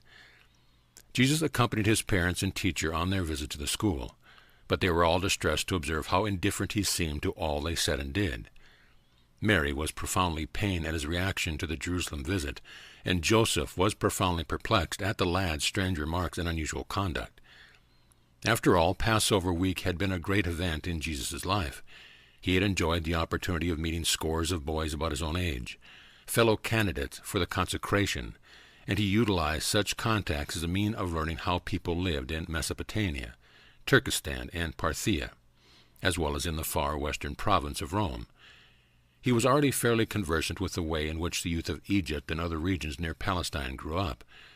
There were thousands of young people in Jerusalem at the time, and the Nazareth lad personally met and more or less extensively interviewed more than 150. He was particularly interested in those who hailed from the far eastern and remote western countries. As a result of these contacts, the lad began to entertain a desire to travel about the world for the purpose of learning how the various groups of his fellow man toiled for their livelihood. Departure of Joseph and Mary. It had been arranged that the Nazareth party should gather in the region of the temple at mid-forenoon on the first day of the week after the Passover festival had ended. This they did and started out on the return journey to Nazareth. Jesus had gone into the temple to listen to the discussions while his parents awaited the assembly of their fellow travelers. Presently the company prepared to depart, the men going in one group and the women in another, as was their custom in journeying to and from the Jerusalem festivals. Jesus had gone up to Jerusalem in company with his mother and the women. Being now a young man of the consecration, he was supposed to journey back to Nazareth in company with his father and the men. But as the Nazareth party moved on toward Bethany, Jesus was completely absorbed in the discussion of angels in the temple, being wholly unmindful of the passing of the time for the departure of his parents, and he did not realize that he had been left behind until the noontime adjournment of the temple conferences. The Nazareth travelers did not miss Jesus because Mary surmised he journeyed with the men, while Joseph thought he traveled with the women, since he had gone up to Jerusalem with the women, leading Mary's donkey. They did not discover his absence until they reached Jericho and prepared to tarry for the night. After making inquiry of the last of the party to reach Jericho and learning that none of them had seen their son, they spent a sleepless night, turning over in their minds what might have happened to him, recounting many of his unusual reactions to the events of Passover week, and mildly chiding each other for not seeing to it that he was in the group before they left Jerusalem. First and second days in the temple. In the meantime, Jesus had remained in the temple throughout the afternoon, listening to the discussions and enjoying the more quiet and decorous atmosphere, the great crowds of Passover week having about disappeared. At the conclusion of the afternoon discussion, in none in which Jesus participated, he betook himself to Bethany, arriving just as Simon's family made ready to partake of their evening meal. The three youngsters were overjoyed to greet Jesus, and he remained in Simon's house for the night. He visited very little during the evening, spending much time alone in the garden meditating. Early next day Jesus was up and on his way to the temple. On the brow of Olivet he paused and wept over the sight his eyes beheld, a spiritually impoverished people, tradition-bound and living under the surveillance of the Roman legions. Early forenoon found him in a temple with his mind made up to take part in the discussions. Meanwhile, Joseph and Mary also had arisen with the early dawn with intention of retracing their steps to Jerusalem. First they hastened to the house of their relatives, where they had lodged as a family during the Passover week. But inquiry elicited the fact that no one had seen Jesus. After searching all day and finding no trace of him, they returned to their relatives for the night. At the second conference, Jesus had made bold to ask questions, and in a very amazing way he participated in the temple discussions, but always in a manner consistent with his youth. Sometimes his pointed questions were somewhat embarrassing to the learning teachers of the Jewish law, but he evinced such a spirit of candid fairness, coupled with an evident hunger for knowledge, that the majority of the temple teachers were disposed to treat him with every consideration.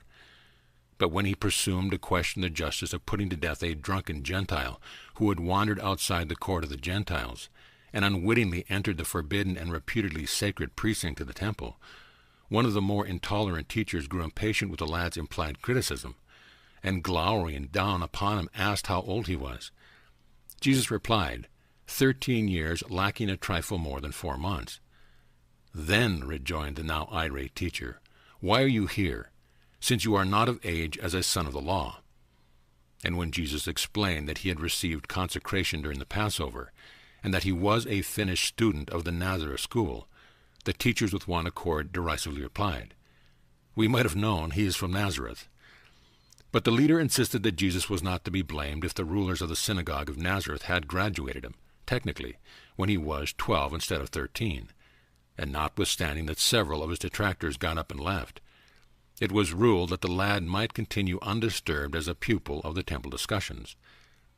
When this, his second day in the temple, was finished, again he went to Bethany for the night, and again he went out into the garden to meditate and pray. It was apparent that his mind was concerned with the contemplation of weighty problems. The third day in the temple.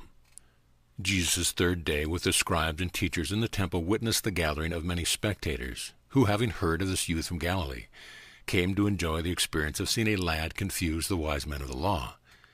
Simon also came down from Bethany to see what the boy was up to. Throughout this day Joseph and Mary continued their anxious search for Jesus, even going several times into the temple, but never thinking to scrutinize the several discussion groups, although they once came almost within hearing distance of this fascinating voice. Before the day had ended, the entire attention of the chief discussion group of the temple had become focused upon the questions being asked by Jesus. Among his many questions were, 1. What really exists in the Holy of Holies behind the veil? 2. Why should mothers in Israel be segregated from the male temple worshippers? 3. If God is a father who loves his children, why all this slaughter of animals to gain divine favor? Has the teaching of Moses been misunderstood? 4. Since the temple is dedicated to the worship of the Father in heaven, is it consistent to permit the presence of those who engage in secular barter and trade? 5. Is the expected Messiah to become a temporal prince to sit on the throne of David, or is he to function as the light of life in the establishment of a spiritual kingdom? And all the day through those who listened marveled at these questions, and none were more astonished than Simon.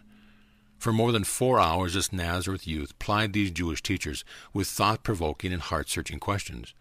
He made few comments on the remarks of his elders. He conveyed his teaching by the question he would ask. By the deft and subtle phrasing of the question, he would at one and the same time challenge their teaching and suggest his own. In the manner of his asking a question there was an appealing combination of sagacity and humor, which endeared him even to those who more or less resented his youthfulness. He was always eminently fair and considerate in the asking of these penetrating questions. On this eventful afternoon in the temple he exhibited that same reluctance to take unfair advantage of any opponent which characterized his entire subsequent public ministry. As a youth and later on as a man, he seemed to be utterly free from all egotistic desire to win any argument, merely to experience logical triumph over his fellows, being interested supremely in just one thing, to proclaim everlasting truth and thus effect a full revelation of the eternal God. When the day was over, Simon and Jesus wended their way back to Bethany. For most of the distance both the man and the boy were silent. Again Jesus paused on the brow of Olivet. But as he viewed the city and its temple, he did not weep. He only bowed his head in silent devotion. After the evening meal at Bethany, he again declined to join the merry circle, but instead went to the garden, where he lingered long into the night, vainly endeavoring to think out some definite plan of approach to the problem of his life work, and to decide how best he might labor to reveal to a spiritually blind countryman a more beautiful concept of the Heavenly Father, and so set them free from their terrible bondage to law, ritual, ceremonial, and musty tradition. But the clear light did not come to the truth-seeking lad. The fourth day in the temple. Jesus was strangely unmindful of his earthly parents, even at breakfast, when Lazarus' mother remarked that his parents must be about home by that time. Jesus did not seem to comprehend that they would be somewhat worried about his having lingered behind. Again he journeyed to the temple, but he did not pause to meditate at the brow of Olivet. In the course of the morning's discussion, much time was devoted to the law and the prophets, and the teachers were astonished that Jesus was so familiar with the Scripture, in Hebrew as well as Greek. But they were amazed not so much by his knowledge of truth as by his youth. At the afternoon conference, he had hardly begun to answer his question relating to the purpose of prayer, when the leader invited the lad to come forward and, sitting beside him, bade him state his own views regarding prayer and worship.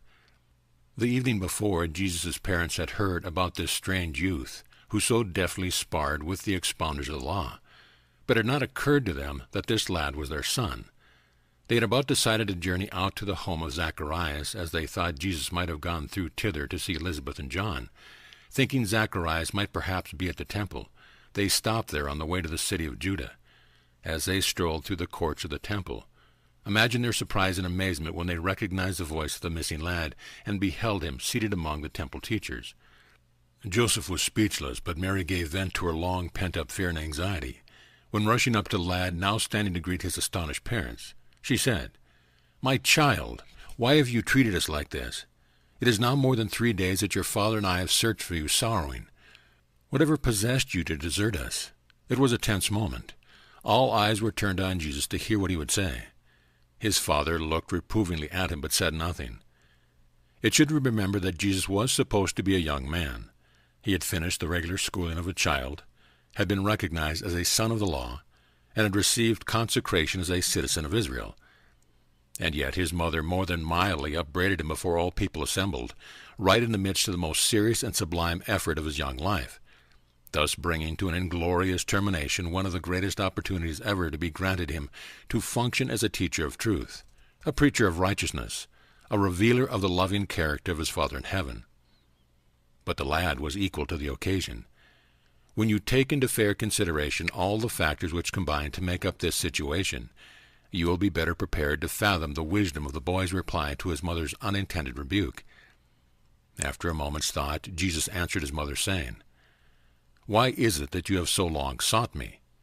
Would you not expect to find me in my Father's house, since the time has come when I should be about my Father's business?" Everyone was astonished at the lad's manner of speaking. Silently they all withdrew and left him standing alone with his parents. Presently the young man relieved the embarrassment of all there when he quietly said, "Come, my parents, none has done aught but that which he had thought best.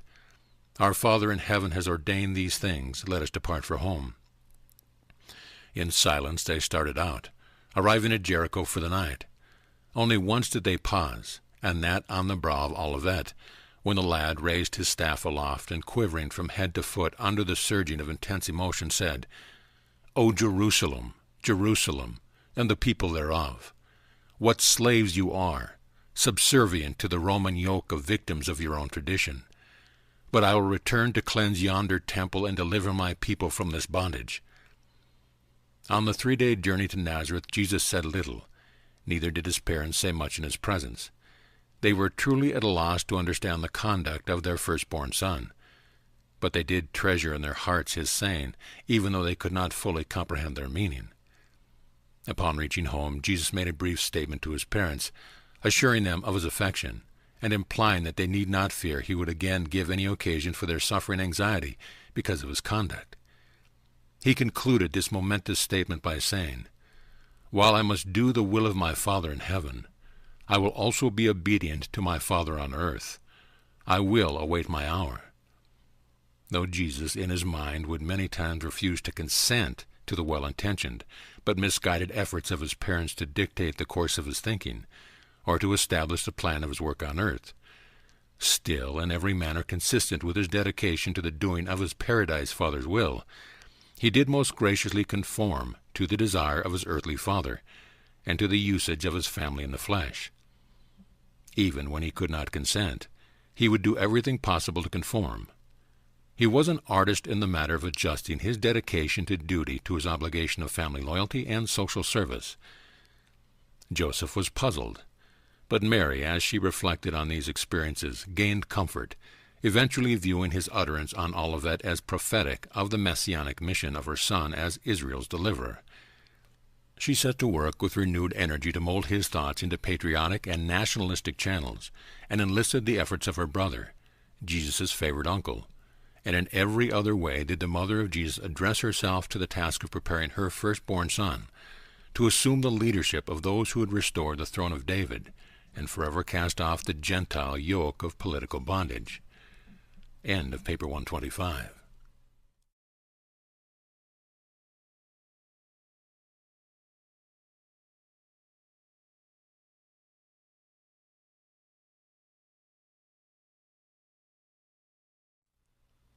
Paper 126.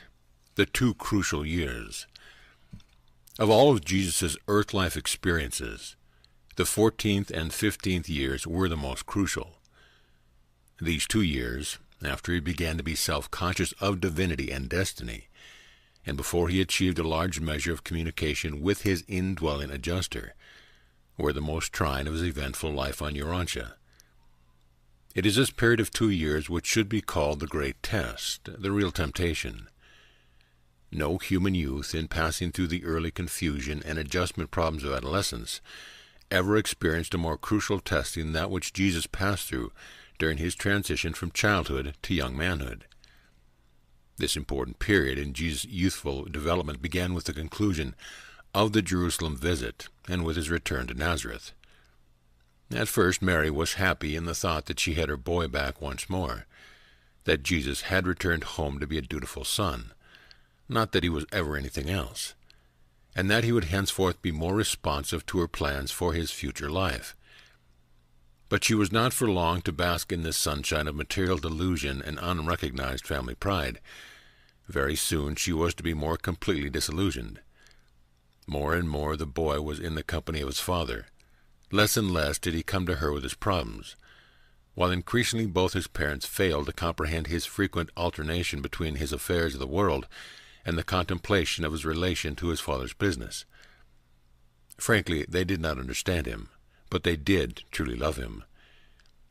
As he grew older, Jesus' pity and love for the Jewish people deepened, but with the passing years there developed in his mind a growing righteous resentment of the presence in the Father's temple of the politically appointed priests. Jesus had great respect for the sincere Pharisee and the honest scribes, but he held the hypocritical Pharisees and the dishonest theologians in great contempt. He looked with disdain upon all those religious leaders who were not sincere. When he scrutinized the leadership of Israel, he was sometimes tempted to look with favor on the possibility of his becoming the Messiah of Jewish expectation, but he never yielded to such a temptation. The story of his exploits among the wise men of the temple in Jerusalem was gratifying to all Nazareth, especially to his former teachers in the synagogue school. For a time his praise was on everyone's lips.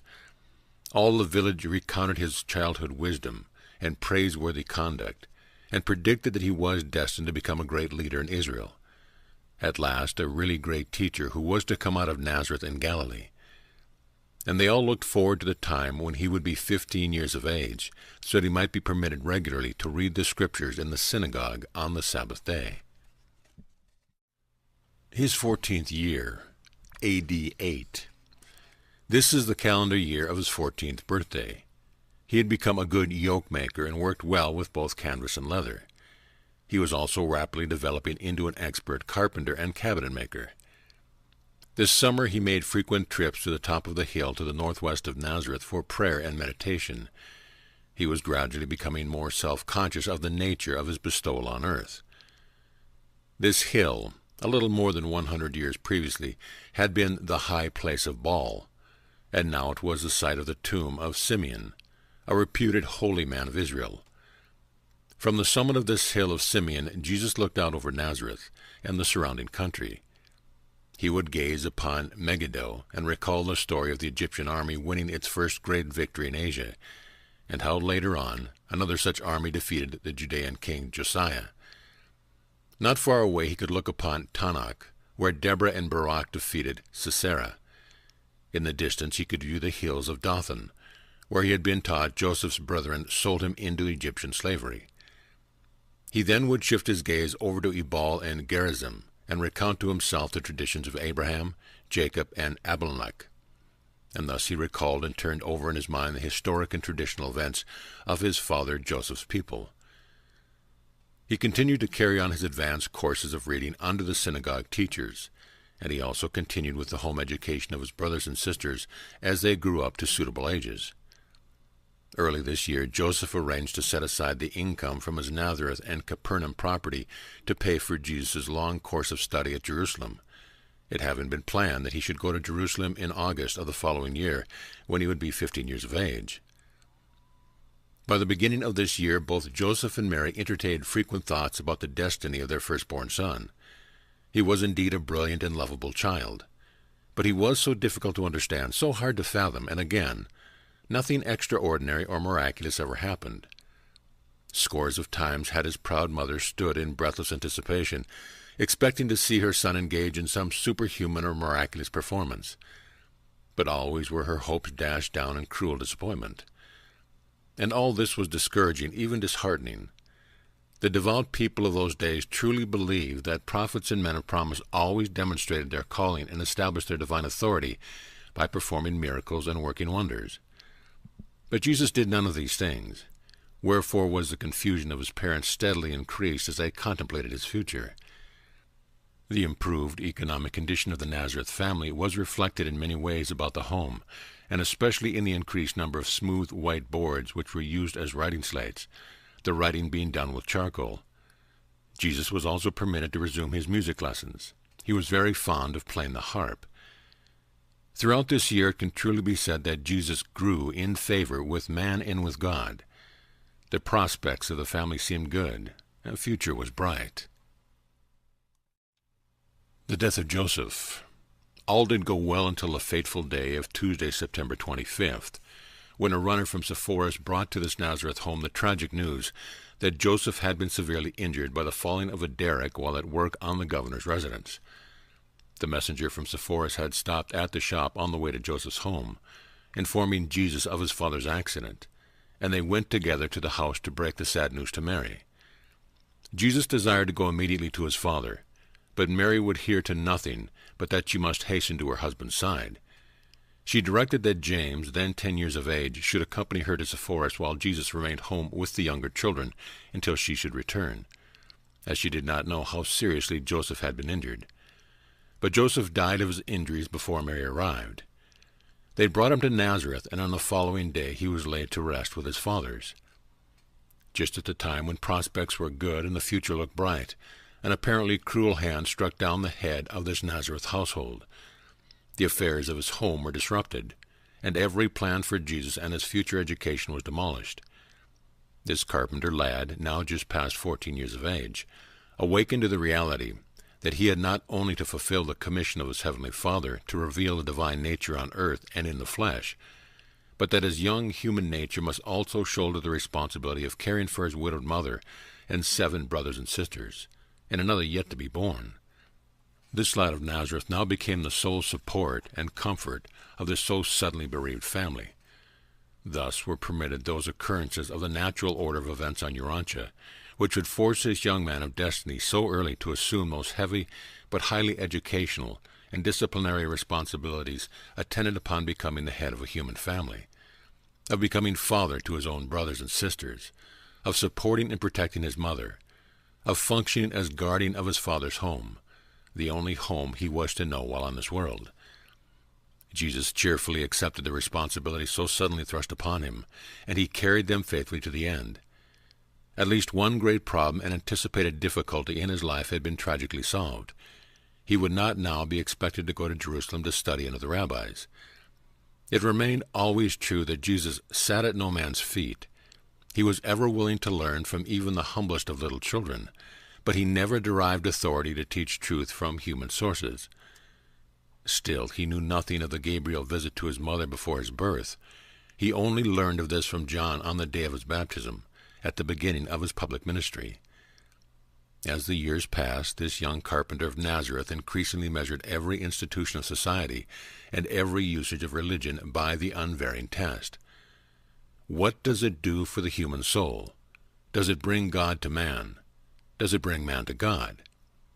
While this youth did not wholly neglect the recreational and social aspects of life, more and more he devoted his time and energies to just two purposes: the care of his family and the preparation to do his Father's heavenly will on earth.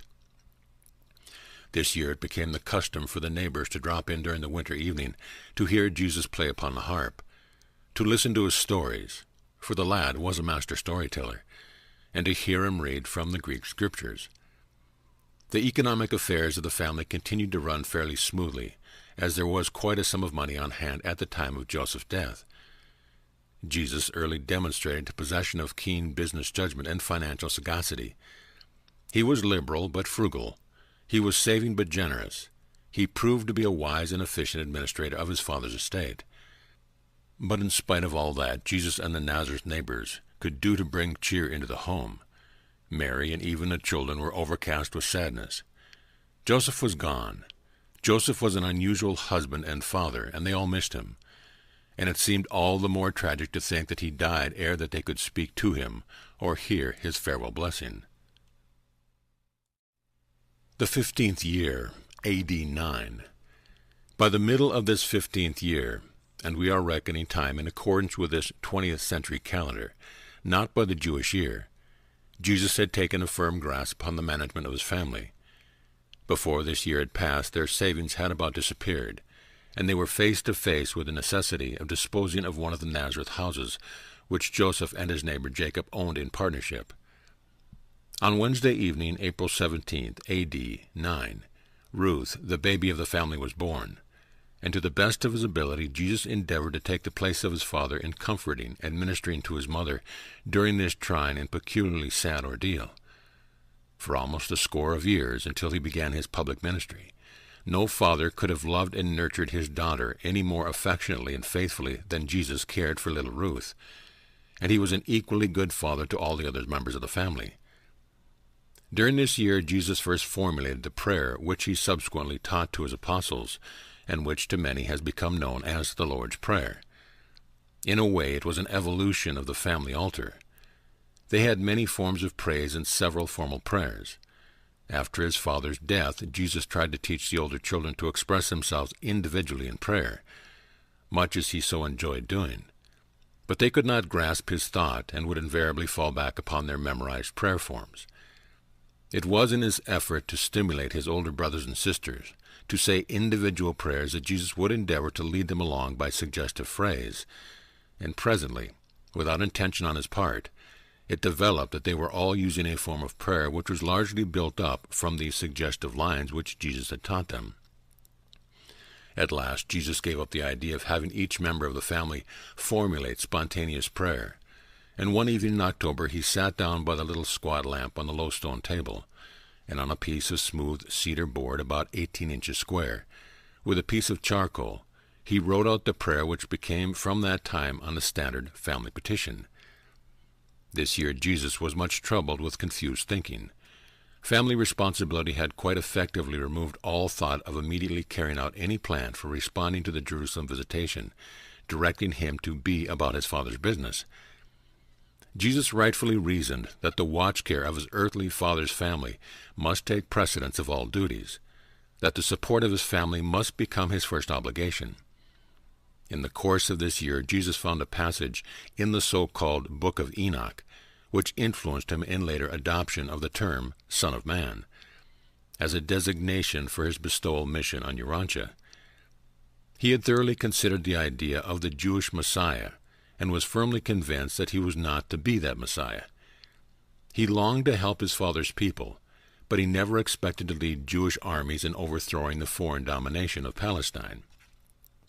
He knew he would never sit on the throne of David at Jerusalem. Neither did he believe that his mission was that of a spiritual deliverer or moral teacher solely to the Jewish people. In no sense, therefore, could his life mission be the fulfillment of the intense longing and supposed messianic prophecies of the Hebrew Scriptures, at least not as the Jews understand these predictions of the prophets. Likewise, he was certain he was never to appear as the Son of Man depicted by the prophet Daniel. But when the time came for him to go forth as the world teacher, what would he call himself? What claim should be made concerning his mission?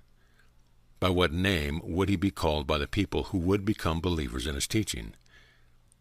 While turning all these problems over in his mind, he found in the synagogue library at Nazareth, among the apocalyptic books which he had been studying, this manuscript called the Book of Enoch. And though he was certain that it had not been written by Enoch of old, it proved very intriguing to him, and he read and reread it many times. There was one passage which particularly impressed him, a passage in which this term, Son of Man, appeared.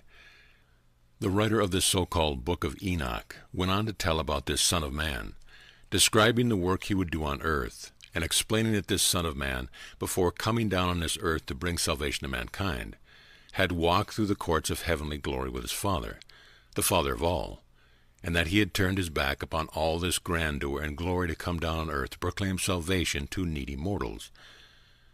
As Jesus would read these passages, well understanding that much of the Eastern mysticism, which had become admixed with these teachings, were erroneous, he responded in his heart and recognized in his mind that of all the messianic predictions of the Hebrew Scriptures, and of all the theories about the Jewish deliverer, none was so near the truth as the story tucked away in this only partially accredited Book of Enoch, and he then and there decided to adopt as his inaugural title the Son of Man. And this he did when he subsequently began his public work. Jesus had an unerring ability for the recognition of truth, and truth he never hesitated to embrace, no matter from what source it appeared to emanate. By this time he had quite thoroughly settled many things about his forthcoming work for the world, but he said nothing of these matters to his mother, who still held stoutly to the idea of his being the Jewish Messiah. The great confusion of Jesus' younger days now arose, having settled something about the nature of his mission on earth, to be about his Father's business, to show forth his Father's loving nature to all mankind. He began to ponder anew the many statements in the Scripture referring to the coming of a national deliverer, a Jewish teacher or king. To what event did these prophecies refer? Was not he a Jew, or was he? Was he or was he not of the house of David? His mother averred he was. His father had ruled that he was not. He decided he was not. But had the prophets confused the nature and mission of the Messiah? After all, could it be possible that his mother was right? In most matters, when differences of opinions had arisen in the past, she had been right. If he were a new teacher and not the Messiah, then how should he recognize the Jewish Messiah if such a one should appear in Jerusalem during the time of his earth mission? And further, what should be his relation to this Jewish Messiah? And what should be his relation after embarking on his life mission to his family, to the Jewish commonwealth and religion, to the Roman Empire, to the Gentiles and their religions? Each of these momentous problems this young Galilean turned over in his mind and seriously pondered while he continued to work at the carpenter's bench, laboriously making a living for himself, his mother, and 8 other hungry mouths. Before the end of this year, Mary saw the family funds diminishing. She turned the sale of doves over to James. Presently they bought a second cow, and with the aid of Miriam they began the sale of milk to their Nazareth neighbors. His profound periods of meditation, his frequent journeys to the hilltop for prayer, and the many strange ideas which Jesus advanced from time to time, thoroughly alarmed his mother. Sometimes she thought the lad was beside himself, and then she would steady her fears, remembering that he was, after all, a child of promise and in some manner different from other youths. But Jesus was learning not to speak of all his thoughts, not to present all his ideas to the world, not even to his own mother. From this year on, Jesus' disclosures about what was going on in his mind steadily diminished. That is, he talked less about those things which an average person could not grasp, and which would lead to his being regarded as peculiar or different from ordinary folks. To all appearances he became commonplace and conventional, though he did long for someone who could understand his problems. He craved a trustworthy and confidential friend, but his problems were too complex for his human associates to comprehend. The uniqueness of the unusual situation compelled him to bear his burdens alone. First sermon in the synagogue. With the coming of his 15th birthday, Jesus could officially occupy the synagogue pulpit on the Sabbath day. Many times before, in the absence of speakers, Jesus had been asked to read the Scriptures. But now the day had come when, according to law, he could conduct the service. Therefore, on the first Sabbath after his 15th birthday, the Chazan arranged for Jesus to conduct the morning service of the synagogue. And when all the faithful in Nazareth had assembled, the young man, having made his selection of Scripture, stood up and began to read. The Spirit of the Lord God is upon me, for the Lord has anointed me. He has sent me to bring good news to the meek, to bind up the brokenhearted, to proclaim liberty to the captives, and to set the spiritual prisoners free, to proclaim the year of God's favor and the day of our God's reckoning, to comfort all mourners, to give them beauty for ashes, the oil of joy in place of mourning, a song of praise instead of the spirit of sorrow, that they may be called trees of righteousness, the planting of the Lord, wherewith he may be glorified. Seek good and not evil, that you may live, and so the Lord, the God of hosts, shall be with you. Hate the evil and love the good. Establish judgment in the gate. Perhaps the Lord God will be gracious to the remnant of Joseph. Wash yourselves, make yourselves clean. Put away the evil of your doing from before my eyes. Cease to do evil and learn to do good. Seek justice, relieve the oppressed, defend the fatherless and plead for the widow. Wherewith shall I come before the Lord to bow myself before the Lord of all the earth? Shall I come before him with burnt offering, with calves a year old? Will the Lord be pleased with thousands of rams, 10,000s of sheep, or with rivers of oil? Shall I give my firstborn for my transgressions, the fruit of my body for the sin of my soul? No, for the Lord has showed us, O men, what is good. And what does the Lord require of you but to deal justly, love mercy, and walk humbly with your God? To whom, then, will you liken God who sits upon the circle of the earth? Lift up your eyes and behold who has created all these worlds, who brings forth their hosts by number and calls them all by their names. He does all these things by the greatness of his might, and because he is strong in power, not one fails. He gives power to the weak, and to those who are weary he increases strength. Fear not, for I am with you. Be not dismayed, for I am your God. I will strengthen you, and I will help you. Yes, I will uphold you with the right hand of my righteousness, for I am the Lord your God. And I will hold your right hand, saying to you, Fear not, for I will help you. And you are my witness, says the Lord, and my servant whom I have chosen, that all may know, and believe me, and understand that I am the Eternal.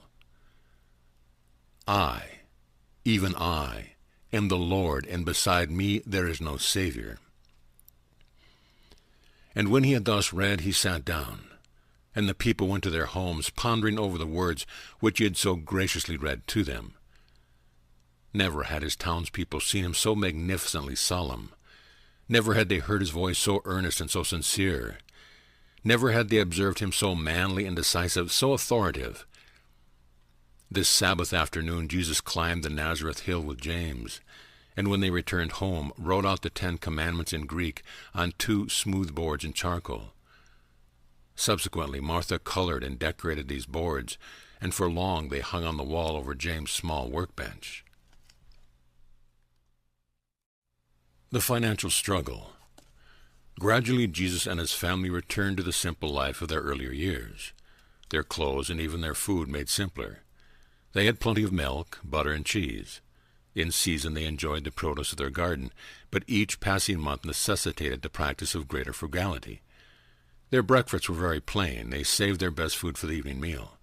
However, among these Jews, lack of wealth did not imply social inferiority. Already had this youth well nigh encompassed the comprehension of how man lived in his day, and how well he understood life in their home, field, and workshop is shown by his subsequent teachings, which so repletely reveal his intimate contact with all phases of human experience. The Nazareth Chazan continued to cling to the belief that Jesus was to become a great teacher, probably the successor of the renowned Gamaliel at Jerusalem. Apparently, of all Jesus' plans for a career were thwarted. The future did not look bright as matters now developed, but he did not falter. He was not discouraged. He lived on, day by day, doing well the present duty and faithfully discharging the immediate responsibilities of his station in life. Jesus' life is the everlasting comfort of all disappointed idealists. The pay of a common-day laboring carpenter was slowly diminishing. By the end of this year, Jesus could earn, by working early and late, only the equivalent of about 25 cents a day. By the next year, they found it difficult to pay the civil taxes, not to mention the synagogue assessment and the temple tax of 1/2 shekel. During this year, the tax collector tried to squeeze extra revenue out of Jesus, even threatening to take his harp. Fearing that the copy of the Greek scriptures might be discovered and confiscated by the tax collectors, Jesus, on his 15th birthday, presented it to the Nazareth Synagogue Library as his maturity offering to the Lord. The great shock of his 15th year came when Jesus went over to Sepphoris to receive the decision of Herod regarding the appeal taken to him in the dispute about the amount of money due Joseph at the time of his accidental death. Jesus and Mary had hoped for the receipt of a considerable sum of money when the treasurer at Sepphoris had offered them a paltry amount. Joseph's brother had taken an appeal to Herod himself, and now Jesus stood in the palace and heard Herod decree that his father had nothing due him at the time of his death. And for such an unjust decision, Jesus never again trusted Herod Antipas. It is not surprising that he once alluded to Herod as that fox. The close work at the carpenter's bench during this and subsequent years deprived Jesus of the opportunity of mingling with the caravan passengers. The family supply shop had already been taken over by his uncle, and Jesus worked altogether in the home shop, where he was near to help Mary with the family. About this time he began sending James up to the Camelot to gather information about world events, and thus he sought to keep in touch with the news of the day. As he grew up in manhood, he passed through all those conflicts and confusions which the average young person of previous and subsequent ages have undergone, and the rigorous experience of supporting his family was a sure safeguard against his having overmuch time for idle meditation or the indulgence of mystic tendencies. This was the year that Jesus rented a considerable piece of land just to the north of their home, which was divided up as a family garden plot. Each of the older children had an individual garden, and they entered into keen competition in their agricultural efforts. The eldest brother spent some time with them in the garden each day during the season of vegetable cultivation. As Jesus worked with his younger brothers and sisters in the garden, he many times entertained the wish that they were all located on a farm out in the country, whence they could enjoy the liberty and freedom of an unhampered life. But they did not find themselves growing up in the country, and Jesus, being a thoroughly practical youth as well as an idealist, intelligently and vigorously attacked his problems just as he found them, and did everything within his power to adjust himself and his family to the realities of their situation, and to adapt their condition to the highest possible satisfaction of their individual and collective longings. At one time, Jesus faintly hoped that he might be able to gather up sufficient means, provided they could collect the considerable sum of money due his father for work on Herod's palace, to warrant undertaking the purchase of a small farm. He had really given serious thought to this plan of moving his family out into the country, but when Herod refused to pay them any of the funds due Joseph, they gave up the ambition of owning a home in the country. As it was, they contrived to enjoy much of the experience of farm life, as they now had 3 cows, 4 sheep, a flock of chickens, a donkey, and a dog, in addition to the doves. Even the little tots had their regular duties to perform in the well-regulated scheme of management which characterized the home life of this Nazareth family. With the close of this 15th year, Jesus completed the traversal of that dangerous and difficult period in human existence, that time of transition between the more complacent years of childhood and the consciousness of approaching the manhood with its increased responsibilities and opportunities for the acquirement of advanced experience in the development of noble character. The growth period for mind and body had ended, and now began the real career of this young man of Nazareth. End of paper 126.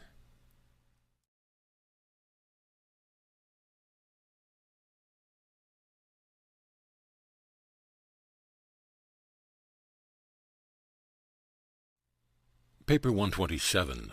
The Adolescent Years. As Jesus entered upon his adolescent years, he found himself the head and sole support of a large family. Within a few years after his father's death, all their property was gone. As time passed, he became increasingly conscious of his pre-existence. At the same time, he began more fully to realize that he was present on earth and in the flesh for the express purpose of revealing his paradise Father to the children of men. No adolescent youth who has ever lived, or ever will live on this world, or any other world has had or ever will have more weighty problems to resolve or more intricate difficulties to untangle. No youth of Urantia will ever be called upon to pass through more testing conflicts or more trying situations than Jesus himself endured during those strenuous years from 15 to 20. Having thus tasted the actual experience of living these adolescent years on a world beset by evil and distraught by sin, the Son of Man became possessed of full knowledge about the life experience of the youth of all realms of Nebadon, and thus forever he became the understanding refuge for the distressed and perplexed adolescents of all ages and in all worlds throughout the local universe. Slowly but certainly and by actual experience, this divine Son is earning the right to become sovereign of this universe, the unquestioned and supreme ruler of all created intelligences on all local universe worlds, the understanding refuge of the beings of all ages and of all degrees of personal endowment and experience. The 16th year, A.D. 10. The incarnated Son passed through infancy and experienced an uneventful childhood. Then he emerged from that testing and trying transition stage between childhood and young manhood. He became the adolescent Jesus. This year he attained his full physical growth. He was a virile and comely youth. He became increasingly sober and serious, but he was kind and sympathetic. His eye was kind but searching. His smile was always engaging and reassuring. His voice was musical but authoritative. His greeting cordial but unaffected. Always, even in the most commonplace of contacts, there seemed to be an evidence to touch of a twofold nature, the human and the divine. Ever he displays this combination of the sympathizing friend and the authoritative teacher. And these personality traits began early to become manifest even in those adolescent years. This physically strong and robust youth also acquired the full growth of his human intellect, not the full experience of human thinking, but the fullness of capacity for such intellectual development. He possessed a healthy and well-proportioned body, a keen and analytical mind, a kind and sympathetic disposition, a somewhat fluctuating but aggressive temperament, all of which were becoming organized into a strong, striking, and attractive personality. As time went on, it became more difficult for his mother and his brothers and sisters to understand him. They stumbled over his sayings and misinterpreted his doings. They were all unfitted to comprehend their eldest brother's life because their mother had given them to understand that he was destined to become the deliverer of the Jewish people. After they had received from Mary such intimations as family secrets, imagine their confusion when Jesus would make frank denials of all such ideas and intentions. This year Simon started to school, and they were compelled to sell another house. James now took charge of the teaching of his 3 sisters, 2 of whom were old enough to begin serious study. As soon as Ruth grew up, she was taken in hand by Miriam and Martha. Ordinarily, the girls of Jewish families received little education, but Jesus maintained, and his mother agreed, that girls should go to school the same as boys, and since a synagogue school would not receive them, there was nothing to do but conduct a home school especially for them, Throughout this year, Jesus was closely confined to the workbench. Fortunately, he had plenty of work. His was of such a superior grade that he was never idle, no matter how slack work might be in that region. At times, he had so much to do that James would help him. By the end of this year, he had just made up his mind that he would, after rearing his family and seeing them married, enter publicly upon his work as a teacher of truth and as a revealer of the Heavenly Father to the world. He knew he was not to become the expected Jewish Messiah, and he concluded that it was next to useless to discuss this matter with his mother. He decided to allow her to entertain whatever ideas she might choose, since all he had said in the past had made little or no impression upon her, and he recalled that his father had never been able to say anything that would change her mind. From this year on, he talked less and less with his mother or anyone else about his problems. His was such a peculiar mission that no one living on earth could give him advice concerning its prosecution. He was a real, though youthful, father to the family. He spent every possible hour with the youngsters, and they truly loved him. His mother grieved to see him work so hard. She sorrowed that he was day by day toiling at the carpenter's bench, earning a living for the family instead of being, as he had so profoundly planned, at Jerusalem studying with the rabbis. While there was much about her son that Mary could not understand, she did love him, and she most thoroughly appreciated the willing manner in which he shouldered the responsibility of the home. The 7th year, A.D. 11. At about this time there was considerable agitation, especially at Jerusalem and in Judea, in favor of rebellion against the payment of taxes to Rome. There was coming into existence a strong nationalistic party, presently to be called the Zealots. The Zealots, unlike the Pharisees, were not willing to await the coming of the Messiah. They proposed to bring things to a head through political revolt.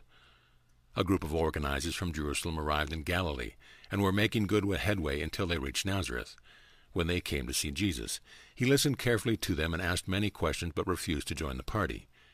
He declined fully to disclose his reasons for not enlisting, and his refusal had the effect of keeping out many of his youthful fellows in Nazareth.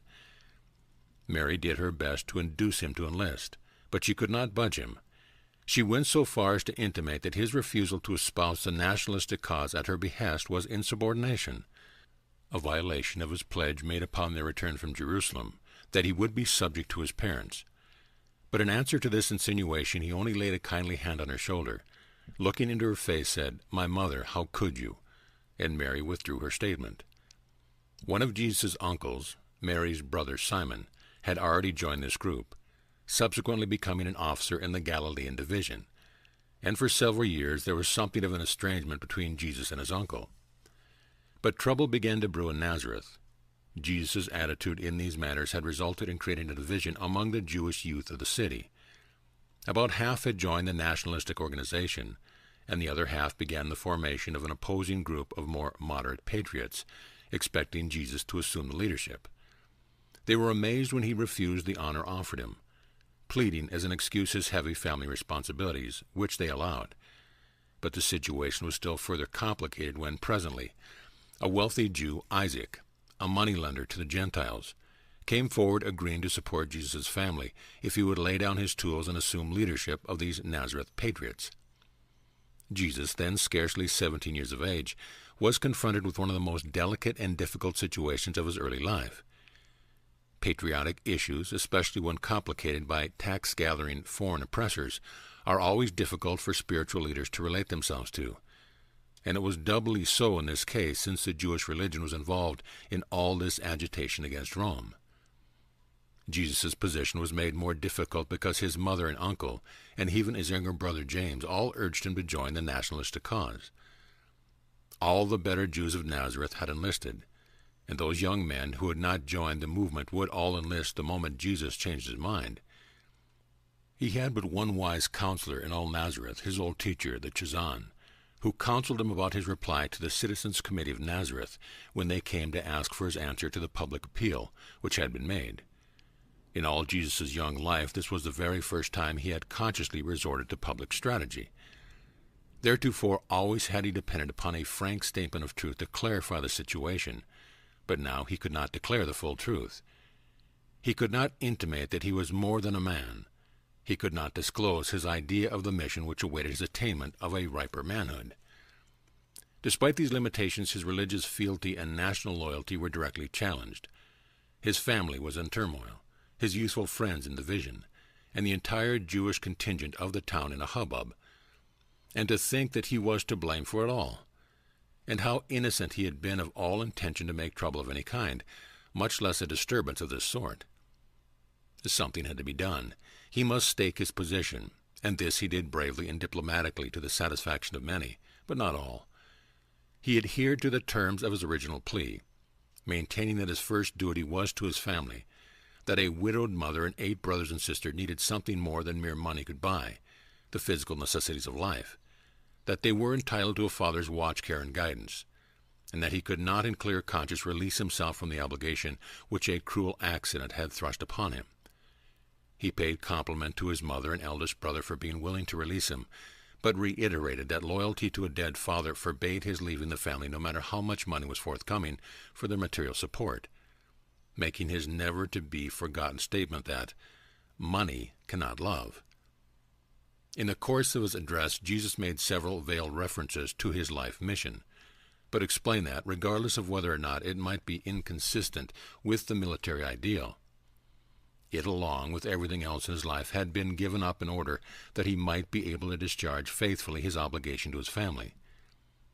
Everyone in Nazareth well knew he was a good father to his family, and this was a matter so near to the heart of every noble Jew that Jesus' plea found an appreciative response in the hearts of many of his hearers, and some of those who were not thus minded were disarmed by a speech made by James, which, while not on the program, was delivered at this time. That very day the Chazan had rehearsed James in his speech, but that was their secret. James stated that he was sure Jesus would help to liberate his people if he, James, were only old enough to assume responsibility for the family, and that, if they would only consent to allow Jesus to remain with us, to be our father and teacher, then you will have not just one leader from Joseph's family, but presently you will have 5 loyal nationalists.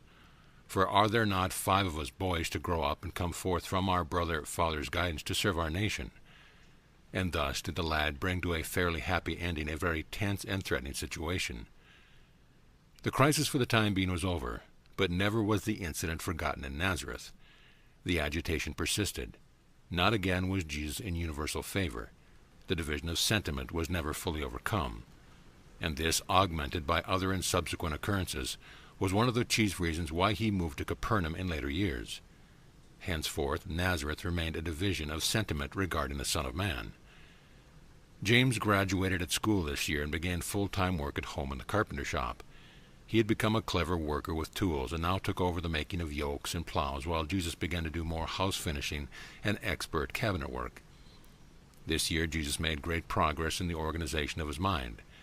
Gradually he had brought his divine and human nature together, and he accomplished all this organization of intellect by the force of his own decisions, and with only the aid of his indwelling monitor, just such a monitor as all normal mortals on all post-bestowal sun worlds have within their minds. So far, nothing supernatural had happened in this young man's career, except the visit of a messenger, dispatched by his elder brother Emmanuel, who once appeared to him during the night at Jerusalem. The 18th year, A.D. 12. In the course of this year, all the family property except the home and garden was disposed of. The last piece of Capernaum property, except an equity in one other, already mortgaged, was sold.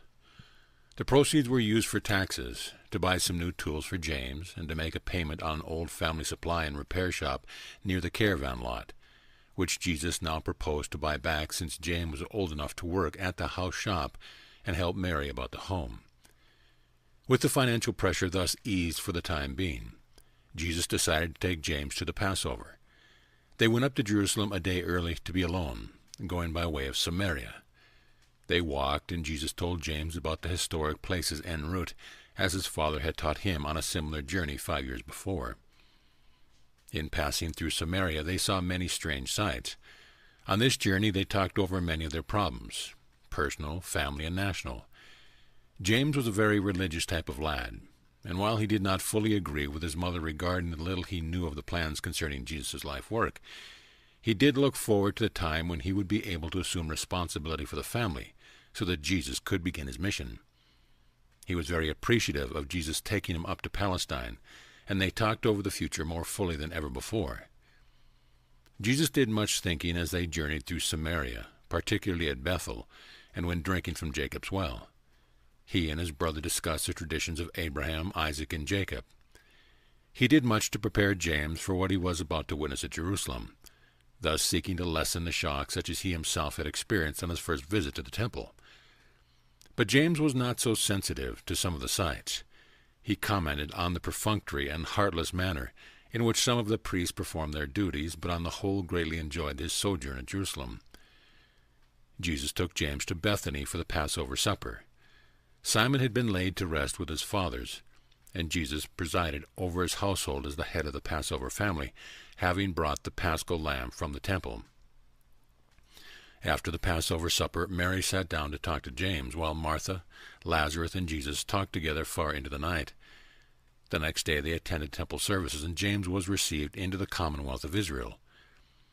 That morning, as they paused on the brow of Olivet to view the temple, while James exclaimed in wonder, Jesus gazed on Jerusalem in silence. James could not comprehend his brother's demeanor. That night they again returned to Bethany, and would have departed for home the next day.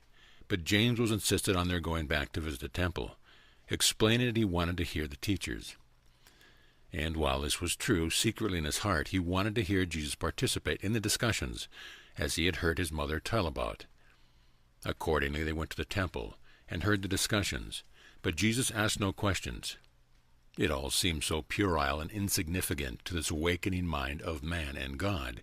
He could only pity them. James was disappointed that Jesus said nothing. To his inquiries, Jesus only made reply, "My hour has not yet come." The next day they journeyed home by Jericho and the Jordan Valley, and Jesus recounted many things by the way, including his former trip over this road when he was 13 years old.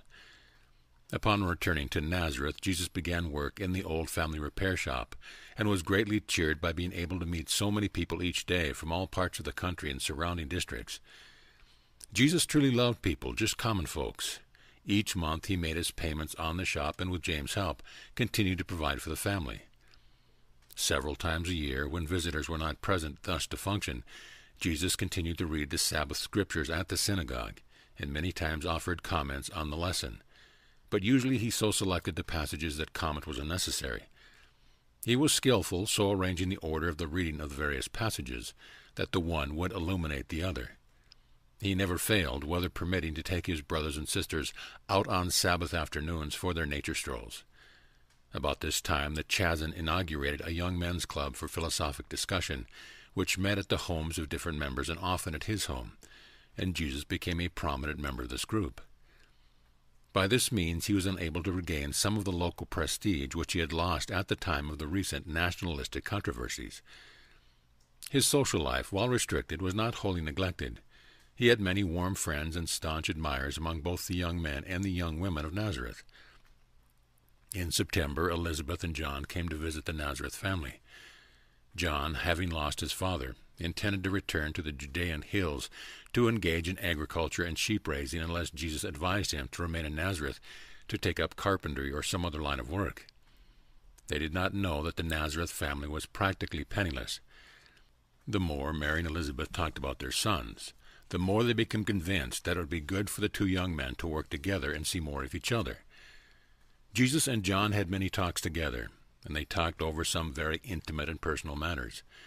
When they had finished this visit, they decided not again to see each other until they should meet in their public service, after the Heavenly Father should call them to their work. John was tremendously impressed by what he saw at Nazareth, that he should return home and labor for the support of his mother.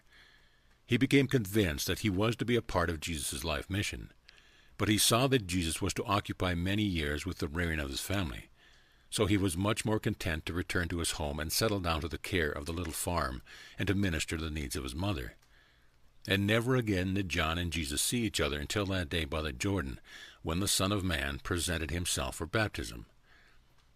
On Saturday afternoon, December 3rd of this year, death for the second time struck at this Nazareth family. Little Amos, their baby brother, died after a week's illness with a high fever. After passing through this time of sorrow with her firstborn son as her only support, Mary at last, and in the fullest sense, recognized Jesus as the real head of the family, and he was truly a worthy head. For 4 years their standard of living had steadily declined. Year by year they felt the pinch of increasing poverty. By the close of this year they faced one of the most difficult experiences of all their uphill struggles. James had not yet begun to earn much, and the expense of a funeral on top of everything else staggered them. But Jesus would only say to this anxious and grieving mother, "Mother Mary, sorrow will not help us.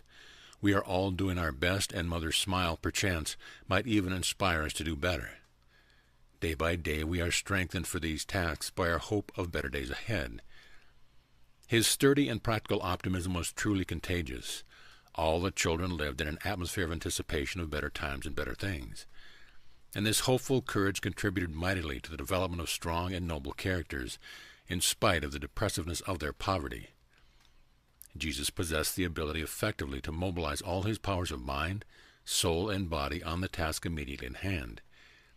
He could concentrate his deep-thinking mind on the one problem which he wished to solve, and this, in connection with his untiring patience, enabled him serenely to endure the trials of a difficult mortal existence, to live, as he were, seeing him who is invisible. The 19th year, A.D. 13. By this time Jesus and Mary were getting along much better. She regarded him less as a son. He had become to her more a father to her children. Each day's life swarmed with practical and immediate difficulties. Less frequently they spoke of his life work, for as time passed, all their thought was mutually devoted to the support and upbringing of their family of 4 boys and 3 girls. By the beginning of this year, Jesus had fully won his mother to the acceptance of his method of child training, the positive injunction to do good in the place of the older Jewish method of forbidding to do evil. In his home and throughout his public teaching career, Jesus invariably employed the positive form of exhortation. Always and everywhere did he say, "You shall do this, you ought to do that." Never did he employ the negative mode of teaching derived from the ancient taboos. He refrained from placing emphasis on evil by forbidding it, while he exalted the good by commanding its performance. Prayer time in his household was the occasion for discussing anything and everything relating to the welfare of the family. Jesus began wise discipline upon his brothers and sisters at such an early age that little or no punishment was ever required to secure their prompt and wholehearted obedience.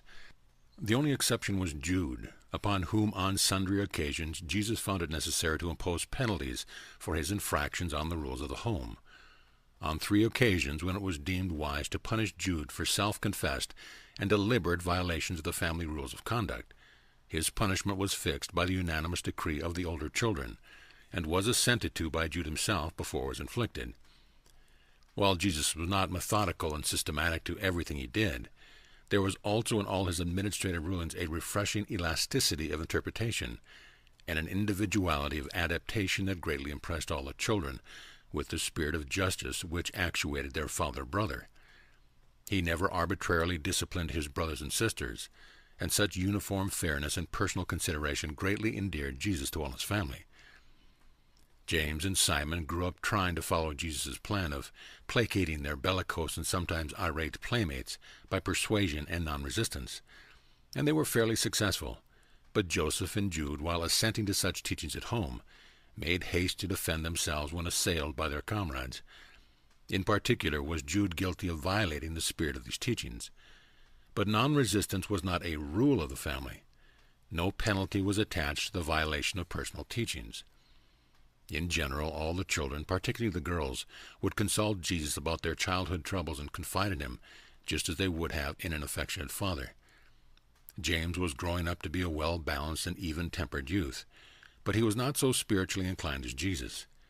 He was a much better student than Joseph, who, while a faithful worker, was even less spiritually minded. Joseph was a plodder, and not up to the intellectual level of the other children.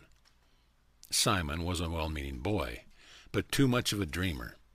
He was slow in getting settled down in life and was the cause of considerable anxiety to Jesus and Mary, but he was always a good and well-intentioned lad. Jude was a firebrand. He had the highest of ideals, but he was unstable in temperament. He had all and more of his mother's determination and aggressiveness, but he lacked much of her sense of proportion and discretion. Miriam was a well-balanced and level-headed daughter, with a keen appreciation of things noble and spiritual. Martha was slow in thought and action, but a very dependable and efficient child. Baby Ruth was the sunshine of the home. Though thoughtless of speech, she was most sincere of heart. She just about worshipped her big brother and father, but they did not spoil her. She was a beautiful child, but not quite so comely as Miriam, who was the belle of the family, if not of the city. As time passed, Jesus did much to liberalize and modify the family teachings and practices related to Sabbath observance and many other phases of religion, and to all these changes Mary gave hearty assent. By the time Jesus had become the unquestioned head of the house. This year Jude started to school, and it was necessary for Jesus to sell his harp in order to defray the expenses. Thus disappeared the last of his recreational pleasures. He much loved to play the harp when tired in mind and weary in body, but he comforted himself with the thought that at least the harp was safe from seizure by the tax collector. Rebekah, the daughter of Ezra. Although Jesus was poor, his social standing in Nazareth was in no way impaired. He was one of the foremost young men of the city and very highly regarded by most of the young women. Since Jesus was such a splendid specimen of robust and intellectual manhood, and considering his reputation as a spiritual leader, it was not strange that Rebekah, the eldest daughter of Ezra, a wealthy merchant and trader of Nazareth, should discover that she was slowly falling in love with the son of Joseph. She first confided her affection to Miriam, Jesus' sister, and Miriam, in turn, talked all this over with her mother. Mary was intensely aroused. Was she about to lose her son, now become the indispensable head of the family? Would troubles never cease? What next could happen? And then she paused to contemplate what effect marriage would have upon Jesus' future career. Not often, but at least sometimes, did she recall the fact that Jesus was a child of promise.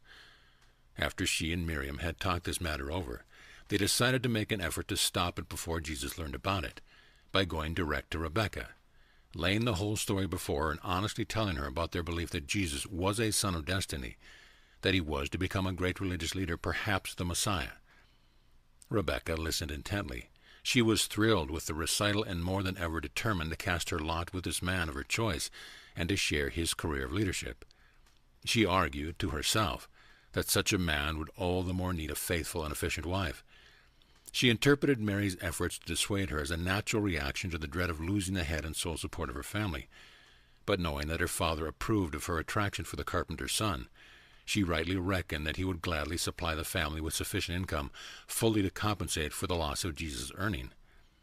When her father agreed to such a plan, Rebekah had further conference with Mary and Miriam, and when she failed to win their support, she made bold to go directly to Jesus. This she did with the cooperation of her father, who invited Jesus to their home for the celebration of Rebekah's 17th birthday. Jesus listened attentively and sympathetically to the recital of these things, first by the father, then by Rebekah herself. He made kindly reply to the effect that no amount of money could take the place of his obligation personally to rear his father's family, to fulfill the most sacred of all human trust, loyalty to one's own flesh and blood. Rebekah's father was deeply touched by Jesus' words of family devotion and retired from the conference. His only remark to Mary, his wife, was, "We can't have him for a son. He is too noble for us." Then began that eventful talk with Rebekah. Thus far in his life, Jesus had made little distinction in his association with boys and girls, with young men and young women. His mind had been altogether too much occupied with the pressing problems of practical earthly affairs, and the intriguing contemplation of his eventual career, about his father's business, ever to have given serious consideration to the consummation of personal love in human marriage.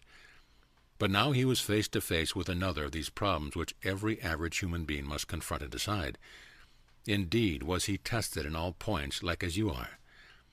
After listening attentively, he sincerely thanked Rebekah for her expressed admiration, adding, "It shall cheer and comfort me all the days of my life." He explained that he was not free to enter into relations with any woman other than those of simple brotherly regard and pure friendship.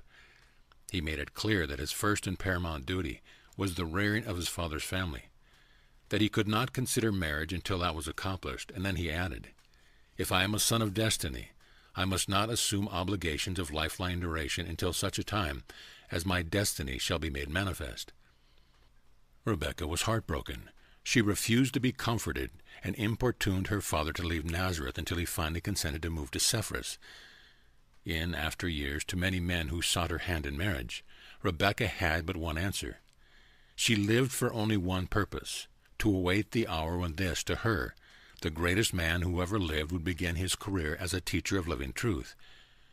And she followed him devotedly through his eventful years of public labor, being present, unobserved by Jesus, that day when he rode triumphantly into Jerusalem, and she stood among the other women by the side of Mary on that fateful and tragic afternoon when the Son of Man hung upon the cross.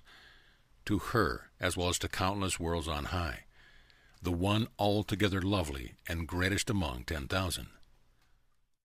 His 20th year, A.D. 14. The story of Rebekah's love for Jesus was whispered about Nazareth and later on at Capernaum, so that while in the years to follow many women loved Jesus even as men loved him, not again did he have to reject the personal proffer of another good woman's devotion. From this time on, human affection for Jesus partook more of the nature of worshipful and adoring regard. Both men and women loved him devotedly, and for what he was, not with any tinge of self-satisfaction or desire for affection and possession. But for many years, whenever the story of Jesus' human personality was recited, the devotion of Rebekah was recounted. Miriam, knowing full well about the affair of Rebekah and knowing how her brother had forsaken even the love of a beautiful maiden, not realizing the factor of his future career and destiny, came to idealize Jesus and to love him with a touching and profound affection as for a father as well as for a brother. Although they could hardly afford it, Jesus had a strange longing to go up to Jerusalem for the Passover. His mother, knowing of his recent experience with Rebekah, wisely urged him to make the journey. He was not markedly conscious of it, but what he most wanted was an opportunity to talk with Lazarus and to visit with Martha and Mary. Next to his own family, he loved those three most of all. In making this trip to Jerusalem, he went by way of Megiddo and to Paris and Lydda, in part covering the same route traversed when he was brought back to Nazareth on the return from Egypt. He spent 4 days going up to the Passover and thought much about the past events which had transpired in and around Megiddo, the international battlefield of Palestine. Jesus passed on through Jerusalem, only pausing to look upon the temple and the gathering throngs of visitors. He had a strange and increasing aversion to this Herod-built temple with its politically appointed priesthood. He wanted most of all to see Lazarus, Martha, and Mary. Lazarus was the same age as Jesus and now head of the house. By the time of this visit, Lazarus' mother had also been laid to rest. Martha was a little over 1 year older than Jesus, while Mary was 2 years younger. And Jesus was the idolized idol of all three of them. On this visit occurred one of those periodic outbreaks of rebellion against tradition. The expression of resentment for those ceremonial practices which Jesus deemed misrepresentative of his Father in heaven. Not knowing Jesus was coming, Lazarus had arranged to celebrate the Passover with friends in an adjoining village down the Jericho road. Jesus now proposed that they celebrate the feast where they were at Lazarus' house. "But," said Lazarus, "we have no paschal lamb." And then Jesus entered upon a prolonged and convincing dissertation to the effect that the Father in heaven was not truly concerned with such childlike and meaningless rituals. After solemn and fervent prayer they rose, and Jesus said, "Let the childlike and darkened minds of my people serve their God as Moses directed. It is better that they do. But let us who have seen the light of life no longer approach our Father by the darkness of death. Let us be free in the knowledge of the truth of our Father's eternal love." That evening, about twilight, those four sat down and partook of the first Passover feast ever to be celebrated by devout Jews without the paschal lamb. The unleavened bread and wine had been made ready for the Passover, and these emblems, which Jesus termed the bread of life and the water of life, he served to his companions, and they ate in solemn conformity with the teaching just imparted. It was his custom to engage in this sacramental ritual wherever he paid subsequent visits to Bethany. When he returned home, he told all this to his mother. She was shocked at first, but came gradually to see his viewpoint. Nevertheless, she was greatly relieved when Jesus assured her that he did not intend to introduce this new idea of Passover to their family. At home with the children, he continued year by year to eat the Passover, according to the law of Moses. It was during this year that Mary had a long talk with Jesus about marriage. She frankly asked him if he would get married if he were free from any family responsibility. Jesus explained to her that, since immediate duty forbade his marriage, he had given the subject little thought. He expressed himself as doubting that he would ever enter the marriage state. He said that all things must await my hour, the time when my Father's work must begin. Having settled already in his mind that he was not to become the father of children in the flesh, he gave very little thought to the subject of human marriage. This year he began anew a task of further weaving his mortal and divine natures into a simple and effective human individuality, and he continued to grow in moral status and spiritual understanding. Although all their Nazareth property except their home was gone, this year they received a little financial help from the sale of an equity in a piece of property in Capernaum. This was the last of Joseph's entire estate. This real estate deal in Capernaum was with a boat builder named Zebedee. Joseph graduated at the synagogue school this year and prepared to begin work at the small bench in the home carpenter shop. Although the estate of their father was exhausted, there were prospects that would successfully fight off poverty, since 3 of them were now regularly at work. Jesus is rapidly becoming a man, not just a young man, but an adult. He has learned well to bear responsibility. He knows how to carry on in the face of disappointment. He bears up bravely when his plans are thwarted and his purpose temporarily defeated. He has learned how to be fair and just even in the face of injustice. He is learning how to adjust his ideals of spiritual living to the practical demands of earthly existence. He is learning how to plan for the achievement of a higher and distant goal of idealism, while he toils earnestly for the attainment of a near and immediate goal of necessity. He is steadily acquiring the art of adjusting his aspiration to the commonplace demands of the human occasion. He has very nearly mastered the technique of utilizing the energy of the spiritual drive to turn the mechanism of material achievement. He is slowly learning how to live the heavenly life while he continues on with the earthly existence. More and more he depends upon the ultimate guidance of his heavenly Father while he assumes the fatherly role of guiding and directing the children of his earth family. He is becoming experienced in the skillful wrestling of victory from the very jaws of defeat. He is learning how to transform the difficulties of time into the triumph of eternity. And so, as the years pass, this young man of Nazareth continues to experience life as it is lived in mortal flesh on the world of time and space. He lives a full, representative, and replete life on Urantia. He left this world ripe in the experience which his creatures pass through during the short and strenuous years of their first life, the life in the flesh. And all this human experience is an eternal possession of the universe sovereign. He is our understanding brother, sympathetic friend, experienced sovereign, and merciful Father. As a child, he accumulated a vast body of knowledge. As a youth, he sorted, classified, and correlated this information. And now, as a man of the realm, he begins to organize these mental possessions preparatory to utilization in his subsequent teaching, ministry, and service in behalf of his fellow mortals on this world and on all other spheres of habitation throughout the entire universe of Nebadon.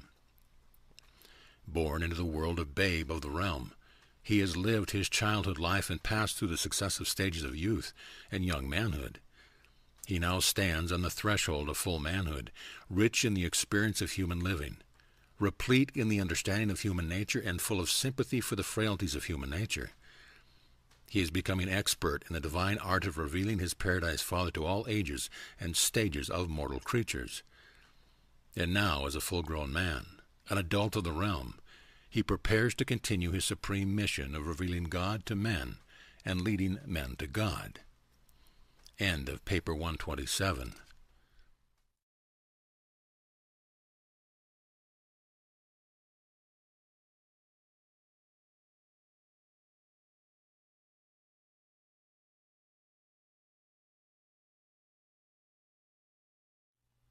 Paper 128. Jesus' early manhood. As Jesus of Nazareth entered upon the early years of his adult life, he had lived and continued to live a normal and average human life on earth. Jesus came into this world just as other children come. He had nothing to do with selecting his parents. He did choose his particular world as the planet whereon to carry out his seventh and final bestowal, his incarnation in the likeness of mortal flesh. but otherwise he entered the world in a natural manner, growing up as a child of the realm and wrestling with the vicissitudes of his environment just as do other mortals of this and other similar worlds. Always be mindful of the twofold purpose of Michael's bestowal on Urantia. 1. The mastering of the experience of living the full life of a human creature in mortal flesh, the completion of his sovereignty in Nebadon. And 2. The revelation of the Universal Father to the mortal dwellers of the worlds of time and space, and more effective leading of these same mortals to a better understanding of the Universal Father. All other creature benefits and universe advantages were incidental and secondary to these major purposes of the mortal bestowal. The 21st year, A.D. 15. With the attainment of adult years, Jesus began in earnest and with full self-consciousness the task of completing the experience of mastering the knowledge of the life of his lowest forms of intelligent creatures, thereby finally and fully earning the right of unqualified rulership of his self-created universe. He entered upon this stupendous task fully realizing his dual nature, but he had already effectively combined these two natures into one, Jesus of Nazareth. Joshua ben Joseph knew full well that he was a man, a mortal man born of woman. This is shown in the selection of his first title, the Son of Man. He was truly a partaker of flesh and blood, and even now, as he presides in sovereign authority over the destinies of a universe, he still bears among his numerous well-earned titles that of Son of Man. It is literally true that the creative Word, the Creator Son of the Universal Father was, made flesh and dwelt as a man, of the realm of Urantia. He labored, grew weary, rested and slept. He hungered and satisfied such craving with food. He thirsted and quenched his thirst with water. He experienced the full gamut of human feelings and emotions. He was in all things tested, even as you are, and he suffered and died. He obtained knowledge, gained experience, and combined these into wisdom, just as do other mortals of the realm. Until after his baptism he availed himself of no supernatural power. He employed no agency not a part of his human endowment as a son of Joseph and Mary. As to the attributes of his pre-human existence, he emptied himself. Prior to the beginning of his public work, his knowledge of men and events was wholly self-limited. He was a true man among men.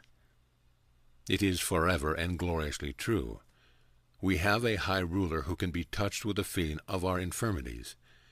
We have a sovereign who was in all points tested and tempted like as we are, yet without sin. And since he himself has suffered, being tested and tried, he is abundantly able to understand and minister to those who are confused and distressed. The Nazareth carpenter now fully understood the work before him, but he chose to live his human life in the channel of its natural flowing. And in some of these matters he is indeed an example to his mortal creatures, even as it is recorded.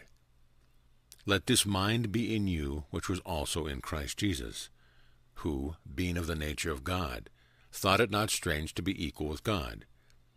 But he had made himself to be a little import, and, taking upon himself the form of a creature, was born in the likeness of mankind. And being thus fashioned as a man, he humbled himself, and became obedient to death, even the death of the cross. He lived his mortal life just as all others of the human family may live theirs, who in the days of the flesh so frequently offered up prayers and supplications, even with strong feelings and tears, to him who was able to save from all evil, and his prayers were effective because he believed. Wherefore it behooved him in every respect to be made like his brethren, that he might become a merciful and understanding sovereign ruler over them. Of his human nature he was never in doubt. It was self-evident and always present in his consciousness. But of his divine nature there was always room for doubt and conjecture. At least this was true right up to the event of his baptism. The self-realization of divinity was a slow, and from a human standpoint, a natural evolutionary revelation. This revelation and self-realization of divinity began in Jerusalem when he was not quite 13 years old, with the first supernatural occurrence of his human existence. and this experience of affecting the self-realization of his divine nature was completed at the time of his second supernatural experience, while in the flesh, the episode attendant upon his baptism by John in the Jordan, which event marked the beginning of his public career of ministry and teaching. Between these two celestial visitations, one in his 13th year, and the other at his baptism, there occurred nothing supernatural or superhuman in the life of this incarnated Creator Son. Notwithstanding this, the babe of Bethlehem, the lad, youth, and man of Nazareth, was in reality the incarnated Creator of a universe, but he never once used aught of this power, nor did he utilize the guidance of celestial personalities, aside from that of his guardian seraphim, in the living of his human life up to the day of his baptism by John. And we who thus testify know whereof we speak. And yet, throughout all these years of his life in the flesh, he was truly divine. He was actually a Creator Son of the Paradise Father.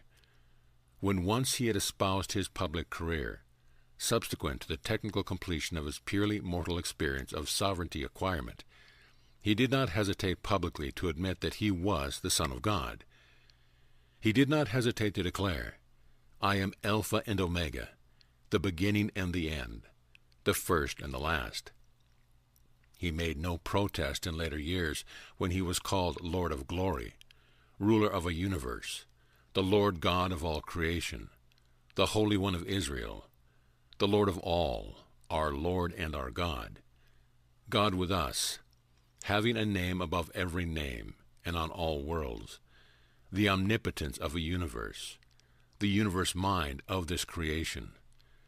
The one in him are hid all treasures of wisdom and knowledge, the fullness of him who fills all things, the eternal Word of the eternal God, the one who is before all things and in whom all things consist, the Creator of the heavens and the earth, the upholder of a universe, the judge of all the earth, the giver of life eternal, the true shepherd, the deliverer of the worlds and the captain of our salvation. He never objected to any of these titles as they were applied to him subsequent to the emergence from his purely human life into the later years of his self-consciousness of the ministry of divinity in humanity, and for humanity, and to humanity on this world and for all other worlds. Jesus objected to but one title as applied to him. When he was once called Emmanuel, he merely replied, "Not I, that is my elder brother." Always, even after his emergence into the larger life on earth, Jesus was submissively subject to the will of the Father in heaven. After his baptism, he thought nothing of permitting his sincere believers and grateful followers to worship him. Even while he wrestled with poverty and toiled with his hands to provide the necessities of life for his family, his awareness that he was a Son of God was growing. He knew that he was the maker of the heavens and this very earth whereon he was now living out his human existence. And the host of celestial beings throughout the great and onlooking universe likewise knew that this man of Nazareth was their beloved sovereign and Creator Father. A profound suspense pervaded the universe of Nebadon throughout these years. All celestial eyes were continuously focused on Urantia, on Palestine. This year Jesus went up to Jerusalem with Joseph to celebrate the Passover. Having taken James to the temple for consecration, he deemed it his duty to take Joseph. Jesus never exhibited any degree of partiality in dealing with his family. He went with Joseph to Jerusalem by the usual Jordan Valley route, but he returned to Nazareth by the East Jordan Way, which led through Amathus. Going down the Jordan, Jesus narrated Jewish history to Joseph, and on the return trip told him about the experience of the reputed tribes of Reuben, Gad, and Gilead that traditionally had dwelt in these regions east of the river. Joseph asked Jesus many leading questions concerning his life mission, but to most of these inquiries Jesus would only reply, "My hour has not yet come." However, in these intimate discussions many words were dropped which Joseph remembered during the stirring events of subsequent years. Jesus, with Joseph, spent this Passover with the three friends at Bethany, as was his custom when in Jerusalem attending these festival commemorations. The 22nd year, A.D. 16. This was one of the several years during which Jesus' brothers and sisters were facing the trials and tribulations peculiar to the problems and readjustments of adolescence. Jesus now had brothers and sisters ranging in age from 7 to 18, and he was kept busy helping them to adjust themselves to the new awakening of their intellectual and emotional lives. He had thus to grapple with the problems of adolescence as they become manifest in the lives of his younger brothers and sisters. This year Simon graduated from school and began work with Jesus' old boyhood playmate and ever-ready defender, Jacob the stonemason. As a result of several family conferences, it was decided that it was unwise for all the boys to take up carpentry. It was thought that by diversifying their trades, they would be prepared to take contracts for putting up entire buildings. Again, they had not all kept busy, since 3 of them had been working as full-time carpenters. Jesus continued this year at house finishing and cabinet work, but spent most of his time at the caravan repair shop. James was beginning to alternate with him in attendance at the shop. The latter part of this year, when carpenter work was slack about Nazareth, Jesus left James in charge of the repair shop and Joseph at the home bench, while he went over to Sepphoris to work with a smith. He worked 6 months with metals and acquired considerable skill at the anvil. Before taking up his new employment at Sepphoris, Jesus held one of his periodic family conferences and solemnly installed James, then just past 18 years old, as acting head of the family. He promised his brother hefty support and full cooperation, and exacted formal promises of obedience to James from each member of the family. From this day, James assumed full financial responsibility for the family, Jesus making his weekly payments to his brother. Never again did Jesus take the reins out of James' hands. While working at Sepphoris, he could have walked home every night if necessary, but he purposely remained away, assigning weather and other reasons. But his true motive was to train James and Joseph in the bearing of the family responsibility. He had begun the slow process of weaning his family. Each Sabbath Jesus returned to Nazareth, and sometimes during the week when occasion required, to observe the working of the new plan, to give advice and offer helpful suggestions. Living much of the time in Sepphoris for 6 months afforded Jesus a new opportunity to become better acquainted with the Gentile viewpoint of life. He worked with Gentiles, lived with Gentiles, in every possible manner did he make a close and painstaking study of their habits of living of the Gentile mind. The moral standards of this home city of Herod Antipas were so far below those of even the caravan city of Nazareth that after 6 months' sojourn at Sepphoris, Jesus was not adverse to finding an excuse for returning to Nazareth. The group he worked for were to become engaged on public work in both Sepphoris and the new city of Tiberias, and Jesus was disinclined to have anything to do with any sort of employment under the supervision of Herod Antipas. And there were still other reasons which made it wise, in the opinion of Jesus, for him to go back to Nazareth. When he returned to the repair shop, he did not again assume the personal direction of family affairs. He worked in association with James at the shop, and as far as possible, permitted him to continue oversight of the home. James' management of family expenditures and his administration of the home budget were undisturbed. It was by such wise and thoughtful planning that Jesus prepared the way for his eventual withdrawal from active participation in the affairs of the family. When James had 2 years' experience as acting head of the family, and 2 full years before he, James, was to be married, Joseph was placed in charge of the household funds and entrusted with the general management of the home. The 23rd year, A.D. 17. This year the financial pressure was slightly relaxed as 4 were at work. Miriam earned considerable by the sale of milk and butter. Martha had become an expert weaver. The purchase price of the repair shop was over 1/3 paid.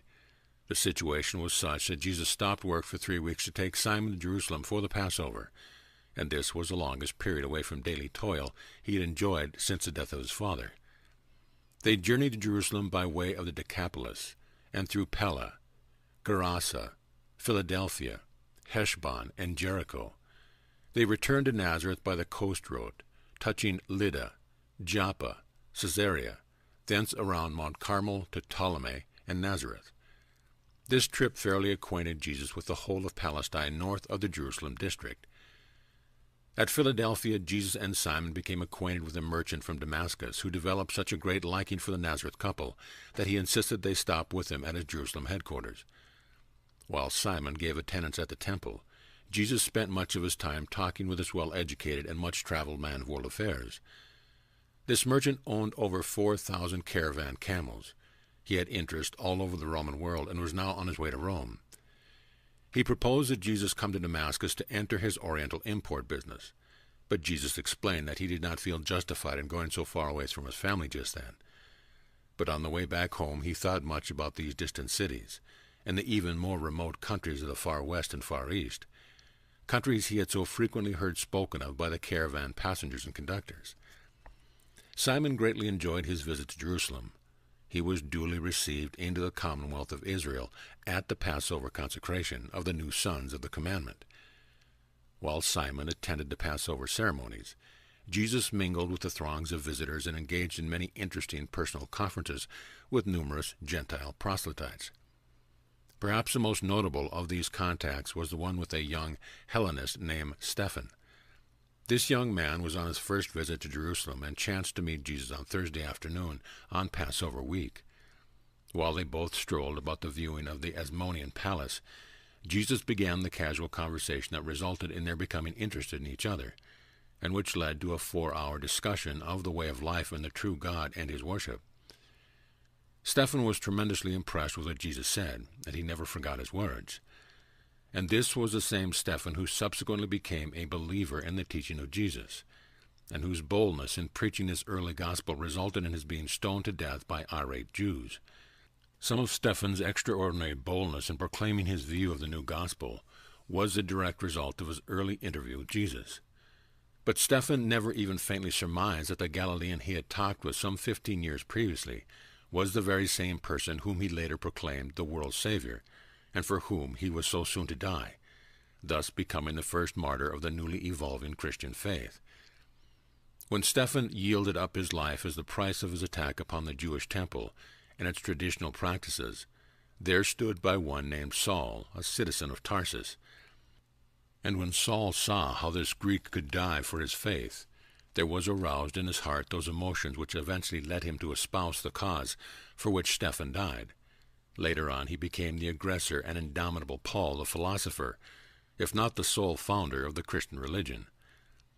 On the Sunday after Passover week, Simon and Jesus started on their way back to Nazareth. Simon never forgot what Jesus taught him on this trip. He had always loved Jesus, but now he felt that he had begun to know his father-brother. They had many heart-to-heart talks as they journeyed throughout the country and prepared their meals by the wayside. They arrived home Thursday noon, and Simon kept the family up late that night relating his experiences. Mary was much upset by Simon's report that Jesus spent most of his time when in Jerusalem, visiting with the strangers, especially those from the far countries. Jesus' family never could comprehend his great interest in people, his urge to visit with him, to learn about their way of living and to find out what they were thinking about. More and more the Nazareth family became engrossed with their immediate and human problems. Not often was mention made of the future mission of Jesus, and very seldom did he himself speak of his future career. His mother rarely thought about his being a child of promise. She was slowly giving up the idea that Jesus was to fulfill any divine mission on earth. Yet at times her faith was revived when she paused to recall the Gabriel visitation before the child was born. The Damascus episode. The last 4 months of this year Jesus spent in Damascus as the guest of the merchant whom he first met at Philadelphia when on his way to Jerusalem. A representative of this merchant had sought out Jesus when passing through Nazareth and escorted him to Damascus. This part Jewish merchant proposed to devote an extraordinary sum of money to the establishment of a school of religious philosophy at Damascus. He planned to create a center of learning which would outrival Alexandria, and he proposed that Jesus should immediately begin a long tour of the world's educational centers, preparatory to becoming the head of this new project. This was one of the greatest temptations that Jesus ever faced in the course of his purely human career. Presently this merchant brought before Jesus a group of 12 merchants and bankers who agreed to support this newly projected school. Jesus manifested deep interest in the proposed school, helped them plan for its organization, but always expressed the fear that his other and unstaked but prior obligations would prevent his accepting the direction of such a pretentious enterprise. His would-be benefactor was persistent, and he profitably employed Jesus at his home doing some translating while he, his wife and their sons and daughters sought to prevail upon Jesus to accept the proffered honor. But he would not consent. He well knew that his mission on earth was not to be supported by institutions of learning. He knew that he must not obligate himself in the least to be directed by the counsels of men, no matter how well-intentioned. He who was rejected by the Jerusalem religious leaders, even after he had demonstrated his leadership, was recognized and hailed as a master teacher by the businessmen and bankers of Damascus, and all this when he was an obscure and unknown carpenter of Nazareth. He never spoke about this offer to his family, and the end of the year found him back in Nazareth going about his daily duties, just as if he had never been tempted by the flattering propositions of his Damascus friends. Neither did these men of Damascus ever associate the later citizen of Capernaum, who turned all Jewry upside down, with the former carpenter of Nazareth, who had dared to refuse the honor which their combined wealth might have procured. Jesus most cleverly and intentionally contrived to detach various episodes of his life, so that they never became, in the eyes of the world, associated together as the doing of a single individual. Many times in subsequent years he listened to the recital of this very story of the strange Galilean, who declined the opportunity of founding a school in Damascus to compete with Alexandria.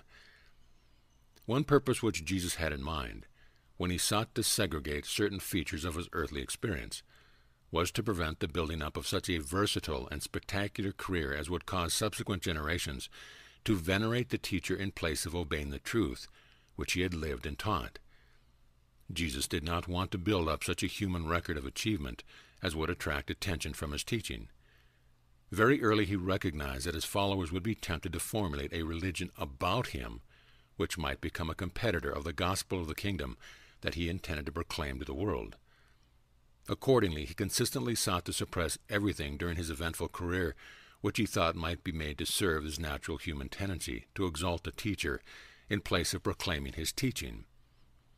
This same motive also explains why he permitted himself to be known by different titles during various epochs of his diversified life on earth. Again, he did not want to bring any undue influence to bear upon his family or others, which would lead them to believe in him against their honest convictions. He always refused to take undue or unfair advantage of the human mind. He did not want men to believe in him unless their hearts were responsive to the spiritual realities revealed in his teachings. By the end of this year, the Nazareth home was running fairly smoothly. The children were growing up, and Mary was becoming accustomed to Jesus' being away from home. He continued to turn over his earnings to James for the support of the family, retaining only a small portion for his immediate personal expenses. As the years passed, it became more difficult to realize that this man was a son of God on earth. He seemed to become quite like an individual of the realm, just another man among men, and it was ordained by the Father in heaven that the bestowal should unfold in this very way. The 24th year, A.D. 18. This was Jesus' first year of comparative freedom from family responsibility. James was very successful in managing the home with Jesus' help in counsel and finances. The week following the Passover this year, a young man from Alexandria came down to Nazareth to arrange for a meeting. Later in the year, between Jesus and a group of Alexandrian Jews at some point on the Palestinian coast, this conference was set for the middle of June, and Jesus went over to Caesarea to meet with 5 prominent Jews of Alexandria, who besought him to establish himself in their city as a religious teacher, offering as an inducement to begin with the position of assistant to the Chazan in their chief synagogue. The spokesman for this committee explained to Jesus that Alexandria was destined to become the headquarters of Jewish culture for the entire world, that the Hellenistic trend of Jewish affairs had virtually outdistanced the Babylonian school of thought. They reminded Jesus of the ominous rumblings of rebellion in Jerusalem and throughout Palestine, and assured him that any uprising of the Palestinian Jews would be equivalent to national suicide, that the iron hand of Rome would crush the rebellion in 3 months, and that Jerusalem would be destroyed and the temple demolished, that not one stone would be left upon another. Jesus listened to all they had to say, thanked them for their confidence, and in declining to go to Alexandria, in substance said, "My hour has not yet come." They were nonplussed by his apparent indifference to the honor they had sought to confer upon him. Before taking leave of Jesus, they presented him with a purse in token of the esteem of his Alexandrian friends, and in compensation for the time and expense of coming over to Caesarea to confer with them. But he likewise refused the money, saying, The house of Joseph has never received alms, and we cannot eat another's bread as long as I have strong arms and my brothers can labor. His friends from Egypt set sail for home, and in subsequent years, when they heard rumors of the Capernaum boat builder, who was creating such a commotion in Palestine, few of them surmised that he was the babe of Bethlehem, grown up in the same strange-acting Galilean, who had so unceremoniously declined the invitation to become a great teacher in Alexandria. Jesus returned to Nazareth. The remainder of this year was the most uneventful 6 months of his whole career. He enjoyed this temporary respite from the usual program of problems to solve and difficulties to surmount. He communed much with his Father in heaven, and made tremendous progress in the mastery of his human mind. But human affairs on the whirls of time and space do not run smoothly for long. In December, James had a private talk with Jesus, explaining that he was much in love with Esther, a young woman of Nazareth, and that they would sometime like to be married if it could be arranged. He called attention to the fact that Joseph would soon be 18 years old, and that it would be a good experience for him to have a chance to serve as an acting head of the family. Jesus gave consent for James' marriage 2 years later, provided he had, during the intervening time, properly trained Joseph to assume the direction of the home. And now things began to happen. Marriage was in the air. James' success in gaining Jesus' assent to his marriage emboldened Miriam to approach her brother-father with her plans. Jacob, the younger stonemason, one-time self-appointed champion of Jesus, now business associate of James and Joseph, had long sought to gain Miriam's hand in marriage. After Miriam had laid her plans before Jesus, he directed that Jacob should come to him making formal request for her, and promised his blessing for the marriage just as soon as she felt that Martha was competent to assume her duties as eldest daughter. When at home, he continued to teach the evening school 3 times a week, read the scriptures often in the synagogue on the Sabbath, visited with his mother, taught the children, and in general conducted himself as a worthy and respected citizen of Nazareth in the Commonwealth of Israel. The 25th year, AD 19. This year began with the Nazareth family all in good health, and witnessed by the finishing of the regular schooling of all the children with the exception of certain work which Martha must do for Ruth. Jesus was one of the most robust and refined specimens of manhood to appear on earth since the days of Adam. His physical development was superb. His mind was active, keen, and penetrating, compared with the average mentality of his contemporaries. It had developed gigantic proportions, and his spirit was indeed humanly divine. The family finances were in the best condition since the disappearance of Joseph's estate. The final payment had been made on the caravan repair shop. They owed no man, and for the first time in years had some funds ahead. This being true, and since he had taken his other brothers to Jerusalem for their first Passover ceremonies, Jesus decided to accompany Jude, who had just graduated from the synagogue school, on his first visit to the temple. They went up to Jerusalem and returned by the same route, the Jordan Valley, as Jesus feared trouble if he took his young brother through Samaria. Already at Nazareth, Jude had got into slight trouble several times because of his hasty disposition, coupled with his strong patriotic sentiments. They arrived at Jerusalem in due time and were on their way for the first visit to the temple, the very sight of which stirred and thrilled Jude to the very depth of his soul, when they chanced to meet Lazarus of Bethany. While Jesus talked with Lazarus and sought to arrange for their joint celebration of the Passover, Jude started up real trouble for them all. Close at hand stood a Roman guard, who made some improper remarks regarding a Jewish girl who was passing Jude, flushed with a fiery indignation, and was not slow in expressing his resentment of such an impropriety directed to and within hearing of the soldier. Now, the Roman legionaries were very sensitive to anything bordering on Jewish disrespect, so the guard promptly placed Jude under arrest. This was too much for the young patriot, and before Jesus could caution him by the warning glance, he had delivered himself of a voluble denunciation of pent-up, anti-Roman feelings, all of which only made a bad matter worse. Jude, with Jesus by his side, was taken at once to the military prison.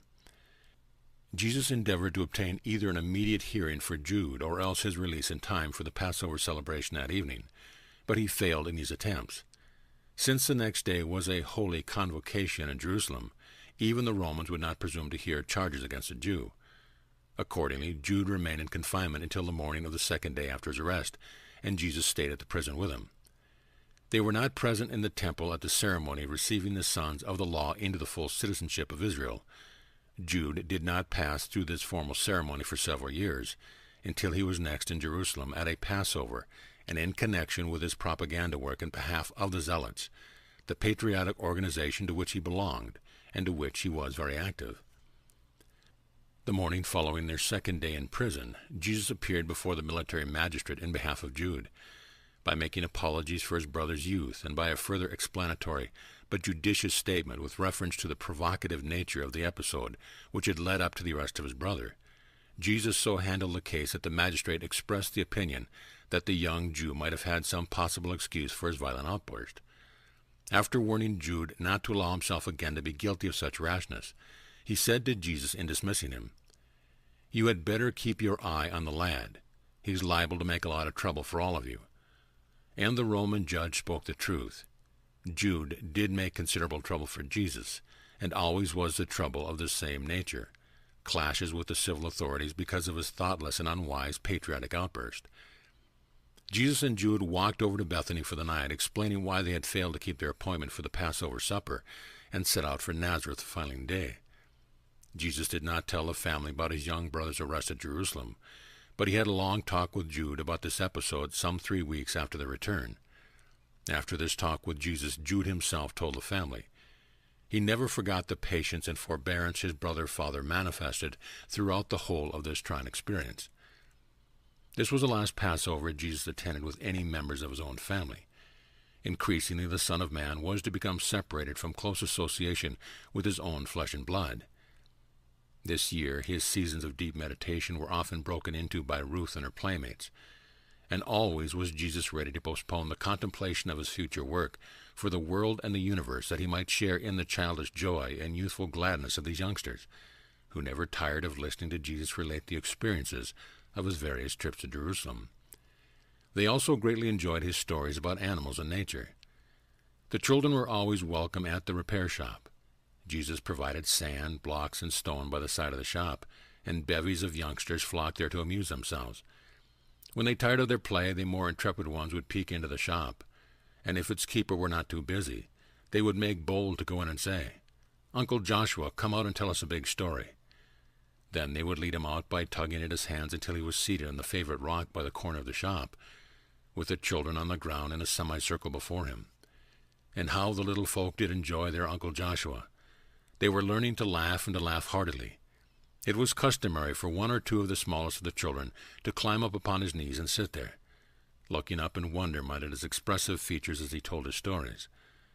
The children loved Jesus, and Jesus loved the children. It was difficult for his friends to comprehend the range of his intellectual activities, how he could so suddenly and so completely swing from the profound discussion of politics, philosophy, or religion to the light-hearted and joyous playfulness of these tots of from 5 to 10 years of age.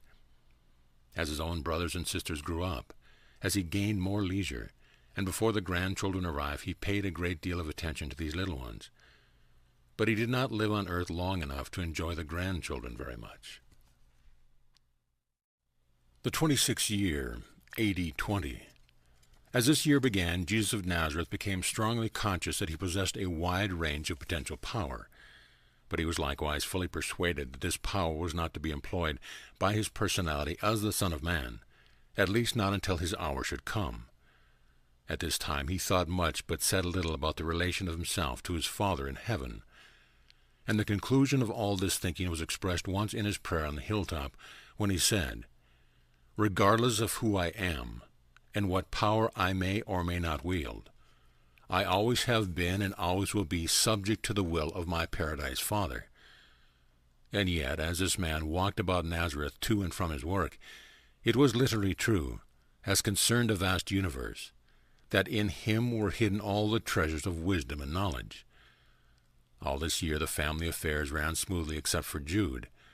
For years James had trouble with his younger brother, who was not inclined to settle down to work, nor was he to be depended upon for his share of the home expenses. While he would live at home, he was not conscientious about earning his share of the family upkeep. Jesus was a man of peace, and ever and anon was he embarrassed by Jude's belligerent exploits and numerous patriotic outbursts. James and Joseph were in favor of casting him out, But Jesus would not consent. When their patience would be severely tried, Jesus would only counsel, "Be patient, be wise in your counsel and eloquent in your lies, that your young brother may first know the better way and then be constrained to follow you in it." The wise and loving counsel of Jesus prevented a break in the family. They remained together. But Jude never was brought to his sober senses until after his marriage. Mary seldom spoke of Jesus' future mission. Whenever the subject was referred to, Jesus only replied, "My hour has not yet come." Jesus had about completed the difficult task of weaning his family from dependence on the immediate presence of his personality. He was rapidly preparing for the day when he could consistently leave this Nazareth home to begin the more active prelude to his real ministry for men. Never lose sight of the fact that the prime mission of Jesus in this seventh bestowal was the acquirement of creature experience, the achievement of the sovereignty of Nebadon, and in the gathering of this very experience he made the supreme revelation of the Paradise Father to Urantia and to his entire local universe. Incidental to these purposes, he also undertook to untangle the complicated affairs of this planet as they were related to the Lucifer rebellion. This year Jesus enjoyed more than usual leisure, and he devoted much time to training James in the management of the repair shop and Joseph in the direction of home affairs. Mary sensed that he was making ready to leave them. Leave them to go where? To do what? She had about given up the thought that Jesus was the Messiah. She could not understand him. She simply could not fathom her firstborn son. Jesus spent a great deal of time this year with the individual members of his family. He would take them for long and frequent strolls up the hill and through the countryside. Before harvest he took Jude to the farmer uncles south of Nazareth. But Jude did not remain long after the harvest. He ran away, and Simon later found him with the fishermen at the lake. When Simon brought him back home, Jesus talked things over with the runaway lad, and since he wanted to be a fisherman, went over to Magdala with him and put him in the care of a relative, a fisherman. And Jude worked fairly well and regularly from that time on until his marriage, and he continued as a fisherman after his marriage. At last the day had come when all Jesus' brothers had chosen and were established in their life work. The stage was being set for Jesus' departure from home. In November a double wedding occurred. James and Esther, and Miriam and Jacob were married. It was truly a joyous occasion. Even Mary was once more happy, except every now and then when she realized that Jesus was preparing to go away. She suffered under the burden of great uncertainty. If Jesus would only sit down and talk it over freely with her, as he had done when he was a boy. But he was consistently uncommunicative. He was profoundly silent about the future. James and his bride Esther moved into a neat little home on the west side of town, the gift of her father. While James continued his support of his mother's home, his quota was cut in half because of his marriage, and Joseph was formally installed by Jesus as head of the family. Jude was now very faithfully sending his share of funds home each month.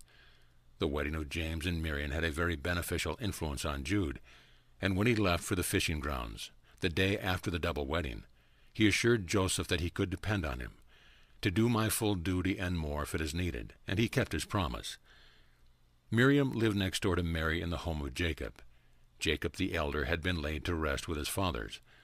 Martha took Miriam's place in the home, and the new organization was working smoothly before the year ended. The day after this double wedding, Jesus held an important conference with James. He told James confidently that he was preparing to leave home. He presented full title to the repair shop to James formally, and solemnly abdicated as head of Joseph's house, and most touchingly established his brother James as head and protector of my father's house. He drew up, and they both signed, a secret compact in which it was stipulated that in return for the gift of the repair shop, James would henceforth assume full financial responsibility for the family, thus releasing Jesus from all further obligation in these matters.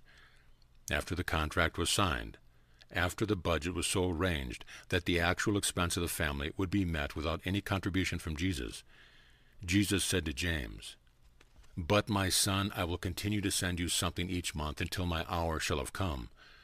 But what I send shall be used by you as the occasion demands.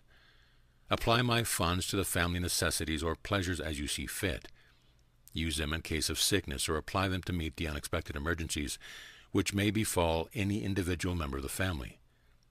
And thus did Jesus make ready to enter upon the second and home-detached phase of his adult life, before the public entrance upon his Father's business. End of paper 128.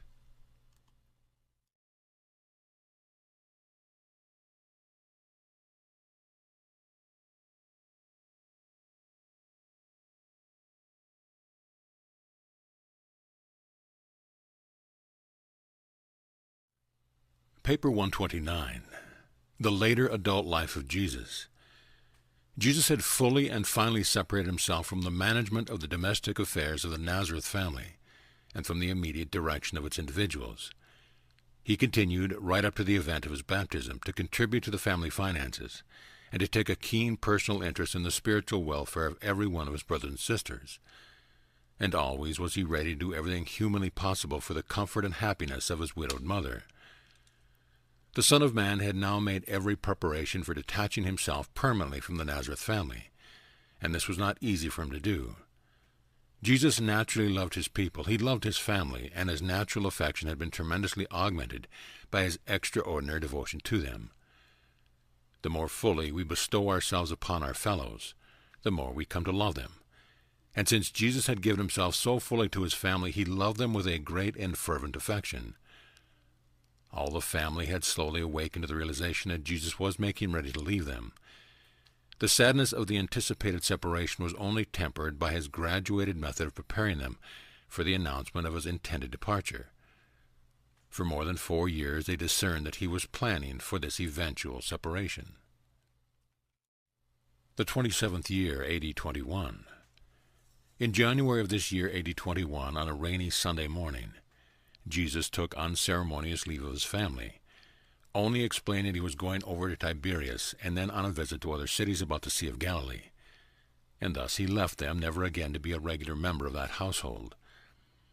He spent 1 week at Tiberias, the new city which was soon to succeed Sepphoris as the capital of Galilee. And finding little to interest him, he passed on successfully through Magdala and Bethesda to Capernaum, where he stopped to pay a visit to his father's friend Zebedee. Zebedee's sons were fishermen. He himself was a boat builder. Jesus of Nazareth was an expert in both designing and building. He was a master at working with wood, and Zebedee had long known of the skill of the Nazareth craftsman. For a long time Zebedee had contemplated making improved boats. He now laid his plans before Jesus, invited the visiting carpenter to join him in the enterprise, and Jesus readily consented. Jesus worked with Zebedee only a little more than 1 year. But during that time he created a new style of boat and established entirely new methods of boat-making. By superior technique and greatly improved methods of steaming the boards, Jesus and Zebedee began to build boats of a very superior type, craft which were far more safe for sailing the lake than were the older types. For several years Zebedee had more work, turning out these new-style boats than the small establishment could handle. In less than 5 years, practically all the craft on the lake had been built in the shop of Zebedee at Capernaum. Jesus became well known to the Galilean fisherfolk as a designer of the new boats. Zebedee was a moderately well-to-do man. His boat-building shops were on the lake to the south of Capernaum, and his house was situated down the lakeshore near the fishing headquarters at Bethesda. Jesus lived in the house of Zebedee during the year and more he remained at Capernaum. He had long worked alone in the world, that is, without a father, and greatly enjoyed this period of working with a father-partner. Zebedee's wife, Salome, was a relative of Annas, one-time high priest at Jerusalem, and still the most influential of the Sadducean group, having been deposed only 8 years previously. Salome became a great admirer of Jesus. She loved him as she loved her own sons, James, John, and David, while her 4 daughters looked upon Jesus as their elder brother. Jesus often went out fishing with James, John, and David, and they learned that he was an experienced fisherman as well as an expert boat builder. All this year Jesus sent money each month to James. He returned to Nazareth in October to attend Martha's wedding, and he was not again in Nazareth for over 2 years, when he returned shortly before the double wedding of Simon and Jude. Throughout this year, Jesus built boats and continued to observe how men lived on earth. Frequently he would go down to visit at the caravan station, Capernaum being on the direct travel route from Damascus to the south. Capernaum was a strong Roman military post, and the garrison's commanding officer was a Gentile believer in Yahweh, a devout man, as the Jews were wont to designate such proselytes. This officer belonged to a wealthy Roman family, and he took it upon himself to build a beautiful synagogue in Capernaum, which had been presented to the Jews a short time before Jesus came to live with Zebedee. Jesus conducted the services in this new synagogue more than half the time this year, and some of the caravan people who chanced to attend remembered him as the carpenter from Nazareth. When it came to the payment of taxes, Jesus registered himself as a skilled craftsman of Capernaum. From this day on to the end of his earth life, he was known as a resident of Capernaum. He never claimed any other legal residence, although he did, for various reasons, permit others to assign his residence to Damascus, Bethany, Nazareth, and even Alexandria. At the Capernaum synagogue he found many new books in the library chest, and he spent at least 5 evenings a week at intense study. One evening he devoted to social life with the older folks, and one evening he spent with the young people. There was something gracious and inspiring about the personality of Jesus which invariably attracted young people. He always made them feel at ease in his presence.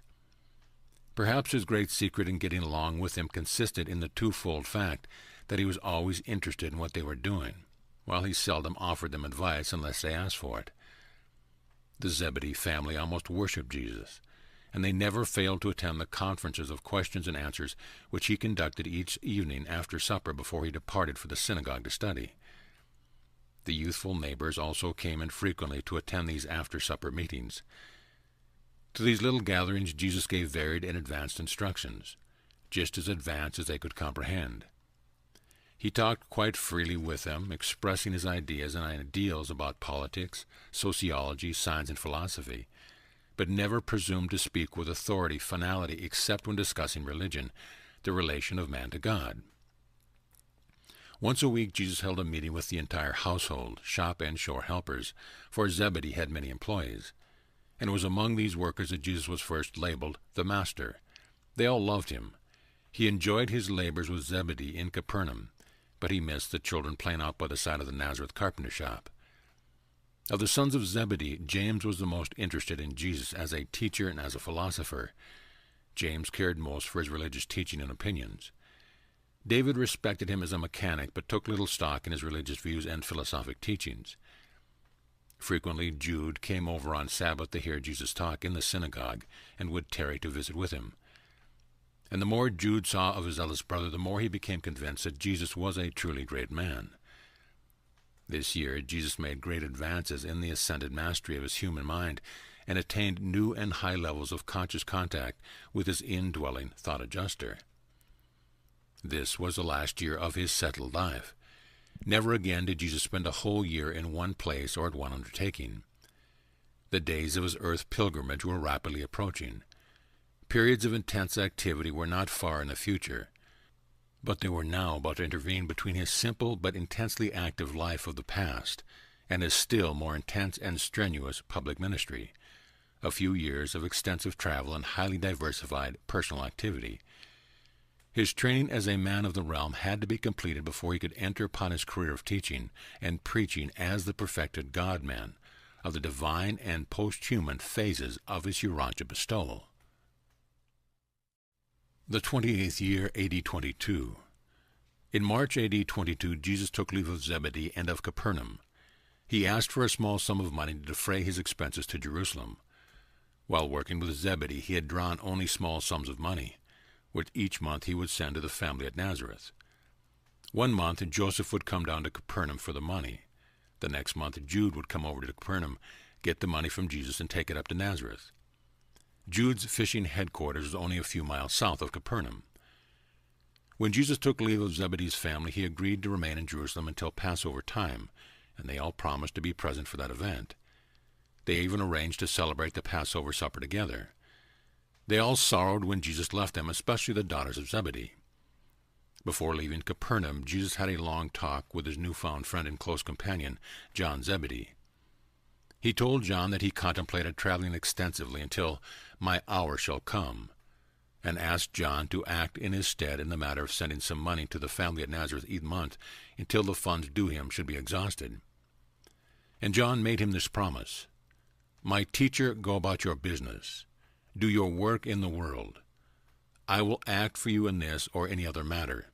And I will watch over your family, even as I would foster my own mother and care for my own brothers and sisters. I will disperse your funds, which my Father holds as you have directed, and as they may be needed. And when your money has been expended, if I do not receive more from you, and if your mother is in need, then will I share my own earning with her. Go your way in peace. I will act in your stead in all these matters." Therefore, after Jesus had departed from Jerusalem, John consulted with his father Zebedee regarding the money due to Jesus, and he was surprised that it was such a large sum. As Jesus had left the matter so entirely in their hands, they agreed that it would be a better plan to invest these funds in property and use the income for assisting the family at Nazareth. And since Zebedee knew of a little house in Capernaum which carried a mortgage and was for sale, he directed John to buy this house with Jesus' money and hold the title in trust for his friend. And John did as his father advised him. For 2 years the rent of the house was applied on the mortgage, and this, augmented by a certain large fund which Jesus presently set up to John to be used as needed by the family, almost equaled the amount of this obligation. And Zebedee supplied the difference, so that John paid up the remainder of the mortgage when it fell due, thereby securing clear title to this 2-room house. In this way Jesus became the owner of a house in Capernaum, but he had not been told about it. When the family at Nazareth heard that Jesus had departed from Capernaum, they, not knowing of this financial arrangement with John, believed the time had come for them to get along without any further help from Jesus. James remembered his contract with Jesus, and with the help of his brothers, forthwith assumed full responsibility for the care of the family. But let us go back to observe Jesus in Jerusalem. For almost 2 months he spent the greater part of his time listening to the temple discussion, with occasional visits to the various schools of the rabbis. Most of the Sabbath days he went and spent at Bethany. Jesus had carried with him to Jerusalem a letter from Salome, Zebedee's wife, introducing him to the former high priest, Annas, as one the same as my own son. Annas spent much time with him, personally taking him to visit the many academies of the Jerusalem religious teachers. While Jesus thoroughly inspected these schools and carefully observed their method of teaching, he never so much as asked a single question in public. Although Annas looked upon Jesus as a great man, he was puzzled as how to advise him. He recognized the foolishness of suggesting that he may enter any of the schools of Jerusalem as a student, and yet he well knew Jesus would never be accorded the status of a regular teacher, inasmuch as he had never been trained in these schools. Presently the time of Passover drew near, and along with the throngs from every quarter they arrived at Jerusalem from Capernaum, Zebedee and his entire family. They all stopped at the spacious home of Annas, where they celebrated the Passover as one happy family. Before the end of this Passover week, by apparent chance, Jesus met a wealthy traveler and his son, a young man about 17 years of age. These travelers hailed from India, and being on their way to visit Rome and various other points of the Mediterranean, they had arranged to arrive in Jerusalem during the Passover, hoping to find someone whom they could engage as interpreter for both and tutor for their son. The father was insistent that Jesus consent to travel with them. Jesus told him about his family, and that it was hardly fair to go away for almost 2 years, during which time they might find themselves in need. Whereupon this traveler from the Orient proposed to advance to Jesus the wages of 1 year, so that he could entrust such funds to his friends for the safekeeping of his family against want, and Jesus agreed to make the trip. Jesus turned this large sum over to John, the son of Zebedee, and you have been told how John applied this money toward the liquidation of the mortgage on the Capernaum property. Jesus took Zebedee fully in his confidence regarding this Mediterranean journey, but he enjoined him to tell no man, not even his own flesh and blood. And Zebedee never did disclose his knowledge of Jesus' whereabouts during this long period of almost 2 years. Before Jesus' return from this trip, the family of Nazareth had just about given him up as dead. Only the assurances of Zebedee, who went up to Nazareth with his son John on several occasions, kept hope alive in Mary's heart. During this time the Nazareth family got along very well. Jude had considerably increased his quota, and kept up his extra contributions until he was married. Notwithstanding that they required little assistance, it was the practice of John Zebedee to take presents each month to Mary and Ruth, as Jesus had instructed him. The 29th year, AD 23. The whole of Jesus' 29th year was spent finishing up the tour of the Mediterranean world. The main events, as far as we have permission to reveal his experience, constitute the subject of the narratives which immediately follow this paper. Throughout this tour of the Roman world, for many reasons, Jesus was known as the Damascus scribe. At Corinth and other stops on the return trip, he was, however, known as the Jewish tutor. This was an eventful period in Jesus' life. While on this journey, he made many contacts with his fellow men, but this experience is a phase of his life which he never revealed to any members of his family, nor to any of the apostles. Jesus lived out his life in the flesh and departed from this world without anyone, save Zebedee at Bethesda, knowing that he had made this extensive trip. Some of his friends thought he had returned to Damascus. Others thought he had gone to India. His own family inclined to believe that he was in Alexandria, as they knew he had once been invited to go there for the purpose of becoming an assistant chazan. When Jesus returned to Palestine, he did nothing to change the opinion of his family that he had gone from Jerusalem to Alexandria. He permitted them to continue in the belief that all the time he had been absent from Palestine had been spent in that city of learning and culture. Only Zebedee, the boat builder of Bethesda, knew the facts about these matters, and Zebedee told no one. In all your efforts to decipher the meaning of Jesus' life on Urantia, you must be mindful of the motivation of the Michael bestowal. If you would comprehend the meaning of many of these apparently strange doings, you must discern the purpose of his sojourn on your world. He was consistently careful not to build up an over-attractive and attention-consuming personal career.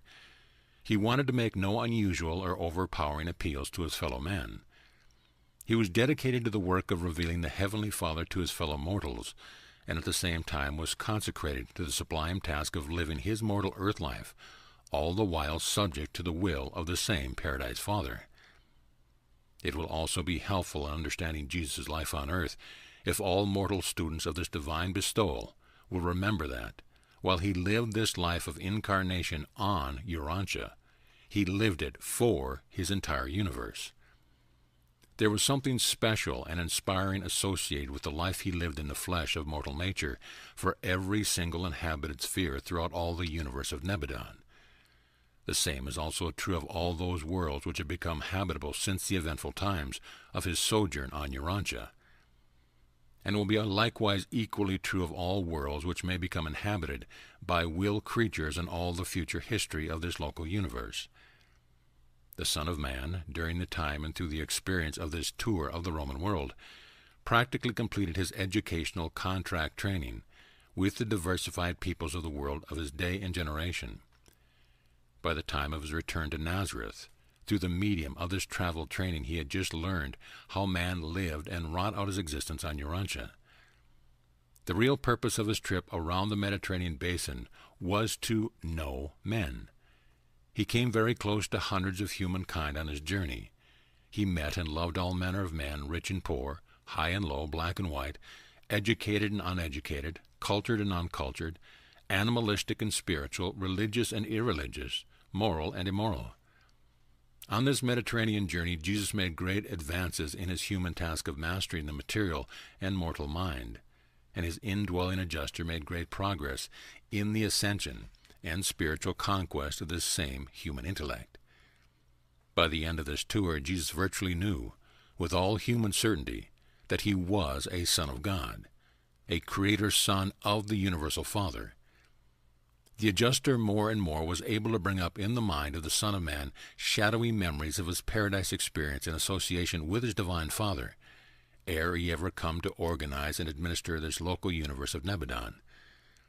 Thus did the adjuster, little by little, bring to Jesus' human consciousness those necessary memories of his former and divine existence in the various epochs of the well-nigh eternal past. Last episode of his pre-human experience to be brought forth by the adjuster was his farewell conference with Emmanuel of Salvington, just before his surrender of conscious personality to embark upon the Urantia incarnation. And this final memory picture of pre-human existence was made clear in Jesus' consciousness on the very day of his baptism by John in the Jordan. The human Jesus. To the onlooking celestial intelligence of the local universe, This Mediterranean trip was the most enthralling of all Jesus' earth experiences, at least of all his career right up to the event of his crucifixion and mortal death. This was the fascinating period of his personal ministry, in contrast with the soon following epoch of public ministry. This unique episode was all the more engrossing because he was at this time still the carpenter of Nazareth, the boat builder of Capernaum, the scribe of Damascus. He was still the Son of Man. He had not yet achieved the complete mastery of his human mind. The adjuster had not fully mastered the counterpart of the mortal identity. He was still a man among men. The purely human religious experience, the personal spiritual growth of the Son of Man well nigh reached the apex of attainment during this, the 29th year. This experience of spiritual development was a consistently gradual growth from the moment of the arrival of his thought adjuster until the day of the completion and confirmation of that natural and normal human relationship between the material mind of man and the mind endowment of the spirit. The phenomena of the making of these two minds one, the experience which the Son of Man attained in completion and finality, as an incarnated mortal of the realm, on the day of his baptism in the Jordan. Throughout these years, while he did not appear to engage in so many seasons of formal communion with his Father in heaven, he perfected increasingly effective methods of personal communication with the indwelling spirit presence of the Paradise Father. He led a real life, a full life, and a truly normal, natural, and average life in the flesh. He knows from personal experience the equivalent of the actuality of the entire sum and substance of the living of the life of human beings on the material worlds of time and space. The Son of Man experienced these wide ranges of human emotion, which reach from superb joy to profound sorrow. He was a child of joy, and in being a rare good humor, likewise was he a man of sorrow and acquainted with grief. In a spiritual sense, he did live through the mortal life from the bottom to the top, from the beginning to the end. From a material point of view, he might appear to have escaped living through both social extremes of human existence, but intellectually he became wholly familiar with the entire and complete experience of humankind. Jesus knows about the thoughts and feelings, the urges and impulse, of the evolutionary and ascended mortals of the realm, from birth to death. He has lived the human life from the beginnings of physical, intellectual, and spiritual selfhood, up through infancy, childhood, youth, and adulthood, even to the human experience of death. He not only passed through these usual and familiar human periods of intellectual and spiritual advancement, but he also fully experienced those higher and more advanced phases of human and adjuster reconciliation which so few Urantia mortals ever attain. And thus he experienced the full life of mortal man, not only as it is lived on your world, but also as it is lived on all evolutionary worlds of time and space, even on the highest and most advanced of all the worlds settled in light and life. Although this perfect life which he lived in the likeness of mortal flesh may not have received the unqualified and universal approval of his fellow mortals, those who chanced to be in his contemporaries on earth, still, the life which Jesus of Nazareth lived in the flesh and on Urantia did receive full and unqualified acceptance by the Universal Father as constituting at one and the same time, and in one and the same personality life, the fullness of the revelation of the eternal God to mortal man, and the presentation of perfected human personality to the satisfaction of the infinite Creator. And this was his true and supreme purpose. He did not come down to live on Urantia as the perfect and detailed example for any child or adult, any man or woman, in that age or any other. True it is indeed that in his full, rich, beautiful, and noble life we may all find that as exquisitely exemplary, divinely inspiring, but this is because he lived a true and genuinely human life. Jesus did not live his life on earth in order to set example for all other human beings to copy. He lived this life in the flesh by the same mercy ministry that you may all live your lives on earth. And as he lived his mortal life in his day, and as he was, so did he thereby set the example for all of us thus to live our lives in our day, and as we are. You may not aspire to live his life, but you can resolve to live your lives even so, and by the same means that he lived his. Jesus may not be the technical and detailed example for all the mortals of all ages on all the realms of this local universe, but he is everlastingly the inspiration and guide of all paradise pilgrims from the worlds of initial ascension up through a universe of universes and on through Havona to paradise. Jesus is the new and living way from man to God, from the partial to the perfect, from the earthly to the heavenly, from time to eternity. By the end of the 29th year, Jesus of Nazareth had virtually finished the living of the life required of mortals as sojourners in the flesh.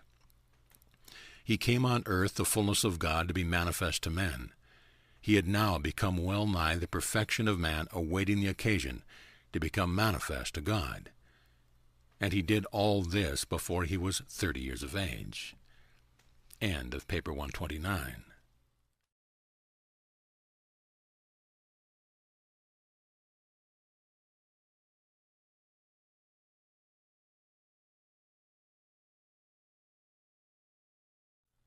Paper 130. On the way to Rome. The tour of the Roman world consumed most of the 28th and the entire 29th year of Jesus' life on earth. Jesus and the two natives from India, Gonad and his son Ganid, left Jerusalem on a Sunday morning, April 26, A.D. 22. They made their journey according to schedule, and Jesus said goodbye to the father and son in the city of Charax, on the Persian Gulf, on the 10th day of December the following year, A.D. 23. From Jerusalem they went to Caesarea, by way of Joppa. At Caesarea they took a boat for Alexandria.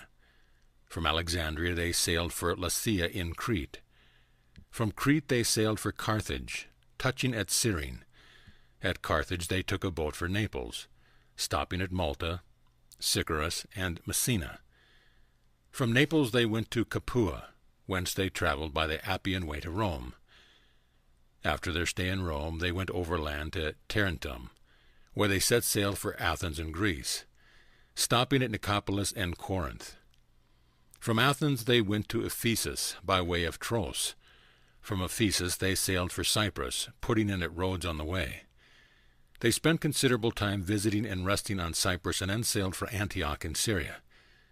From Antioch they journeyed south to Sidon and then went over to Damascus. From there they traveled by caravan to Mesopotamia, passing through Thapsacus and Larissa. They spent some time in Babylon, visited Ur and other places, and then went to Susa. From Susa they journeyed to Charax, from which place Gonad and Ganid embarked for India. It was while working 4 months at Damascus that Jesus had picked up the rudiments of the language spoken by Gonad and Ganid. While there he labored much of the time on translations from Greek into one of the languages of India, being assisted by a native of Gonad's home district. On this Mediterranean tour, Jesus spent about half of each day teaching Ganid and acting as interpreter during Gonad's business conference and social contacts. The remainder of each day, which was at his disposal, he devoted to making those close personal contacts with his fellow men, those intimate associations with the mortals of the realm, which so characterized his activities during these years that just preceded his public ministry. From first-hand observation and actual contact, Jesus acquainted himself with the higher material and intellectual civilization of the Occident and the Levant. From Gonad and his brilliant son he learned a great deal about the civilization and culture of India and China. For Gonad himself a citizen of India, he made 3 extensive trips to the empire of the Yellow Race.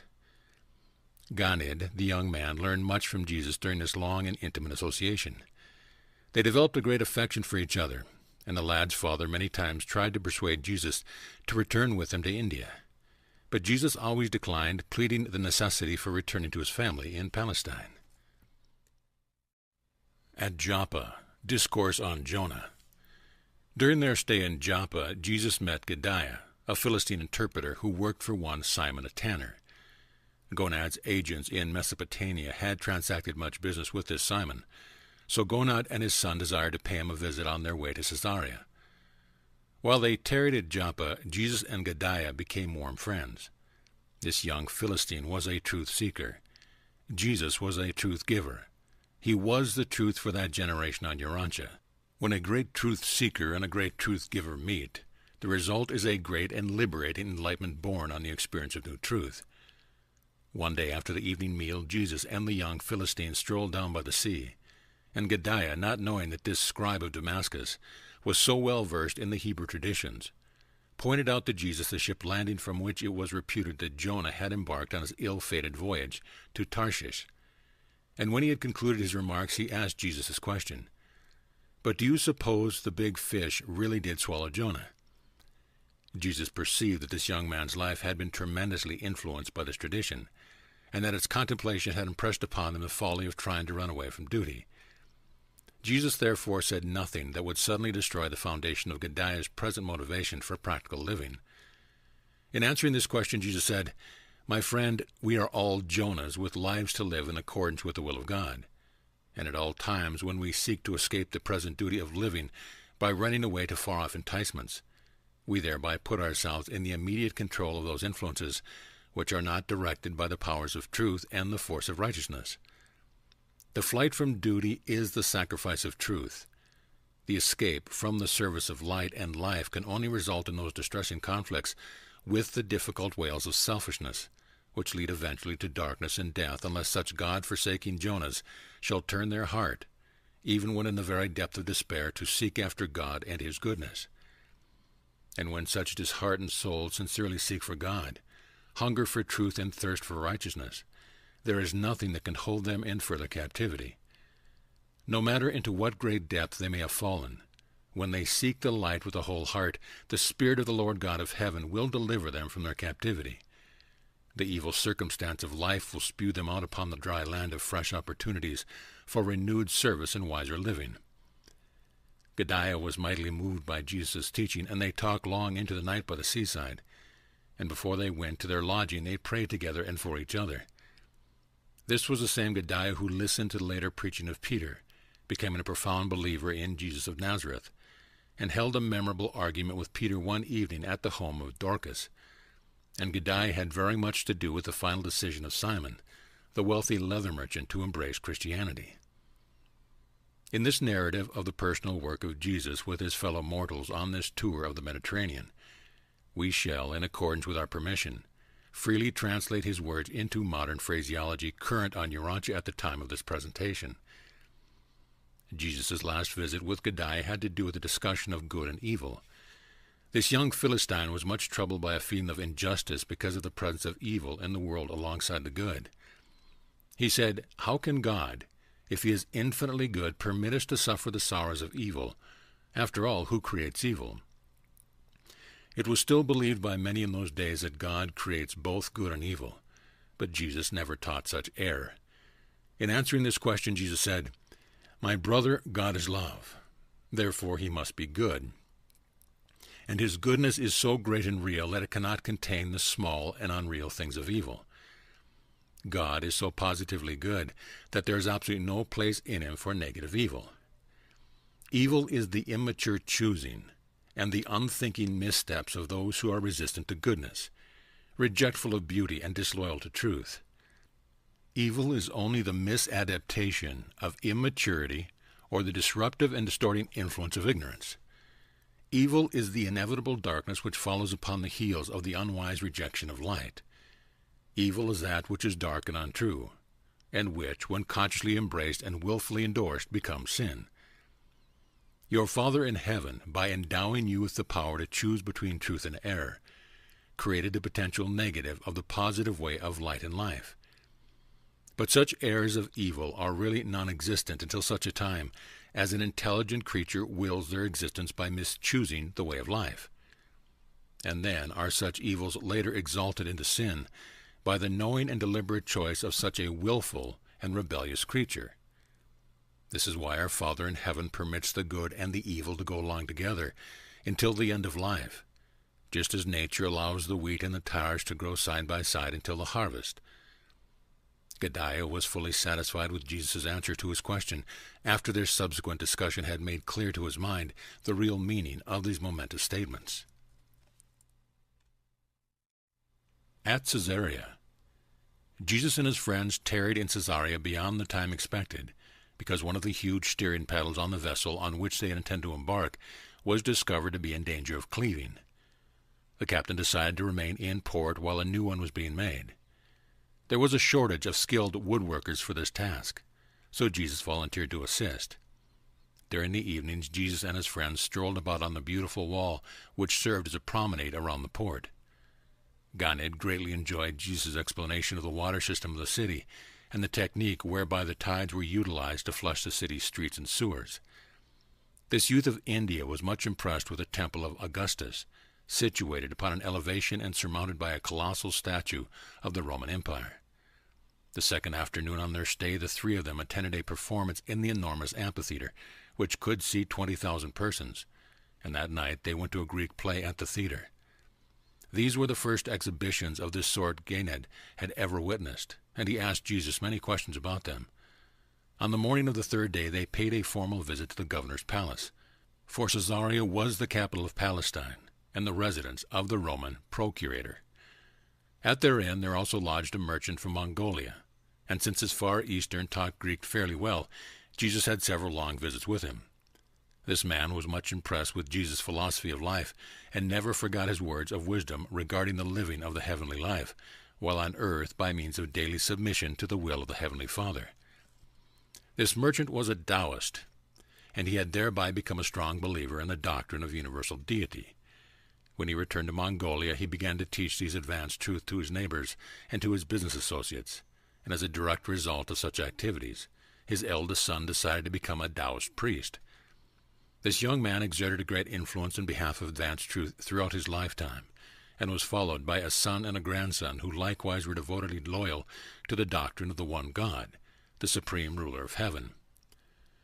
While the eastern branch of the early Christian church, having its headquarters at Philadelphia, held more faithfully to the teaching of Jesus than did the Jerusalem brethren, it was regrettable that there was no one like Peter to go into India, or like Paul to enter India, where the spiritual soil was then so favorable for planting the seed of the new gospel of the kingdom. These very teachings of Jesus, as they were held by the Philadelphians, would have made just such an immediate and effective appeal to the minds of the spiritually hungry Asiatic people as did the preaching of Peter and Paul in the West. One of the young men who worked with Jesus one day on the steering paddle became much interested in the words which he dropped from hour to hour as they toiled in the shipyard. When Jesus intimated that the Father in heaven was interested in the welfare of his children on earth, this young Greek, an accent, said, "If the gods are interested in me, then why do they not remove the cruel and unjust foreman of this workshop?" He was startled when Jesus replied, "Since you know the ways of kindness and the value of justice, perhaps the gods have brought this erring man near that you may lead him into this better way. Maybe you are the salt which is to make this brother more agreeable to all other men. That is, if you have not lost your savor. As it is, this man is your master in that his evil ways unfavorably influence you.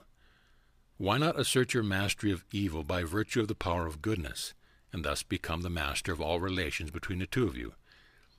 I predict that the good in you could overcome the evil in him, if you gave it a fair and living chance. There is no adventure in the course of mortal existence more enthralling than to enjoy the exhilaration of becoming the material life partner with spiritual energy and divine truth in one of their triumphant struggles with error and evil. It is a marvelous and transforming experience to become the living channel of spiritual light to the mortal who sits in spiritual darkness. If you are more blessed with truth than is this man, his need should challenge you. Surely you are not the coward who could stand by on the seashore and watch a fellow man who could not swim perish. How much more of value is this man's soul floundering in darkness compared to his body drowning in water?" An accent was mightily moved by Jesus' words. Presently he told his superior what Jesus had said, and that night they both sought Jesus' advice as to the welfare of their souls. And later on, after the Christian mission had been proclaimed in Caesarea, both of these men, one a Greek and the other a Roman, believed Philip's preaching and became prominent members of the church which he founded. Later this young Greek was appointed the steward of a Roman centurion, Cornelius, who became a believer through Peter's ministry. Anaxant continued to minister light to those who sat in darkness until the days of Paul's imprisonment of Caesarea, when he perished by accident in the great slaughter of 20,000 Jews while he ministered to the suffering and dying. Ganid was by this time beginning to learn how his tutor spent his leisure in this unusual personal ministry to his fellow men. And the young Indian set about to find out the motive for these incessant activities. He asked, "Why do you occupy yourself so continuously with these visits with strangers?" And Jesus answered, "Ganid, no man is a stranger to one who knows God. In the experience of finding the Father in heaven, you discover that all men are your brothers. And does it seem strange that one should enjoy the exhilaration in meeting a newly discovered brother? To become acquainted with one's brothers and sisters, to know their problems and to learn to love them, is the supreme experience of living." This was a conference which lasted well into the night, in the course of which the young man requested Jesus to tell him the difference between the will of God and that human mind act of choosing, which is also called will. In substance, Jesus said, "The will of God is the way of God, partnership with the choice of God in the face of any potential alternative. To do the will of God, therefore, is the progressive experience of becoming more and more like God. And God is the source and destiny of all that is good and beautiful and true. The will of man is the way of man, the sum and substance of that which the mortal chooses to be and do. Will is the deliberate choice of a self-conscious being, which leads to the decision conduct based on the intelligent reflection." That afternoon, Jesus and Ganid had both enjoyed playing with a very intelligent shepherd dog, and Ganid wanted to know whether the dog had a soul, whether it had a will, and in response to these questions, Jesus said, "The dog has a mind which can know material man, his master, but cannot know God, who is spirit. Therefore the dog does not possess a spiritual nature and cannot enjoy a spiritual experience. The dog may have a will derived from nature and augmented by training, but such a power of mind is not a spiritual force, neither is it comparable to the human will, inasmuch as it is not reflective. It is not the result of discriminating higher and moral meanings of choosing spiritual and eternal values. It is the possession of such powers as spiritual discrimination and truth-choosing that makes mortal man a moral being, a creature endowed with the attributes of spiritual responsibility and the potential of eternal survival." Jesus went on to explain that it is the absence of such mental powers in the animals which makes it forever impossible for the animal world to develop language in time or to experience anything equivalent to personality survival in eternity. As a result of this day's instruction, God had never again entertained beliefs in the transmigration of the souls of men into the bodies of animals. The next day, Ganid talked all this over with his father, and it was in answer to Gonad's question that Jesus explained that human wills which are fully occupied with passing only upon temporal decisions, having to do with the material problems of animal existence, are doomed to perish in time. Those who make the wholehearted moral decisions and unqualified spiritual choices are thus progressively identified with the indwelling and divine spirit, and thereby are they increasingly transformed into the value of eternal survival, unending progression of divine service. It was on the same day that we first heard that momentous truth which, stated in modern times, would signify, will is that manifestation of the human mind which enables the subjective consciousness to express itself objectively and to experience the phenomena of aspiring to be godlike. And it is in this same sense that every reflective and spiritually minded human can become creative. At Alexandria. It had been an eventful visit at Caesarea, and when the boat was ready, Jesus and his two friends departed at noon one day for Alexandria in Egypt. The three enjoyed a most pleasant passage to Alexandria. Ganid was delighted with the voyage and kept Jesus busy answering questions. As they approached the city's harbor, the young man was thrilled by the great lighthouse of Pharos, located on the island which Alexander had joined by a mole to the mainland, thus creating two magnificent harbors, and thereby making Alexandria the maritime commercial crossroads of Africa, Asia, and Europe. This great lighthouse was one of the 7 wonders of the world and was the forerunner of all subsequent lighthouses. They arose early in the morning to view this splendid life-saving device of man, and amidst the exclamations of Ganid, Jesus said, "And you, my son, will be like this lighthouse when you return to India. Even after your father is laid to rest, you will become like the light of life to those who sit about you in darkness, showing all who so desire the way to reach the harbor of salvation in safety. And as Ganid squeezed Jesus' hand, he said, "I will." And again we remark that the early teachers of the Christian religion made a great mistake when they so exclusively turned their attention to the Western civilization of the Roman world. The teachings of Jesus, as they were held by the Mesopotamian believers of the first century, would have been readily received by the various groups of Asiatic religionists. By the 4th hour after landing, they were settled near the eastern end of the long and broad avenue, 100 feet wide and 5 miles long, which stretched out to the western limits of the city of 1 million people. After the first survey of the city's chief attractions, university, museum, library, the royal mausoleum of Alexander, the palace, temple of Neptune, theater, and gymnasium, Gonad addressed himself to business while Jesus and Ganid went to the library, the greatest in the world. Here were assembled nearly 1 million manuscripts from all the civilized world: Greece, Rome, Palestine, Parthia, India, China, and even Japan. In this library, Ganid saw the largest collection of Indian literature in all the world, and they spent some time here each day throughout their stay in Alexandria. Jesus told Ganid about the translation of the Hebrew scriptures into Greek at this place, and they discussed again and again all the religion of the world, Jesus endeavoring to point out to this young mind the truth in each, always adding, "But Yahweh is the God developed from the revelations of Melchizedek and the covenant of Abraham." The Jews were the offspring of Abraham and subsequently occupied the very land wherein Melchizedek had lived and taught, and from which he sent teachers to all the world, and their religion eventually portrayed a clear recognition of the Lord God of Israel as the universal Father in heaven than any other world religion. Under Jesus' direction, Ganid made a collection of the teachings of all those religions of the world which recognized a universal deity, even though they might also give more or less recognition to subordinate deities. After much discussion, Jesus and Ganid decided that the Romans had no real God in their religion, that their religion was hardly more than emperor worship. The Greeks, they concluded, had a philosophy but hardly a religion with a personal God. The mystery cults they discarded because of the confusion of their multiplicity, and because their varied concepts of deity seemed to be derived from other and older religions. Although these translations were made at Alexandria, Ganid did not finally arrange these selections and add his own personal conclusions until near the end of their sojourn in Rome. He was much surprised to discover that the best of the authors of the world's sacred literature all more or less clearly recognized the existence of an eternal God, and were much in agreement with regard to his character and his relationship with mortal man. Jesus and Ganid spent much time in the museum during their stay in Alexandria. This museum was not a collection of rare objects, but rather a university of fine art, science, and literature. Learned professors have given daily lectures, and in those times this was the intellectual center of the Occidental world. Day by day, Jesus interpreted the lectures to Ganid. One day, during the second week, the young man exclaimed, "Teacher Joshua, you know more than these professors. You should stand up and tell them the great things you have told me. They are befogged by much thinking. I shall speak to my Father and have him arrange it."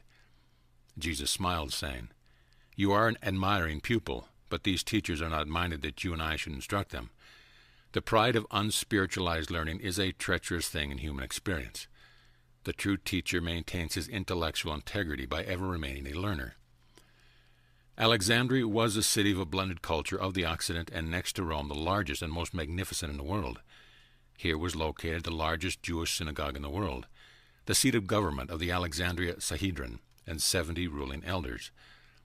Among the many men with whom Gonad transacted business was a certain Jewish banker, Alexander, whose brother Philo was a famous religious philosopher of that time. Philo was engaged in the laudable but exceedingly difficult task of harmonizing Greek philosophy and Hebrew theology. Ganid and Jesus talked much about Philo's teachings and expected to attend some of his lectures, but throughout their stay at Alexandria, this famous Hellenistic Jew lay sick abed. Jesus commended to Ganid much in the Greek philosophy and the Stoic doctrines, but he impressed upon the lad the truth that these systems of belief, like the indefinite teachings of some of his own people, were religions only in the sense that they led man to find God and enjoy a living experience in knowing the eternal. Discourse on Reality. The night before they left Alexandria, Ganid and Jesus had a long visit with one of the government professors at the university who lectured on the teachings of Plato. Jesus interpreted for the learned Greek teacher, but injected no teaching of his own in refutation of the Greek philosophy. Gonad was away on business that evening, so after the professor had departed, the teacher and his pupil had a long and heart-to-heart talk about Plato's doctrines. While Jesus gave qualified approval of some of the Greek teachings, which had to do with the theory that the material things of the world are shadowy reflections of invisible, but more substantial spiritual realities, he sought to lay a more trustworthy foundation for the lad's thinking. So he began a long dissertation concerning the nature of reality in the universe. In substance and in modern phraseology, Jesus said to Ganed, "The source of universe reality is the infinite. The material things of finite creation are the time-space repercussions of the paradise pattern and the universal mind of the eternal God. Causation in the physical world, self-consciousness in the intellectual world, and progressing selfhood in the spirit world, these realities, projected on a universal scale, combined in eternal relatedness, and experienced with perfection of quality and divinity of value, constitute the reality of the Supreme. But in an ever-changing universe, the original personality of causation, intelligence, and spirit experience is changeless and absolute. All things, even in an eternal universe of limitless values and divine qualities, may, and oftentimes do, change except the absolutes, and that which has attained the physical status, intellectual embrace, or spiritual identity which is absolute. The highest level to which a finite creature can progress is the recognition of the Universal Father and the knowing of the Supreme. And even then, such beings of finality destiny go on experience change in the motion of the physical world and in its material phenomena. Likewise do they remain aware of selfhood progression in their continuing ascension of the spiritual universe and of growing consciousness in their deepening appreciation of and response to the intellectual cosmos. Only in the perfection, harmony, and unanimity of will can the creature become as one with the Creator, and such a state of divinity is attained and maintained only by the Creator's continuing to live in time and eternity, by consistently conforming this finite personal will to the divine will of the Creator. Always must the desire to do the Father's will be supreme in the soul and dominant over the mind of an ascending Son of God. A one-eyed person can never hope to visualize depth of perspective. Neither can single-eyed material scientists nor single-eyed spiritual mystics and allegorists correctly visualize and adequately comprehend the true depth of universe reality. All true values of creature experiences are concealed in depth of recognition.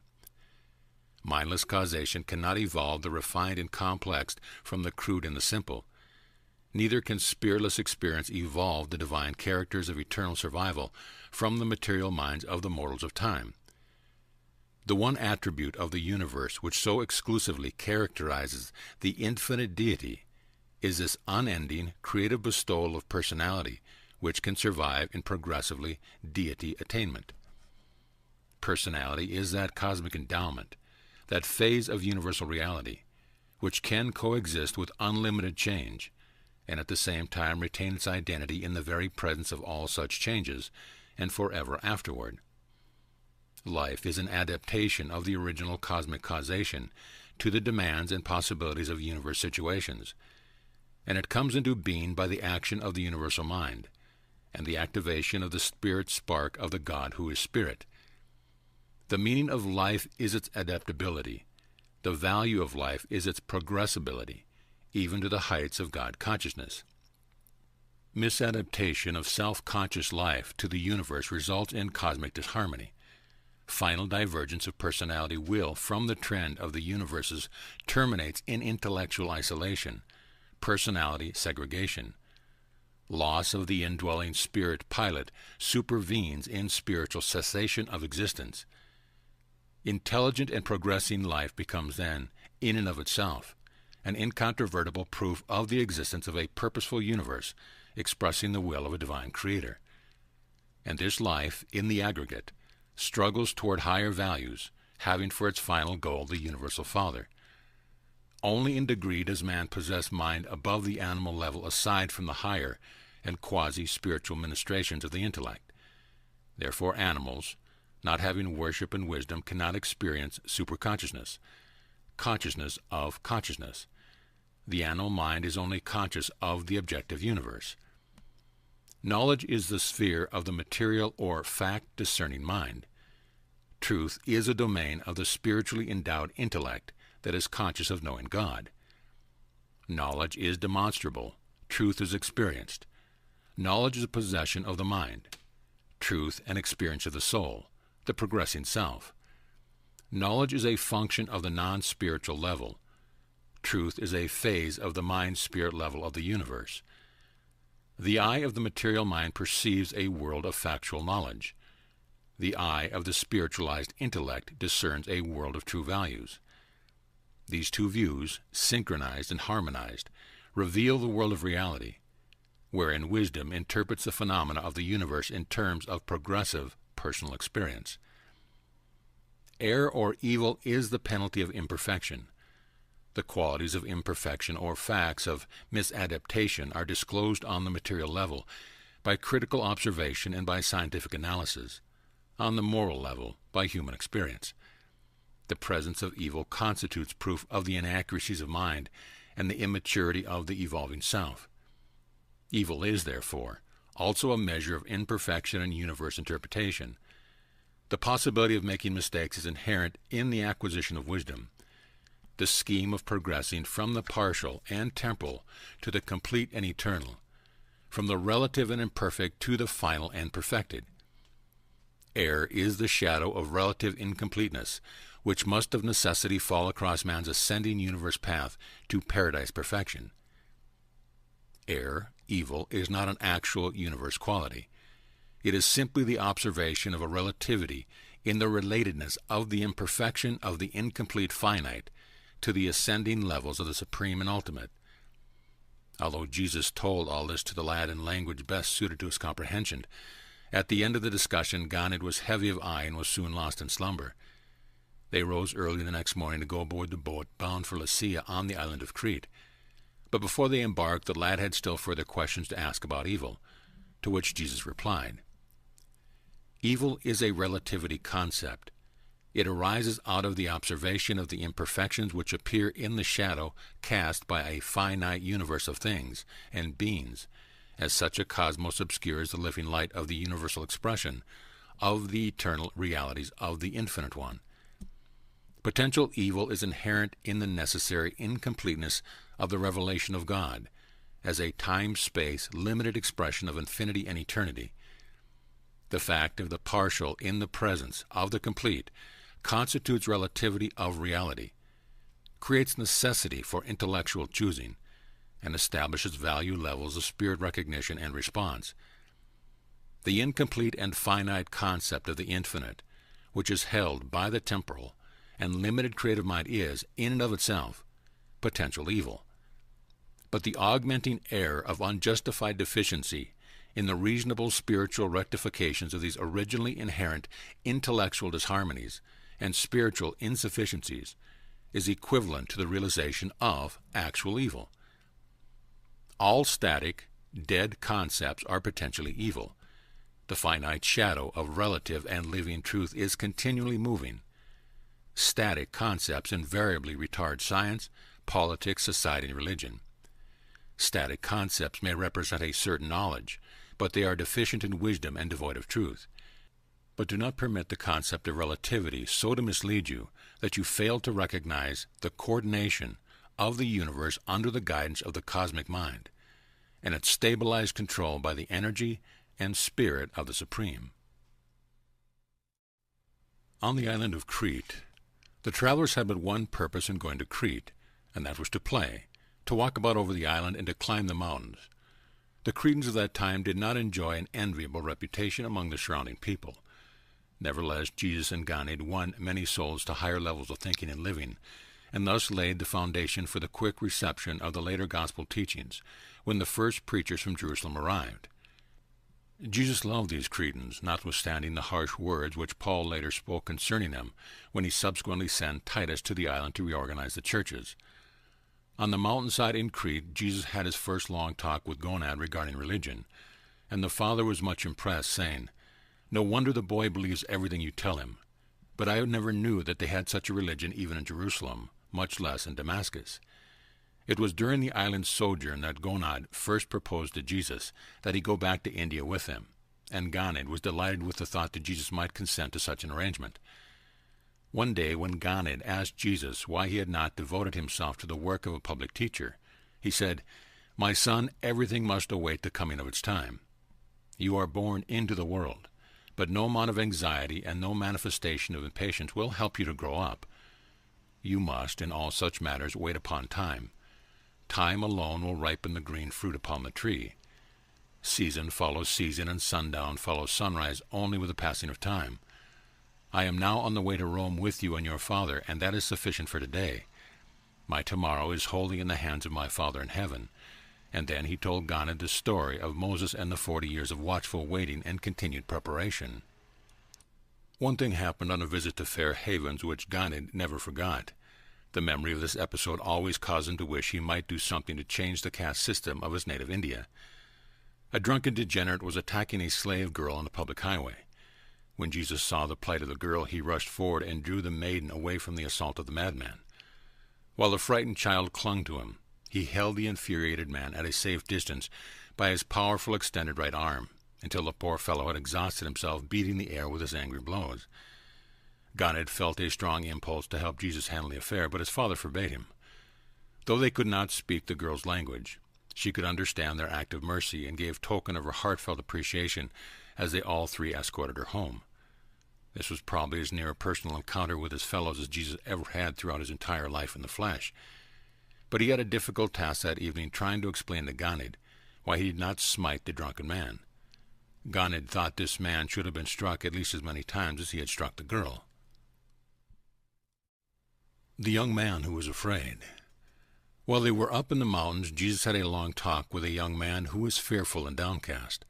Failing to derive comfort and courage from association with his fellows, this youth had sought the solitude of the hills. He had grown up with a feeling of helplessness and inferiority. These natural tendencies had been augmented by numerous difficult circumstances, which the lad had encountered as he grew up, notably the loss of his father when he was 12 years of age. As they met, Jesus said, "Greetings, my friend. Why so downcast on such a beautiful day? If something has happened to distress you, perhaps I can in some manner assist you. At any rate, it affords me real pleasure to proffer my services." The young man was disinclined to talk, and so Jesus made a second approach to his soul, saying, "I understand you come up in these hills to get away from folks. So, of course, you do not want to talk with me. But I would like to know whether you are familiar with these hills. Do you know the direction of the trails? And perchance, could you inform me as to the best route to Phoenix?" Now this youth was very familiar with these mountains, and he freely became much interested in telling Jesus the way to Phoenix, so much so that he marked out all the trails on the ground, and fully explained every detail. But he was startled and made curious when Jesus, after saying goodbye, and making as if he were taking leave, suddenly turned to him, saying, "I well know you wish to be left alone with your disconsolation, but it would be neither kind nor fair for me to receive such generous help from you as to how best to find my way to Phoenix, and then unthinkingly to go away from you without making the least effort to answer your appealing request for help and guidance regarding your tarry here on the mountainside. As you so well know the trails to Phoenix, having traversed them many times, so do I well know the way to the city of your disappointed hopes and thwarted ambitions. And since you have asked me to help, I will not disappoint you." The youth was almost overcome, but he managed to stammer out, But I did not ask you for anything." Then Jesus, laying a gentle hand on his shoulder, said, "No, son, not with your words, but with longing looks did you appeal to my heart. My boy, to one who loves his fellows there is no eloquent appeal for help in your countenance of discouragement and despair. Sit down with me while I tell you of the service trails and happiness highways which lead from the sorrow of self to the joys of loving activities in the brotherhood of men and in the service of the God of heaven."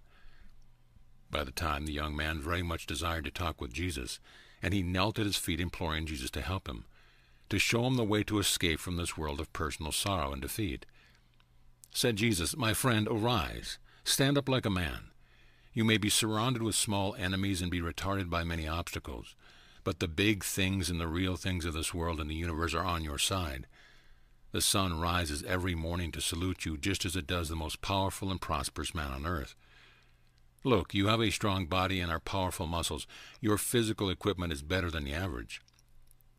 Of course, it is just about useless while you sit out here in the mountainside and grieve over your misfortune, real and fancied. But you could do great things with your body if you would hasten off to where great things are waiting to be done. You are trying to run away from your unhappy self, but it cannot be done. You and your problems of living are real. You cannot escape them as long as you live. But look again, your mind is clear and capable. Your strong body has an intelligent mind to direct it. Set your mind at work to solve its problems. Teach your intellect to work for you. Refuse longer to be dominated by fear like the unthinking animal. Your mind should be your courageous ally in the solution of your life problems, rather than your being, as you have been, its abject fear-slave, and the bond servant of depression and defeat. But most valuable of all, your potential of real achievement is the spirit which lives within you, and which will stimulate and inspire your mind to control itself and activate the body, if you will release it from the fetters of fear, and thus enable your spiritual nature to begin your deliverance from the evils of inaction by the power presence of living faith. And then forthwith will this faith vanquish fear of men by the compelling presence of that new and all-dominating love of your fellows, which will so soon fill your soul to overflow because of the consciousness which has been born in your heart that you are a child of God. This day, my son, you are to be reborn, re-established as a man of faith, courage, and devoted service to man, for God's sake. And when you become so readjusted to life within yourself, you become likewise readjusted to the universe. You have been born again, born of the Spirit, and henceforth will your whole life become one of victorious accomplishment. Trouble will invigorate you, disappointment will spur you on, difficulties will challenge you, and obstacles will stimulate you. Arise, young man, say farewell to the life of cringing fear and fleeing cowardice. Hasten back to duty and live your life in the flesh as a son of God, a mortal dedicated to the ennobling service of man on earth, and destined to the superb and eternal service of God in eternity. And this youth, Fortune, subsequently became the leader of the Christians in Crete, and the close associate of Titus in his labors for the uplift of the Cretan believers. The travelers were truly rested and refreshed when they made ready about noon one day to sail for Carthage in northern Africa, stopping for 2 days at Cyrene. It was here that Jesus and Ganid gave first aid to a lad named Rufus, who had been injured by the breakdown of a loaded ox cart.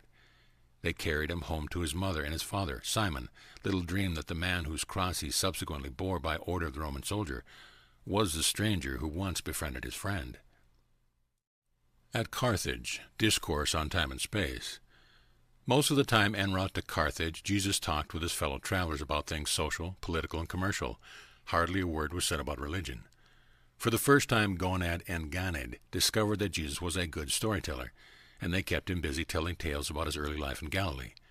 They also learned that he was reared in Galilee and not in either Jerusalem or Damascus. When Ganid inquired what one could do to make friends, having noticed that the majority of persons whom they chanced to meet were attracted to Jesus, his teacher said, "Become interested in your fellows, learn how to love them, and watch for the opportunity to do something for them which you are sure they want done." And then he quoted the old Jewish proverb, "A man who would have friends must show himself friendly." At Carthage, Jesus had a long and memorable talk with a Mithraic priest about immortality, about time and eternity. This Persian had been educated at Alexandria, and he really desired to learn from Jesus. Put into the words of today, in substance, Jesus said in answer to his many questions, "Time is the stream of flowing temporal events perceived by creature consciousness. Time is a name given to the succession, arrangement, whereby events are recognized and segregated.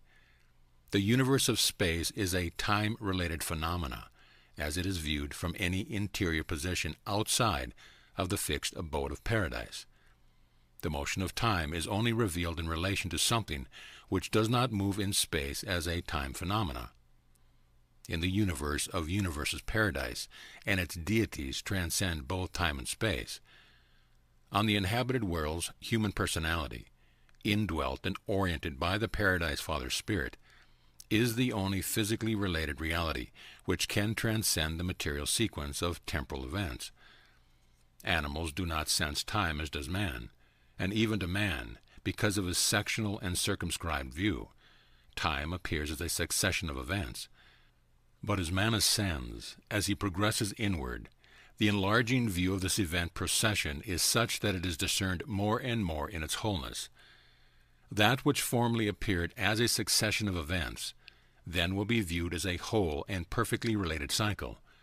In this way will circular simultaneity increasingly displace the one-time consciousness of the linear sequence of events.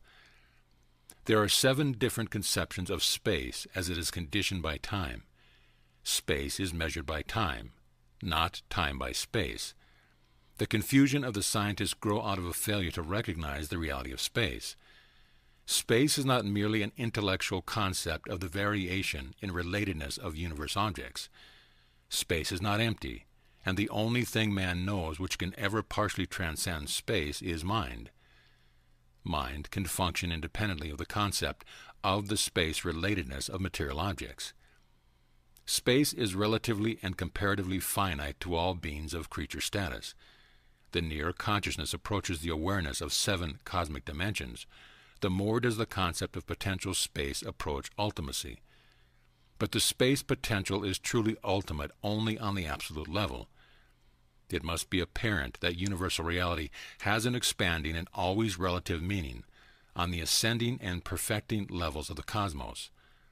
Ultimately, surviving mortals achieve identity in a 7-dimensional universe. The time-space concept of a mind of material origin is destined to undergo successive enlargements as the conscious and conceiving personality ascends the levels of the universe. When man attains the mind intervening between the material and the spiritual planes of existence, his ideas of time-space will be enormously expanded, both as to the quality of perception and quantity of experience. The enlarging cosmic conceptions of an advancing spirit personality are due to augmentations of both depth of insight and scope of consciousness. And as personality passes on, upward and inward, to the transcendental levels of deity-likeness, the time-space concept will increasingly approximate the timeless and spaceless concepts of the absolutes. Relativity, and in accordance with transcendental attainment, these concepts of the absolute level are to be envisioned by the children of ultimate destiny. On the way to Naples and Rome, the first stop on the way to Italy was the island of Malta. Here Jesus had a long talk with a downhearted and discouraged young man named Claudius. This fellow had contemplated taking his life, but when he had finished talking with the scribe of Damascus, he said, "I will face life like a man. I am through playing the coward. I will go back to my people and begin all over again." Shortly he became an enthusiastic preacher of the cynics, and still later on he joined hands with Peter in proclaiming Christianity in Rome and Naples, and after the death of Peter he went on to Spain preaching the gospel. But he never knew that the man who inspired him in Malta was the Jesus whom he subsequently proclaimed the world's deliverer. At Sycharis they spent a full week. The notable event of their stop here was the rehabilitation of Ezra, the backslidden Jew who kept the tavern where Jesus and his companions stopped. Ezra was charmed by Jesus' approach and asked him to help him come to the faith of Israel. He expressed his hopelessness by saying, "I want to be a true son of Abraham, but I cannot find God." Said Jesus, "If you truly want to find God, that desire is in itself evidence that you've already found him. Your trouble is not that you cannot find God, for the Father has already found you. Your trouble is simply that you do not know God. Have you not read in the prophet Jeremiah, 'You shall seek me and find me when you shall search for me with all your heart'? And again, does not this same prophet say, 'And I will give you a heart to know me, that I am the Lord, and you shall belong to my people, and I will be your God'? And have you not also read in the Scriptures where it says, 'He looks down upon men, and if any will say, I have sinned and perverted that which was right, and it profited me not, then will God deliver that man's soul from darkness, and he shall see the light.' And Ezra found God and to the satisfaction of his soul. Later, this Jew, in association with the well-to-do Greek proselyte, built the first Christian church in Sycharis. At Messina they stopped for only one day, but that was long enough to change the life of a small boy, a fruit vendor of whom Jesus bought fruit and in turn fed with the bread of life. The lad never forgot the words of Jesus and the kindly look which went with them. When placing his hand on the boy's shoulder, he said, "Farewell, my lad. Be of good courage as you grow up to manhood, and after you have fed the body, learn how also to feed the soul, and my Father in heaven will be with you and go before you." The lad became a devotee of the Mithraic religion and later on turned to the Christian faith. At last they reached Naples and felt they were not far from their destination, Rome. Gonad had much business to transact in Naples, and aside from the time Jesus was required as interpreter, he and Gonad spent their leisure visiting and exploring the city. Gonad was becoming adept at citing those who appeared to be in need. They found much poverty in this city and distributed many alms. But Gonad never understood the meaning of Jesus' words when, after he had given a coin to a street beggar, he refused to pause and speak comforting to the man. Said Jesus, "Why waste words upon one who cannot perceive the meaning of what you say? The Spirit of the Father cannot teach and save one who has no capacity for sonship." What Jesus meant was that the man was not of normal mind, that he lacked the ability to respond to Spirit leading. There was no outstanding experience in Naples. Jesus and the young man thoroughly canvassed the city and spread good cheer with many smiles upon hundreds of men, women, and children. From here they went by way of Capua to Rome, making a stop of 3 days at Capua. But the Appian way they journeyed on beside their pack animals toward Rome, all three being anxious to see this mistress of the empire and the greatest city in all the world. End of paper 130.